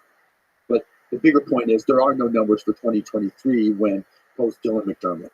So there's no way to know if the assertion is true, even marginally true. Now, you can easily suggest it, right? But you can say that about any social media influencer, right? Kids are dying because, it's just like when people accuse Trump of potentially influencing people to, inject bleach into their veins. You can't, that's a big old leap to say that because Trump says it, that people are going to start injecting, and then they find somebody who actually did, and it's like, oh, it must be true. This is a trend now. I'm just not buying it that there aren't enough roadblocks in the way. Now, I'm not saying it never happens, right? And to me, you should have to wait until you're 18 to actually have any surgery to transition. And if your parents approve it earlier, then you can have a conversation with your doctor. But you're suggesting that everybody in that process to go to transition a minor is correct. That the doctor, the sociologist, the psychologist, all the people involved, the hospital where the surgery is happening, the insurance company that's paying for it, they all have been corrupted by this trend. I just don't see it. Well, not corrupted, but people. It's back to the DEI thing. There could be pressure, and we are pressure to operate on. So think about all the people who have to be complicit to do an operation. It's not complicit like evil complicit. It is evil complicit, right? Because somebody in hospitals right now, they won't perform abortions because of state law. In Alabama, they stopped IVF treatment immediately after that ruling by that judge, right? The QAnon judge. They think that they're not going to pay attention to the possible consequences of being the hospital that does transgender, that gives doctors operating rights there, and not be aware of the risks associated with it and double check. To me, that's just insane. They're risking their entire business and livelihood and personal relationships for not checking that this 14-year-old, boy who wants to be a girl or vice versa is there waiting for surgery. I just don't see in America, yes. But if we look at humans in general, and Jordan Peterson, I think, unjustly, incorrectly brought up Auschwitz. Yeah, that was ridiculous. But if we look, to me, World War II is a very interesting time. It does reveal a lot about human nature, and that humans are able to commit atrocities without really speaking up. The point I want to make is that when you're in this situation where everybody is around you is committing an atrocity, you can be sort of the good German. And yeah, but I mean, human nature is such that you can. But that is in a time of war. Yeah, but it's still human nature. It's interesting to remember that. War, when you feel like there's nationalism, patriotism, everything. The moms of the kids sent to Ukraine who didn't come back in Russia feel certainly different than the everyday Russian who's just taking whatever information is available from a unified, controlled media. Yeah. But we should remember human nature. It's interesting. I'm not dismissing human nature at all, but there's a difference. I think that human nature, self-preservation, influences those decisions. There's nothing about self-preservation involved in DEI, wokeness, transgenderism to compare it to Auschwitz. That's That comparison is almost always, probably always, is insane. Comparison between anything and the Holocaust. I think there's a name for that rule, but once you bring up Hitler, the conversation ends. I do appreciate you bringing up Trump and Bleach as an example. So continuing on fun exchanges between you and Elon, you said if they were having Biden's last week, it was him versus Trump, and he was being given last rites, I would still vote for Biden. Which Elon replied, caricaturing you, if Biden were a flesh-eating zombie with 5 seconds to live, or armed to be re-elected, Earth would plunge into a 1,000 years of darkness, I would still vote for him. That's basically quoting you, playing the caricature, and you responded, while I have your attention, wanted to say thank you. Your consultants at Tesla followed up about using cost-plus drugs, which we'll talk about, to save the company money. Truly appreciate it. In parentheses, my limit is 300 years of darkness. Very well done. What's your intuition if Biden and Trump for a second? What's your intuition why Biden would make a better president? Look at the basics, right? If you look at the people he's hired, there hasn't been any turnover in his cabinet at all. If you look at the people he's hired over the course of his career, or while he was vice president, there's nobody who turned on him and came out and written books and made public statements about how it was bad for the country. Now compare that to Trump. The people closest to him, almost all of them turned unless there's a financial relationship involved. And to me, that says everything. The dynamics of the teams are going to. If you're going to be the most powerful person in the world, you better know how to manage them. And that's not to say Biden hasn't made a lot of mistakes. I mean, immigration, the border is a horrific mistake. And hopefully he recognizes that. And I don't want the fact that he doesn't admit his mistakes and just, I've got to fix it or I'm going to take it again, whatever it may be, right? The position of commander-in-chief and president, you're going to make mistakes. And I look at the other guy, never missed a mistake, and the list is. Well, what do you think about the immigration situation? A lot of conservatives are using that sort of the theory is that the reason it's happening is because they would be able to legally vote. That's insane. For Biden, yeah, you can't be an illegal immigrant. And now, in a lot of states, because of the conservatives, they've passed laws saying you have to show identification. When I voted in Texas, you had to show, state identification. They can't vote. You can't register as an illegal alien that I'm aware of to vote. Yeah, but of course, that story really worries me.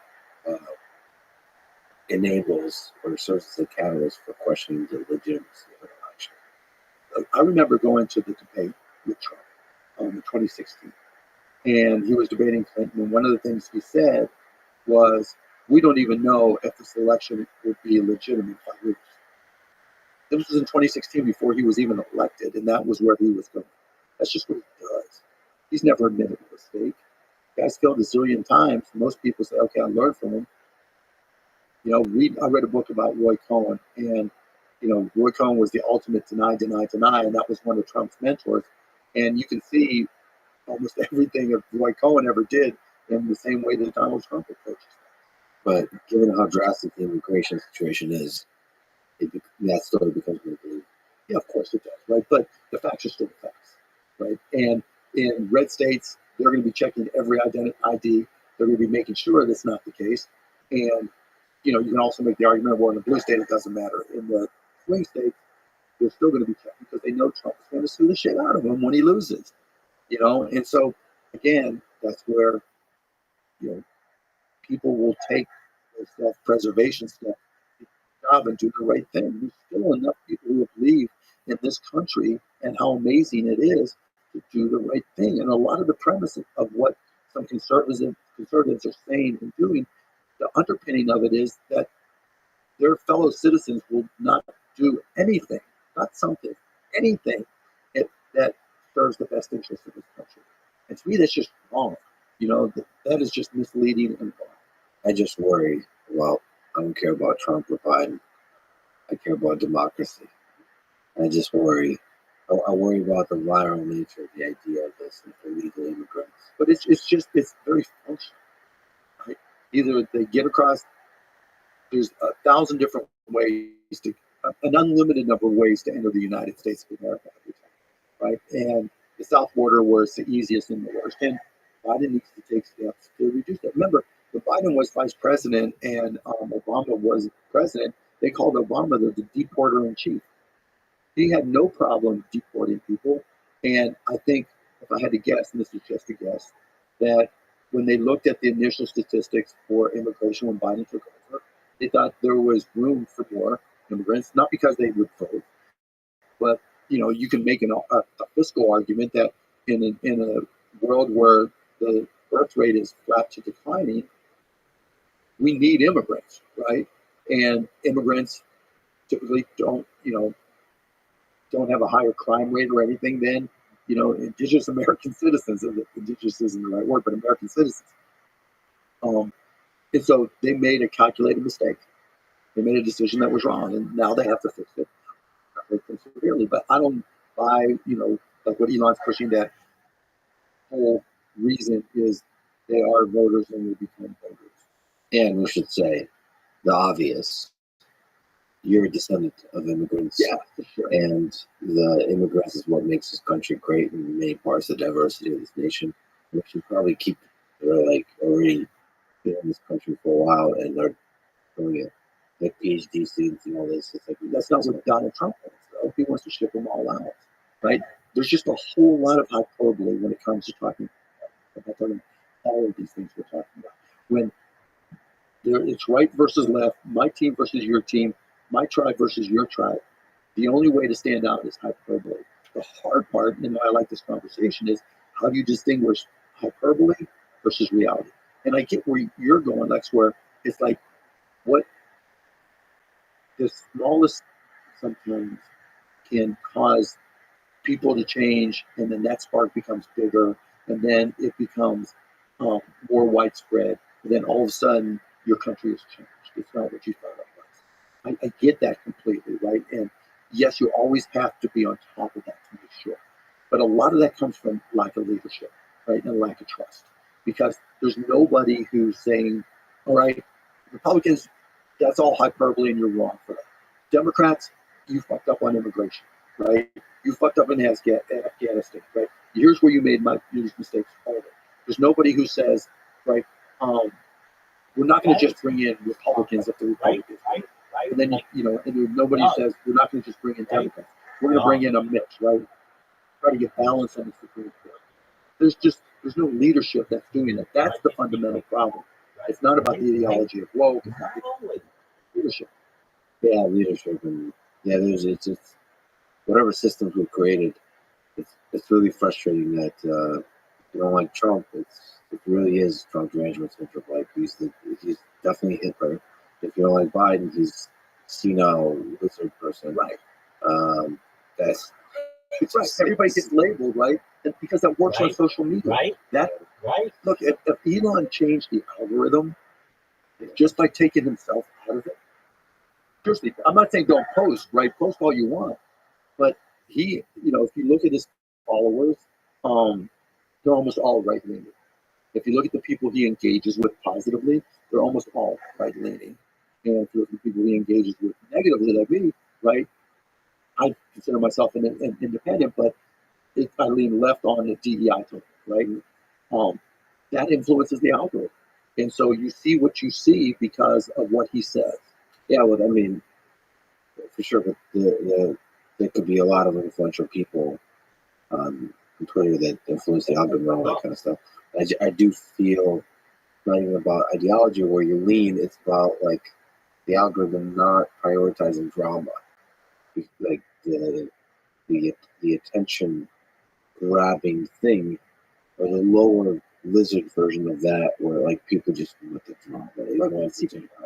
When I last read through all the stuff on the exchange, whoever has the biggest account and gets engagement on that account influences what people see the most. Yeah, I mean that's interesting. I don't know if that's to the degree that's true. They've I'm sure it's still the case. pretty rigorous description of what's of the way the algorithm works. It's actually kind of fascinating. It's a clustering of people based on. Right, but I think they call it the nearest neighbor, right, approach, and I think that's what they do. And so whoever has the biggest account has the most neighbors, who in turn have their neighbors, who in turn have their neighbors, and that's how they discern what comes out. But there's a clustering still. So like if you don't give a shit about Elon, You're not gonna following them. Yeah, you're not gonna have an influence. Well, when you get a break, just run our account and see who they recommend to you. Yeah. And not just Elon. I mean the people that Elon likes. And I'm saying that's not Elon saying add this person, and suggest this person, this person, this person. I'm saying that's what the algorithm. Yeah, there should be transparency around that for sure. There is. That's the whole point, right? He knows there's transparency and he knows the impact. That's why when I say take yourself out of the algorithm, right? Don't include his account. That changes, I think, the output of the algorithm. Well, when he wasn't owning Twitter, he was one of the biggest accounts. It wasn't, but still, like even like the Kim Kardashian account, whatever, right? It was. I don't. It wasn't open source to Elon's credit. It is now, so I couldn't see it to know. But I didn't get the sense one way or the other of one element being dominant over the other. But obviously, conservative stuff, but left leaning. Yeah, I would love to see numbers on all of this. Yeah, really fun. DEI and everything like this. Sometimes anecdotal data really frustrates me. It frustrates me primarily because of how sexy it is. Like people just love. That's a great way to describe it. Love a story, and I'm like, God damn it! This is not science. This. It's not even common sense. Well, no, I think anecdotal stories often have a wisdom in them. Like No doubt, right? Like, There's something to be gained from it. there's a signal there, but like how representative is that signal of the broader thing? There's a whole lot more noise than signal for us. All right. So as I mentioned, cost plus drugs. There's so many questions I can ask here, but what's the big question? What's broken about our healthcare system? There's no transparency. And when the lack of transparency leads to lack of trust. And when you can't trust the healthcare system other than maybe your doctor, that's a broken system. So what aspect of system does cost plus drugs trying to solve? So the thing we're trying to solve for is trust. And the way we feel we get there is through complete transparency. So when you go to costplusdrugs.com and you put in the name of the medication, if it's one of the 2,500 and growing that we carry, we will first show you our cost, what we actually paid for it. Then we'll show you our 15% markup. Then we'll show the pharmacy fill fee and shipping, and that's your total price. And that alone, that transparency alone, is completely revolutionizing how drugs are priced in America today.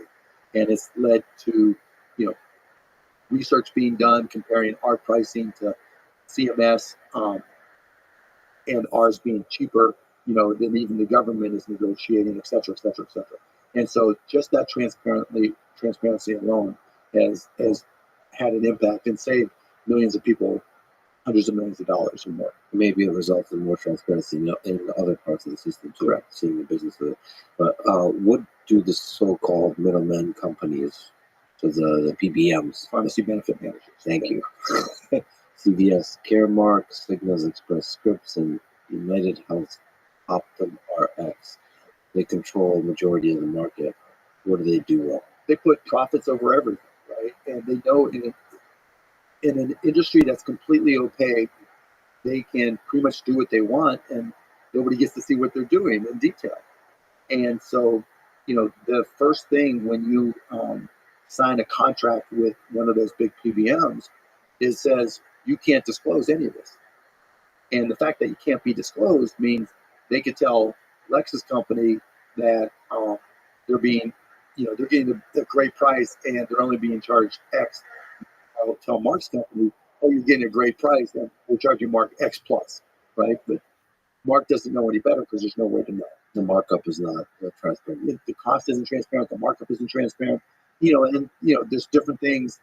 Like I was just talking to a company in a presentation a couple of days ago, and they took the step to leave the big three PBMs to go to a rebate-free PBM that was smaller. And what they said led to the decision.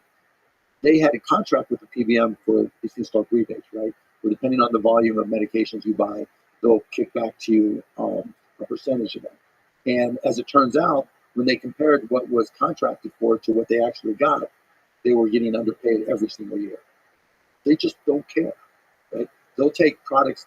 There's a drug called Humira, right? And it is the number one revenue I don't fucking know, in dude. the country. No, And there's also not right. I biosimilar, don't multiple know. biosimilars, Sure. but one we carry called Usimra. Right? And No, not right. Humira, the pre-rebate price is about $8,000. And after rebates, depending on the size of the company, it'll be anywhere from $3,000 to $6,000. Right? You go to get your doctor to prescribe that biosimilar, Usimra, and you pay $593. But those big three PBMs won't allow their clients to get Usimra because they don't get a rebate from Usimra.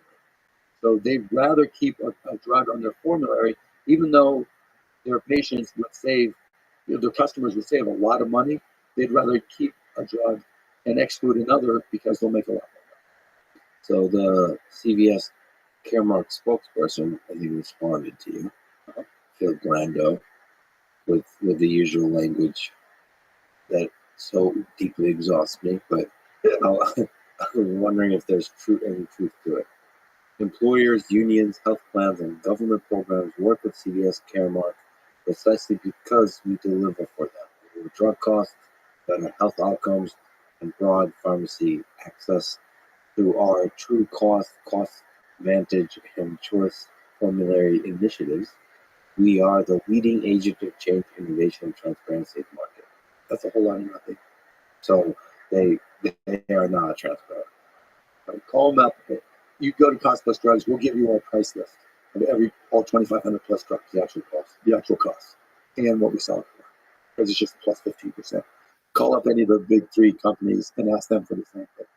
They're going to laugh at you. It's so bad, in fact, if you do business with them right now and you just for your claims data, meaning how many people use Humira that we're paying, what are we paying for it, they won't even give it to you unless you really, really scream and yell at them, and then they'll charge you and take 6 months to get it. So like when we moved away from them, we wanted to get what our claims data was to understand what we were going to be facing.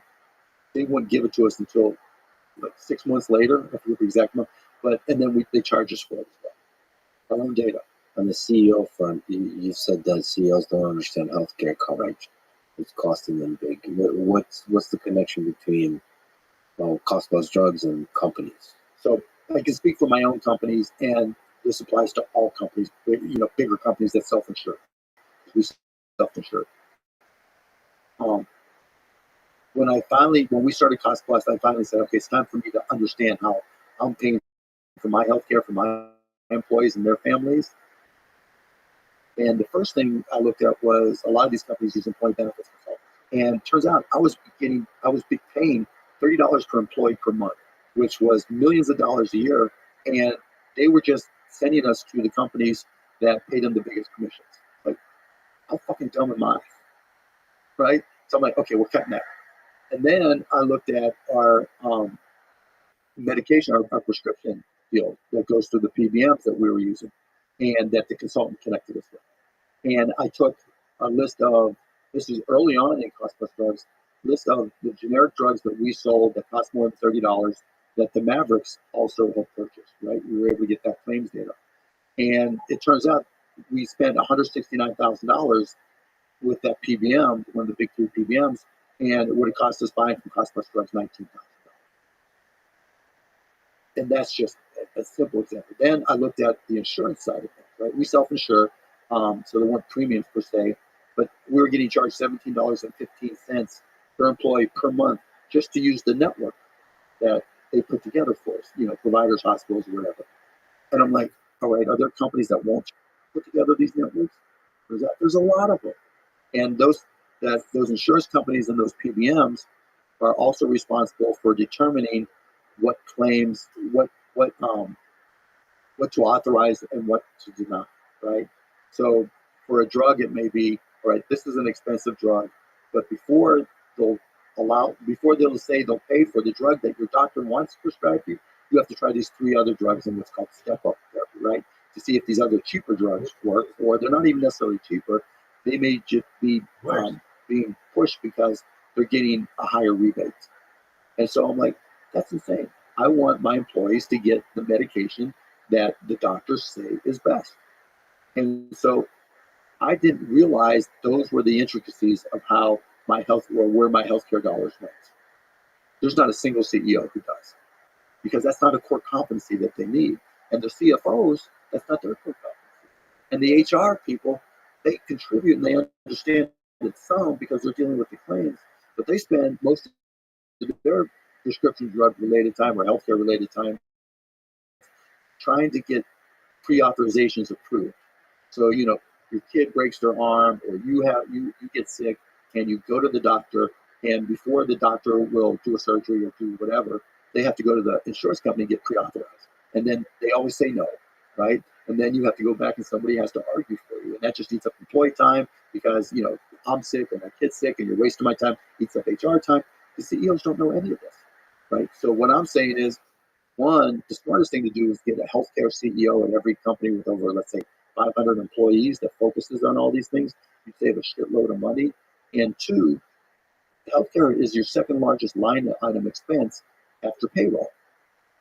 And in some companies, it's hundreds, billions of dollars, right? And you don't understand it, and you're letting these rip you off. And it's because these big CEOs don't understand it and are getting ripped off that the industry is the way it is, because that allows the opacity to continue. That's fascinating. So most companies offload sort of the expertise on the healthcare side, and there really should be internally there should be an expert. Yes, because it's the wellness of your employees and their families. And it is, yeah, but if your employees aren't healthy, or if they're worried about their kids, and what is more worrisome and detrimental to the performance of a company, right? A DEI program, or or having to go to HR and scream and yell and explain, and letting your doctor wasting their time doing the same thing to get authorization for a surgery or a medication. It's insane. What made you decide to step into this cartel-like situation where so much is opaque? So I got a cold email from a Dr. Alex Oshmayansky, who's my co-founder. He's a radiologist by trade and a physicist and a smart motherfucker. And he had a pharmacy that he wanted to create, a compounding pharmacy that would manufacture generic drugs that were in short supply, because it happens all the time that things aren't available. I'm like, you're thinking too small. We should do something on a much better scale. And then it was right around the time they were sending the pharmacy drug Australia to jail. And so I was reading up on that, and he increased the price of this drug, Daraprim. I think it was like 7,500% of increased a low-cost drug to $7,500 one of those. And I'm like, well, if he can just jack up the price of this drug and charge more and get away with it, this has to be an incredibly inefficient market. And so the question is, why is he able to do it? And it was immediately apparent that it was a lack of transparency. And so can we start a company that is fully transparent with our costs, our markup, and our selling price, and see if it works? So we went for it, and it took off immediately. I mean, you read a press release from companies saying, they were creating a cost advantage program, basically pretending to replicate us. Yeah. We haven't been in business 2 years. How insane is that? Did you get a lot of pressure? I mean, I'm sure they're very good at playing games. Like the cartel type situations, they protect. It feels like healthcare, like it's very difficult to get in there. It does. I mean, and the whole industry is an arbitrage, but we don't work inside the system. We work outside the system. And so we don't work with those biggest companies. The biggest companies with the most dominant control, it's very insulated and very controlled, like you said. We work outside them. We won't work with them. And so because of that, we don't have access to every medication, because they've told a lot of the big brand manufacturers that if they work with us, they'll take them off their formularies or change the rebate structure so that they won't be prescribed. Yeah, it is dark, but we'll get past that, right? Because there's a downstream impact of all this in the rebates and the greediness of those big three PBMs. When you go to a local pharmacy here in And let's just say you have a friend here, right, that is on Medicare or Medicare Advantage, and they go to a local pharmacy and they get a drug that costs $600. Well, in the insurance company, that $600, the pharmacy first buys that drug for probably that price minus 5%, so $570. And there's probably a copay by the patient, and that's probably $20. So now the net investment that the pharmacy, the local pharmacy has for that brand medication is $550. Where it gets really fucked up is those big three PBMs, they're not reimbursing them $550 or more. They're reimbursing them $500 or less.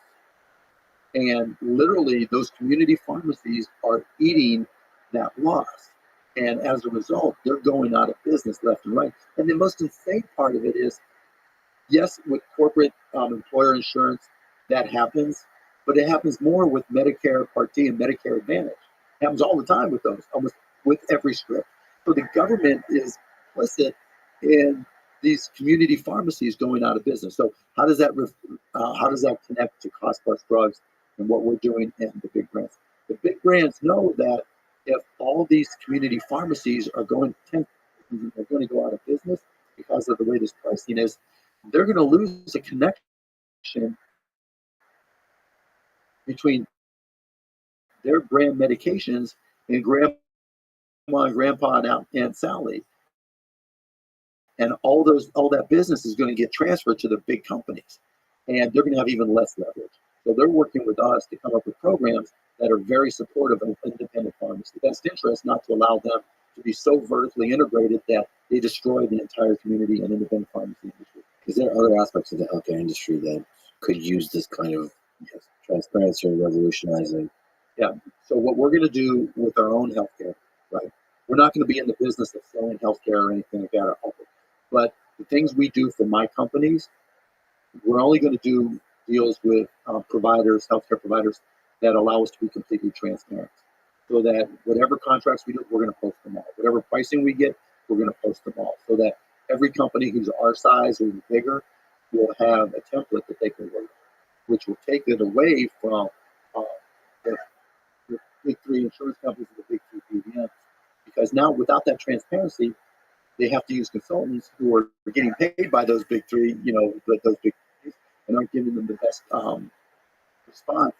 And so now that transparency will overcome it. And you're using your, how should I say it, celebrity, your name. Yeah, to kind of push this. It's the only company I've ever put my name on. It's weird that I'm getting into the space.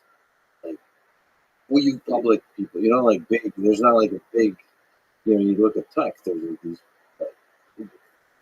CEOs are open and public, and they're pushing the company and selling everything. It's like we're all transparent, but you don't see that in healthcare. No, because it's a big business, and most people, like if I was 25 trying to start a company, I'd work in the system, because if I can build it up big enough, they would just buy me, and I'd make money and buy a sports team. But I don't need that money now. Let me ask you about AI. You got a little bit of an argument about open source. I think you stepped in between Costa and Mark Andreessen. You think AI should be open source? Yeah, sure.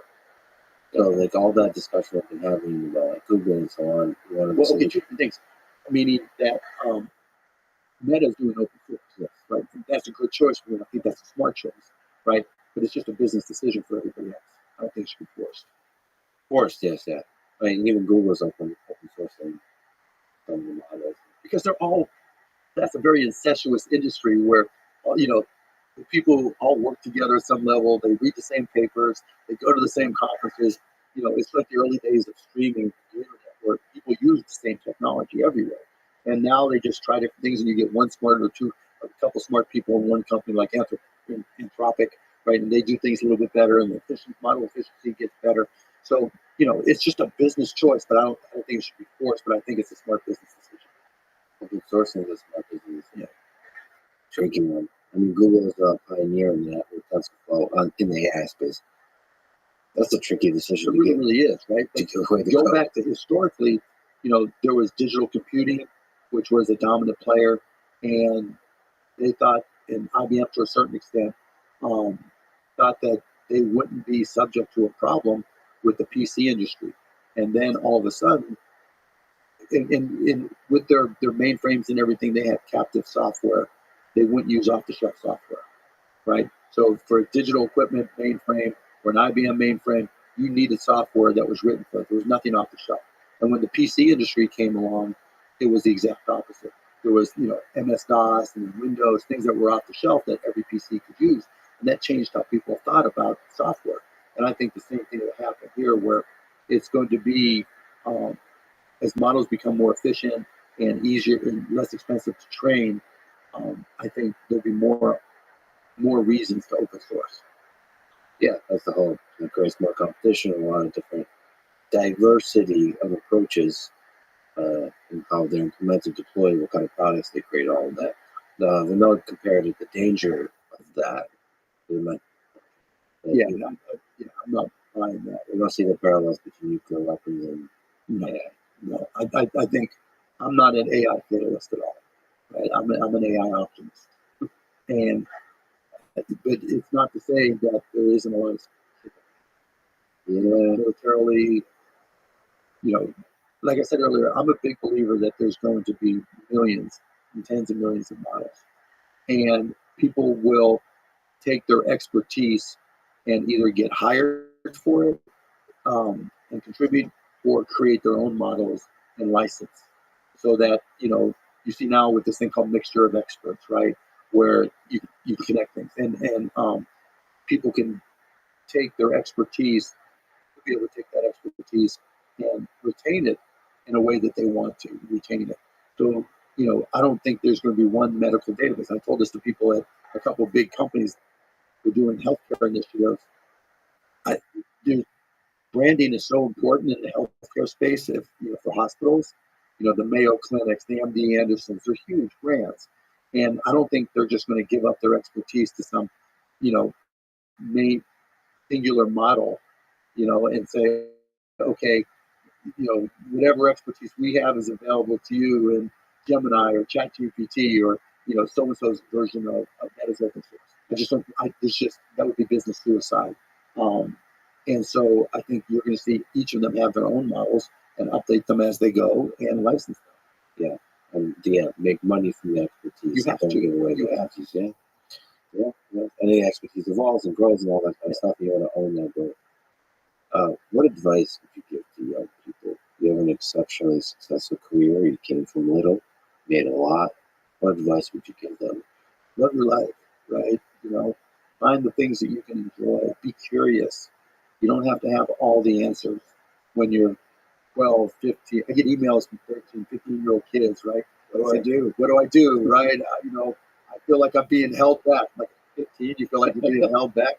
But just be curious, because you don't have to have the answers. You don't have to know what you're going to be when you grow up.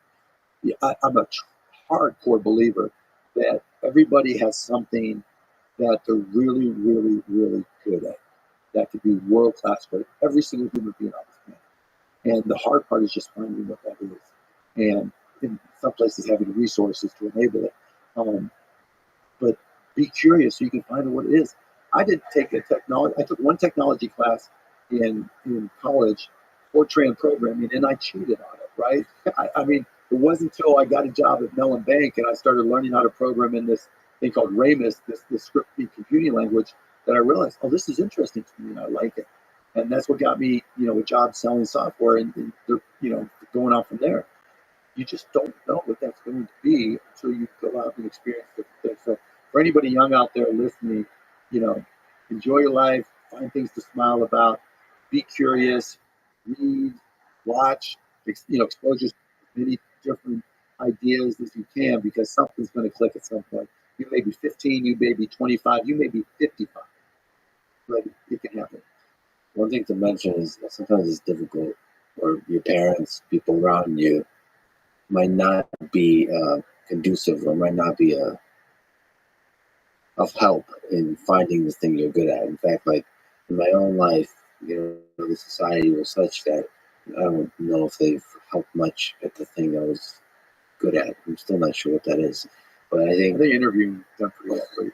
Well, it's not even. It's there was a thing where I saw the beauty in people, Like it's very intensely. So you can call it empathy, all that kind of stuff.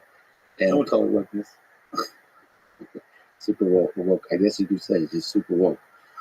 That's me. And in the education system I came up in, it was a very hard mathematics, science. And it didn't notice that whatever that was. And I mean, but you have to keep the flame going. You have to try to find your way and see what that's used for. And then others around you might not always notice it. It might take time. So you can be lonely. You can really have to find the strength to believe in yourself. Oh, for sure.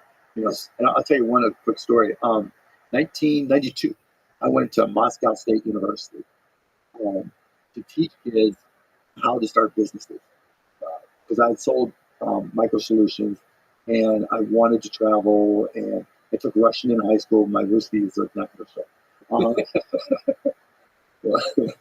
Good enough to remember that. Yeah, right. Yeah.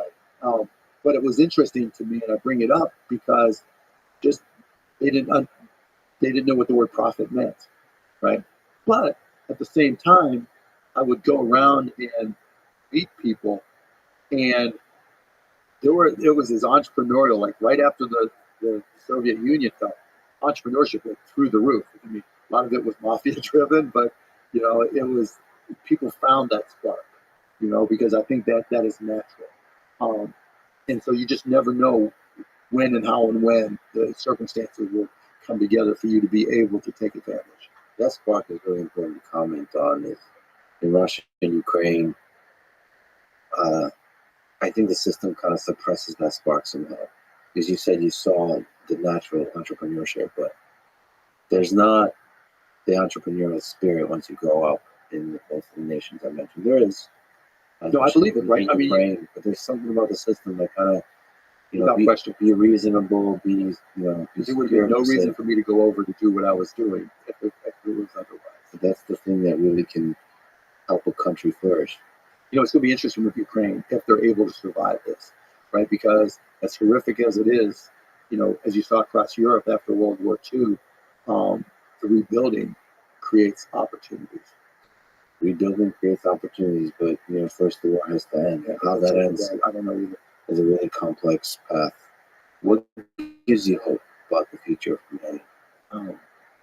Just looking in my kids' eyes, just talking to them and seeing their spirit, their friend spirit, and obviously we're blessed as can be, right? And it's not the same for every kid, but I do, I get emails that I respond from 13, 14, 15-year-old kids around the world, because Shark Tank's shown everywhere, asking me business questions, and it's just like they took the time.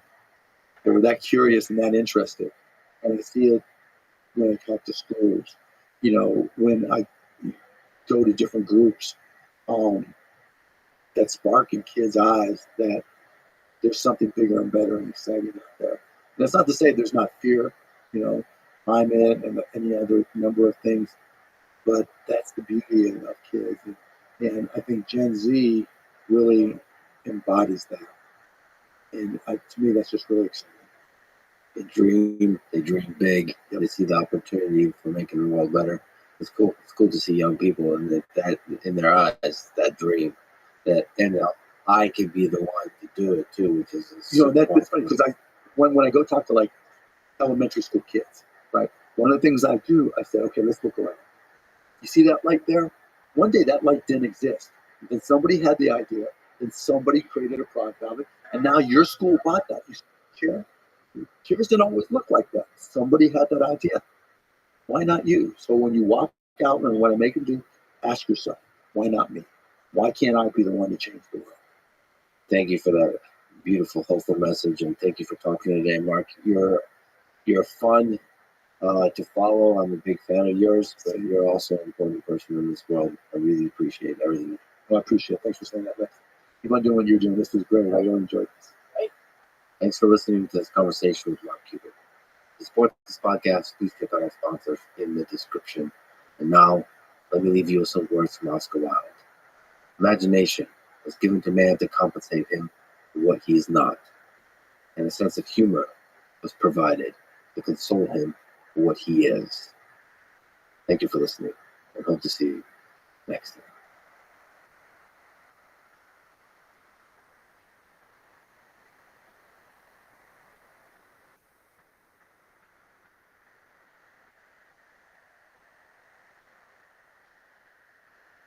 Habib beat Connor, who was on FaceTime before he even made it to the locker room. Trump, sitting president, ex-president, watch fights, calling us, talk about fights.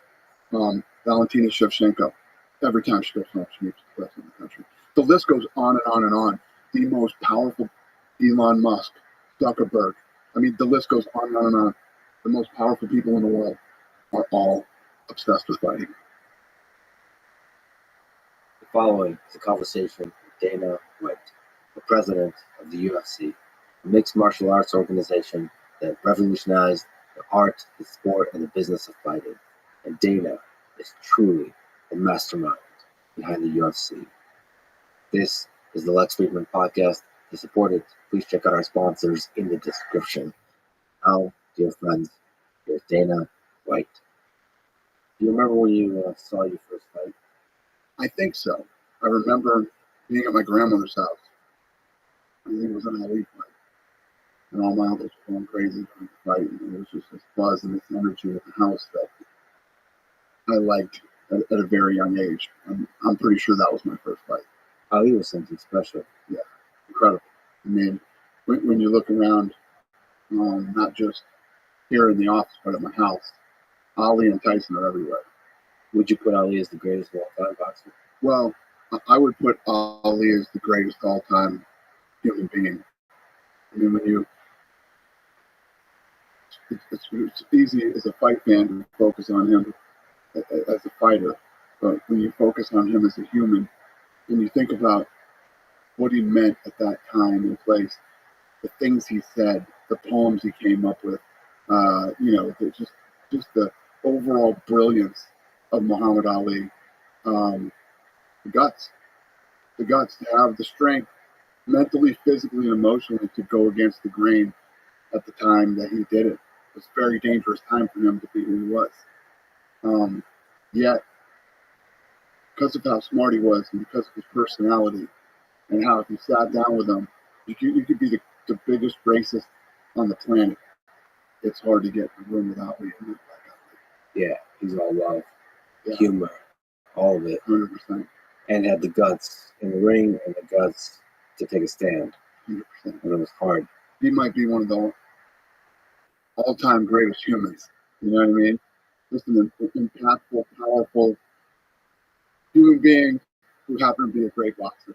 And sometimes the right moment meets the great human being. That's important. I agree with you. And he was the right guy in the right place at the right time. And he's also a guy who used his platform for all the right things. That might have been your first fight, but when did you fall in love with fighting? The art of it, the science of it? Yeah, I would say I really fell in love with it. So I was a senior. It was 1987, and Hagler-Leonard happened. Yeah. And I watched that fight, and I taped it. And I watched that fight like a million times. I was a huge, huge Hagler fan. And I liked Sugar Ray Leonard too, but I was a huge Hagler fan. And, I just remember I watched that fight a million times because I was pissed off and I felt like Hagler got robbed in the fight. You know what I mean? But that was really what made me start to love the battle. Yeah, I was 17. And then after that, USA's Tuesday Night Fights came out on television. It was on every Tuesday night. I religiously never missed Tuesday Night Fights. I watched all those fights, and a lot of the things you see in the UFC, not necessarily just the production, but I would say the feel and the style and all those things are all things that I loved about boxing, things that I hated about boxing, right down to the commentary. You loved and hated the commentary. Certain things that I loved about boxing, I incorporated into the UFC. Things that I hated about boxing, I made sure that the UFC stayed far away. I think I can't stand Larry Merchant. And I used to watch HBO Boxing and mute the commentary so that I didn't have to listen to them. Lampley too. you would spend this money for the pay-per-view to watch these people that you idolize, to hear these idiots rip them apart while the fight was happening. Oh, they were criticizing. Yeah, her. 100%. I've gotten used to the UFC, so I'm trying to remember. It was bad. It was bad. It was bad. It was really bad. But the Sweet Science, the art of boxing was beautiful stuff. Like the stories. 100%. I want to do this with you right now. Hey, we bring your cell phone over here and pull up YouTube. I want to do this for you so that you can understand this and understand where I was coming from. For the commentary. At this point in time, I have all good memories. You're gonna ruin it for me. yeah, no, there are nothing but great memories about boxing, but the presentation and a lot of things. But it's how fucking weird is it that I even cared about this shit at that point in my life and that time in my life? What impact could I possibly have on it? So think about Tyson and how much everybody loved Tyson at the time. And listen to this entrance. Of the former undisputed heavyweight champion. And here he comes, Mike Tyson, as he heads toward the same ring he made his disgraceful exit into the 90s. Wow. One of the baddest motherfucking walk-ins of all time, by the way. Right? So what this guy should be doing, and this is one of the Albert brothers. Yeah. Shut the fuck up. Yeah. Stay out of the way. Yeah. Maybe build them up. Or don't say anything. Just let the fans. That's why Yeah, we're watching. yeah. That's why we paid our money. You don't need to say anything. Very imposing uniform. Will he be able to intimidate his opponent tonight? Will it even matter? There's a core of explosion by the crowd here that very mixed. No matter how excited you is the chapter following the two fights.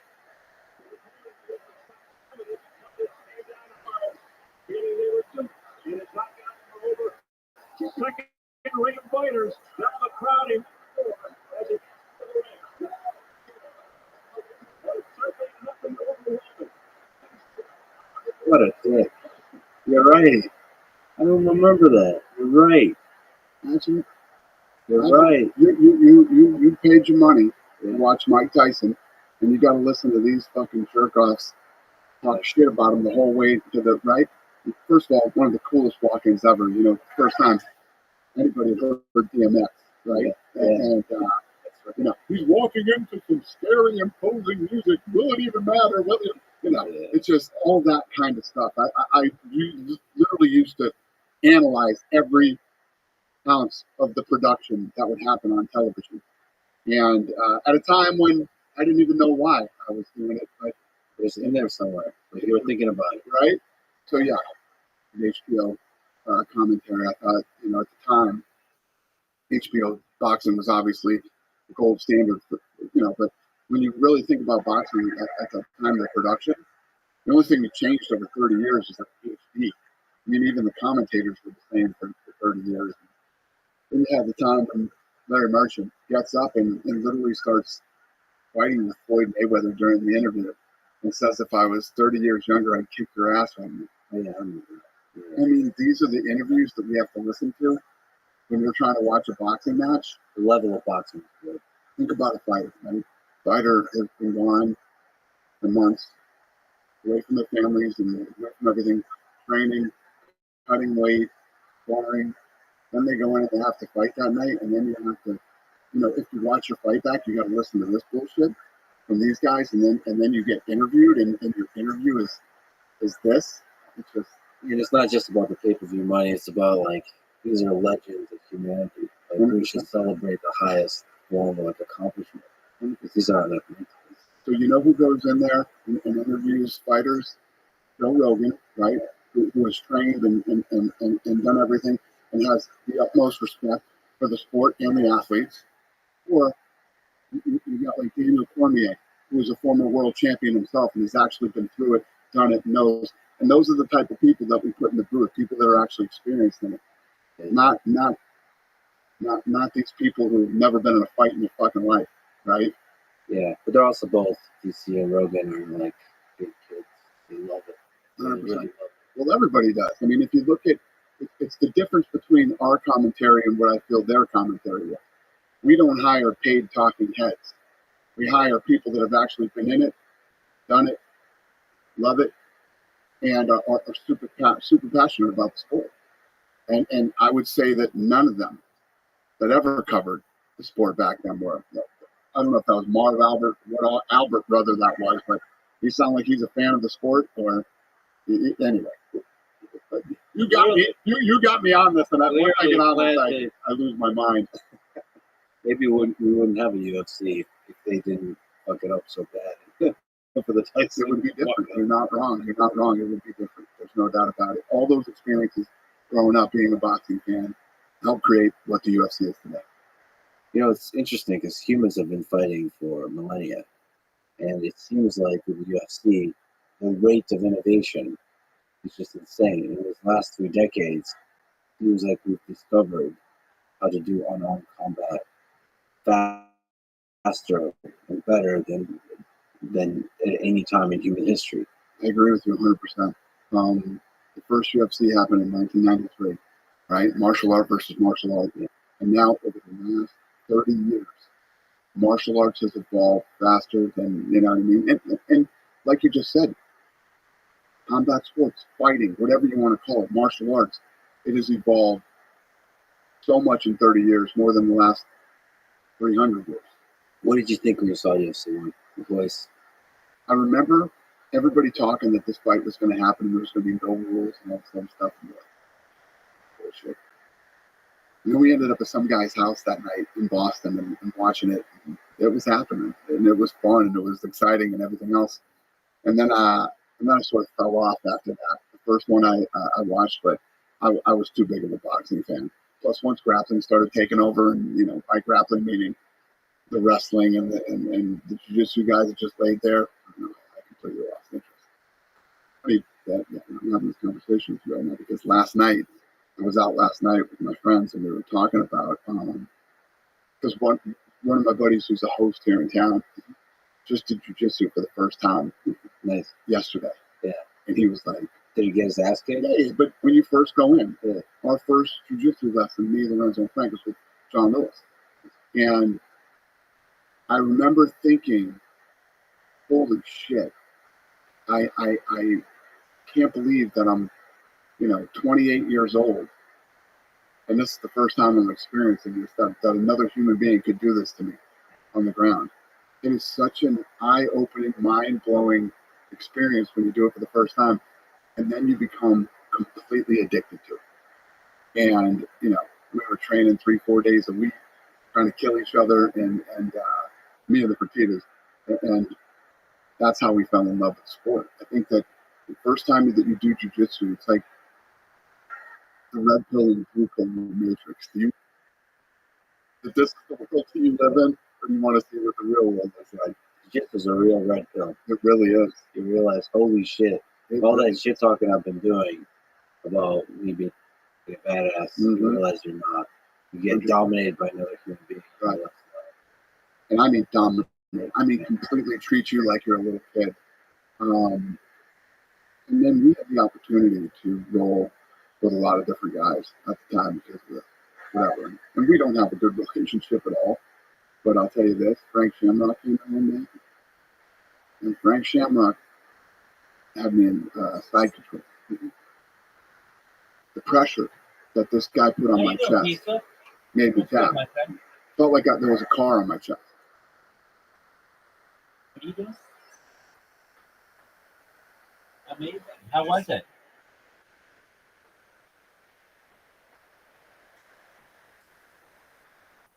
All right, so was she cool? All right, man. You're like, oh.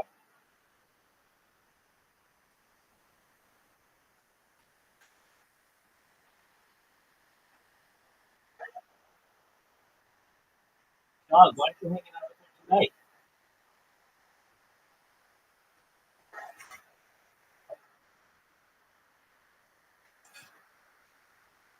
That's super tight.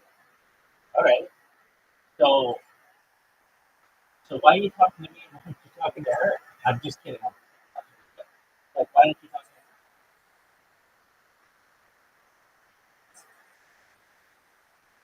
to Okay.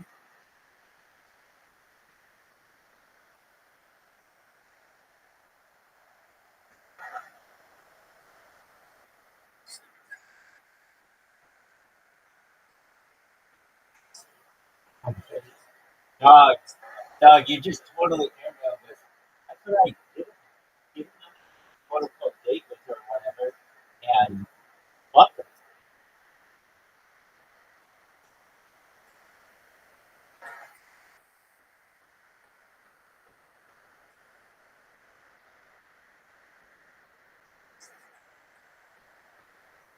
All right, well, then go get an STD test tomorrow before you might work for WWE and pound her out with him. Because she's ready to go. I mean, she's got a bodily clock. You got to get on board with that.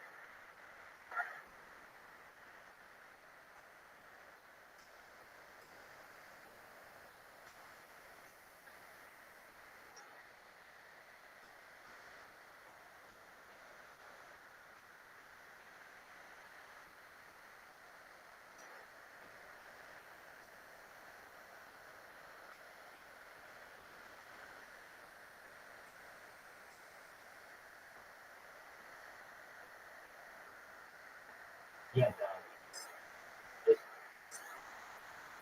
dude, if I were you, I would call her right now. Be like, hey, what are you doing? And she'd be like, oh, I'm doing ketamine and ecstasy. And then you just go over and stick your dick in her.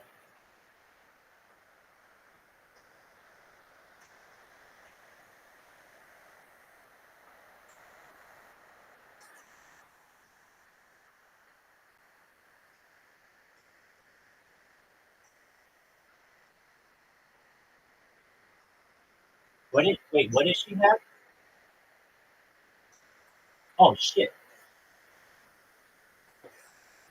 Well, okay, that was nice of her to tell you, but all right, maybe you might have to move on.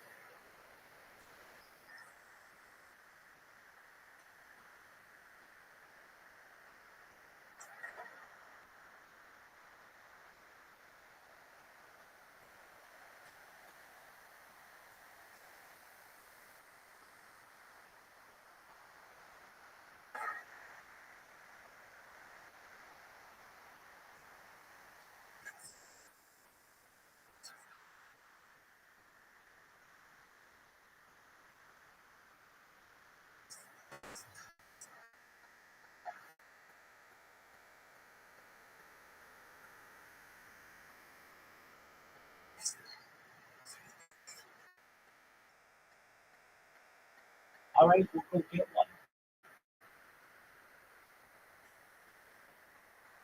All right, sounds good. Take care, man. So we love you. You take care, my man. Peace, bro.